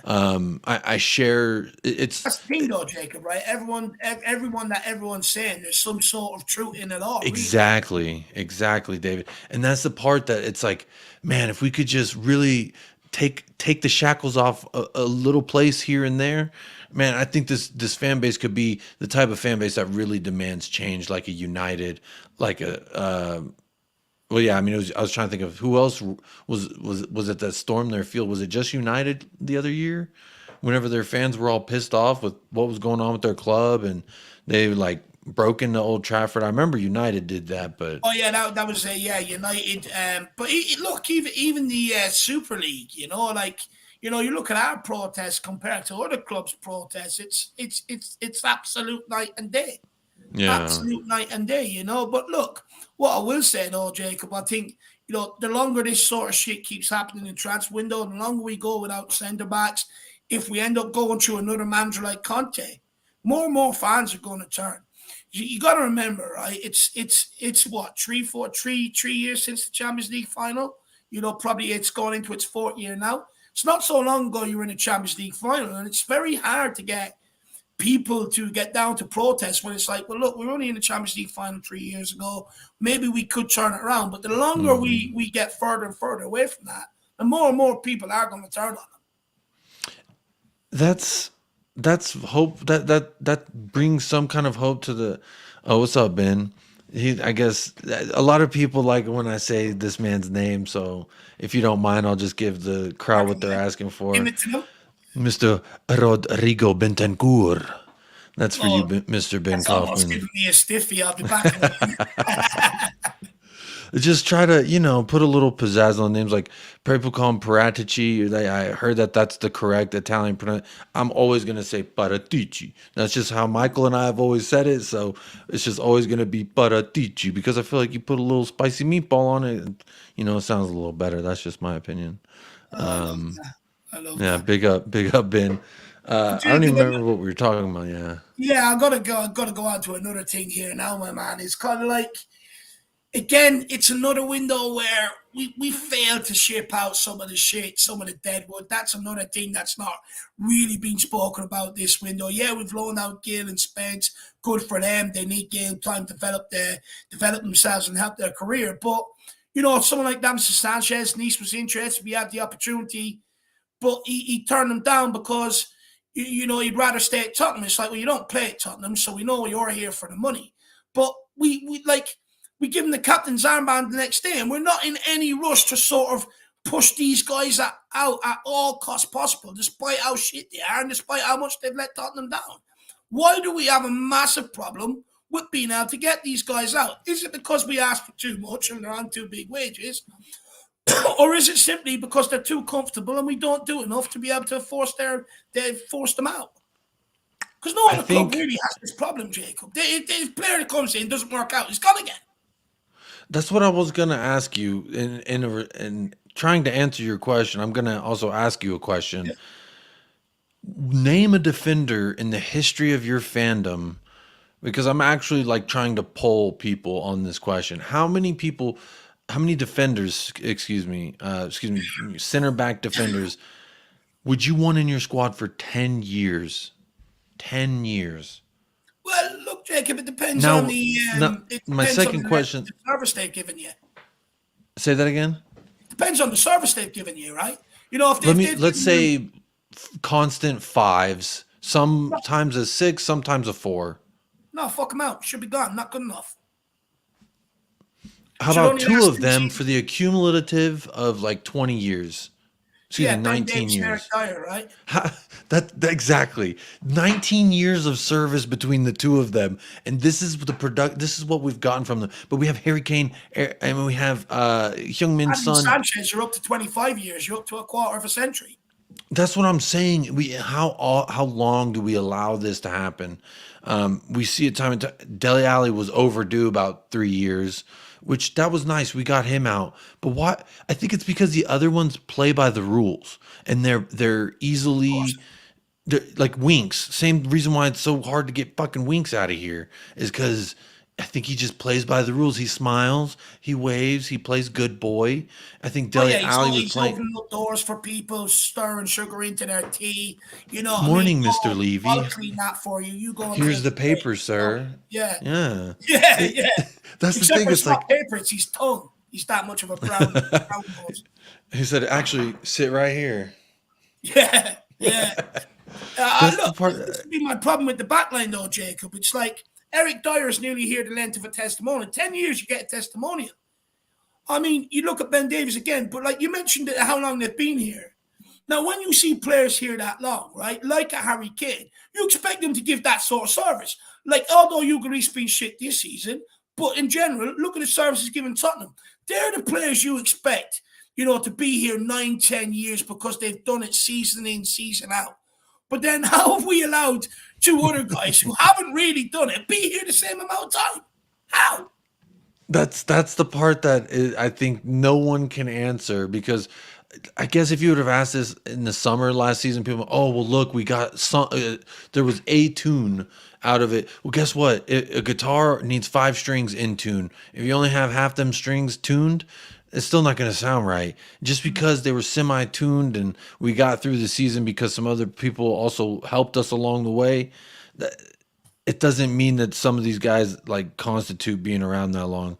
Disaster. That's the part that bugs me the most. It's just how long do we have to put up with some of these people? I mean, it took us pretty quickly. I know a lot of people, yourself included, love Bryan Heel. I have a personal vendetta. If I may vent to you for a second, Dave, why I have a personal vendetta is just because at that moment in time in history, if everyone will remember, there was a certain special other Spaniard winger that we were linked with, and that just really, really excites me when I think about him and Lily White running down the right. It'd be a beautiful sight. And I didn't mean to rhyme there, but it all did. And I just think that the fact that we went and spent 20 mil plus Lamella on Bryan Hill, and now fast forward 18 months, we're loaning him back to the club to go play with the guy that we gave up for him. That blows my mind. It does feel like you've been done a keeper there, right? It's like they got one of our players, 21 million, and their player back, right? But on that one, Jacob, the reason why he's gone to Sevilla is because that manager, Sampioli, used to be manager of Marseille. And last year, and he said this himself yesterday in an interview, that when he was manager of Marseille last January, he personally called Gil to try and get him over. And it didn't work out. So I think that's why he's gone to Sevilla. Not because it's what he knows, but because it's a manager that really likes him, sees his talents, and wants to give him game time. See that, and I'm a little bit of a conspiracy theorist, Dave. So like when he posts on these cryptic messages on his stories, and okay, so on his story on Instagram today or yesterday was him walking to the plane, and the song, I believe it translated to like "On My Way Home," and like, I'm sorry, I know that's where you're from, that's where you're home, but like he deleted Spurs off of his bio, and he took the picture of him in a Spurs shirt off of his profile picture. To me, it's like, just because we're loaning you out doesn't mean you're not our player. Unless you're Giovanni Lo Celso, get the fuck out. I don't want no association with you. But I'm talking about like, this is a guy. I think I and everyone else, even I'm a critic. Like I told you, I have a personal vendetta against this guy because there's a polar opposite physical wise. Maybe production similar, but physical wise polar opposite man that we could have gotten. I'm not going to say his name. I know if Patty Hartnett's watching, he's waiting for me to say his name. But if we didn't do that, and then we got Hill and gave Lamella, and I was just like, what the hell's going on? And now we're doing the loan. So I hope that he does turn good for Spurs. Right now, I just have no hope that that's going to happen. When I did see the little bright performances from him this year, hearing the things coming out of Stellini and Conte that, hey, he's a really good trainer. He trains really hard. Maybe Spence could do a little bit of what Bryan and Saar are doing. That's real promising. And I was hoping there'd be some hope for us. But obviously, when you bring Danjuma in, he's going to overtake. I saw that as a Lucas replacement initially, but clearly I was wrong. It's a Bryan Heel replacement because I guess since Lucas scored against the U21s of Arsenal, I guess that means he's coming back. Well, they also had to free up a foreign spot for Pedro Porro. Now, there's no interest in any of the shit we've got to sell, but there is interest in Gil. So it does make sense to loan him out and free up that spot to be able to make it available for Porro. But I just wish we would have loaned him like to somewhere in England. I don't really care where, just somewhere in England where he would have got game time. Celtic or Rangers before, right? You're going to be playing on the front football, but you're also going to have people kicking the shit out of you. You know? So for me, and the weather's similar too. So yeah. That's the thing is that's what I wanted him to stay in England for. Loaning him out and seeing him grow somewhere else is perfectly fine with me. But at least let's keep you acclimated to the damn conditions that we're hoping you to succeed in. Because you go play in sunny Spain, yeah, you may ball out, but there's reason why Neymar hasn't come to the Premier League. There's a reason why not the original Messi hasn't come to the Premier League. I mean, this is a physical league. It's going to be raining. It's going to be icy. It's going to be disgustingly conditions no one wants to play in, but you do anyway. And I think that it's just, to me, it makes me feel like he's going a little soft because it's like, I'm going back to where it's comfortable, the nice weather. Everyone speaks to me the way, and everyone's at El Conquistador, and let's just be fucking chums. I don't blame Gil if he's pissed off and he wants to get back to Spain because we never gave him a fair crack at the whip. Never gave him an opportunity. Not even the fan base before, fan base haven't even given him opportunity. Everything's against him. The fans, probably my fault for calling him Gil Messi. It caused such uproar. It's probably my fault, Shit, that word alone just fucking. The managers have given him an opportunity, and if I was Gil, I'd be fucked off, man. I would be, and I would be looking to get back home. But look, Jacob, I am going to wrap up, my man. But before we do, please tell people, why they need to click on this link in the chat and get over and subscribe to you. Please do click on the link. I'll say first reason, maybe because occasionally I have David and Jack on. The past few weeks I had Jack on a couple of times. We did some nice previews as well for the World Cup and different matches. But yeah, we have a weekly show every Friday. The time has got a little later, so if you're over in the UK, it starts at like 10:30 now. It used to be. Wait, is it 10:30? Yeah, because now I go on like 3:30 for my time, which is 10:30, 11 p.m. for the UK. So it's a little later than usual. That's just because life is changing and I had to adjust my schedule accordingly. But we got the weekly Friday show, and then I also do a show at random called Pop Up with Jacob. It's just one of those things where I say, hey, hit the notification bell because I can go live in any moment. I'll give you a 30-minute heads up, and it's also kind of like I'll put the link out there. You can come on and have some therapy. You can talk about Spurs. Sometimes we digress and talk about other random. I had a battle with Nightbot the other night. My last pop up with Jacob was Nightbot. Shout out Ben Kaufman and his lovely chill streams. He has a little bot that comes in, and anyway, I was fighting this thing for like an hour, and I ended up like, all right, y'all, I gotta cut the stream because I'm pissed. Like Nightbot was banning people for 10 minutes because they were like. There's all capsing. If they said like all caps Enoch out, they got banned. Or if they had too many emojis, so then people were fighting the bot, and it was just really like a Terminator battle. So sometimes these shows digress. I unfortunately got kind of mad and ended the stream earlier than maybe I should have. But so always have fun over there, Dave. Whenever you're free, man, please come on. I was actually going to text you earlier today, ask if you're free Friday, but yeah, let's talk about it. But I'll finish on. Do hit us up there though. We'll finish here and I'll set it up. But guys, please do get over there. Smash the subscribe on Jacob's channel. He's a Spurs fan, so that's the only reason you actually need to be able to go and do it.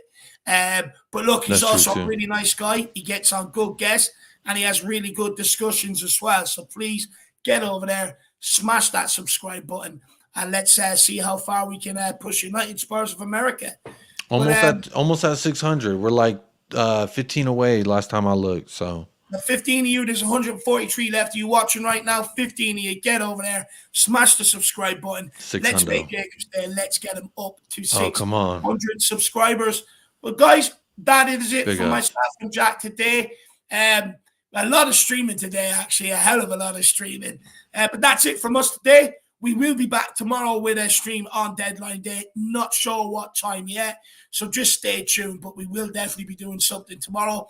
And then on Wednesday, I have Ben from Real Tottenham TV coming on just to speak about, what going forward, his thoughts on the transfer window, all that sort of good shit. So make sure you stay tuned for that. But guys, we're out of here. I want to say a massive thank you to everyone who's tuned in today, everyone who has come on today, and everyone who has, supports with a like, the subscribe, the super chats, and absolutely everything else. All that good stuff. It really, really does help out everything we're doing here. And these channels are nothing without it. Absolutely nothing without it. So thank you so much, everybody. And then we have Coy's Bob says, Dave, May or Rob, sorry,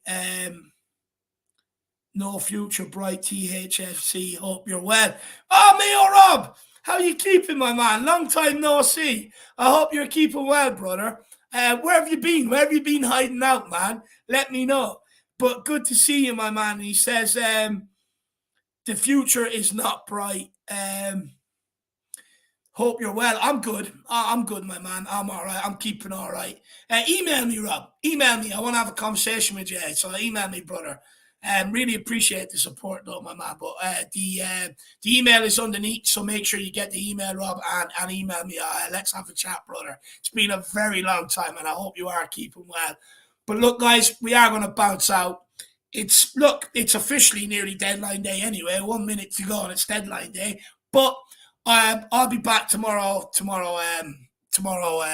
some stage with a stream. So, guys, we'll see you all back then, as always. Come on, you Spurs. Come on, you Spurs. Everywhere we go.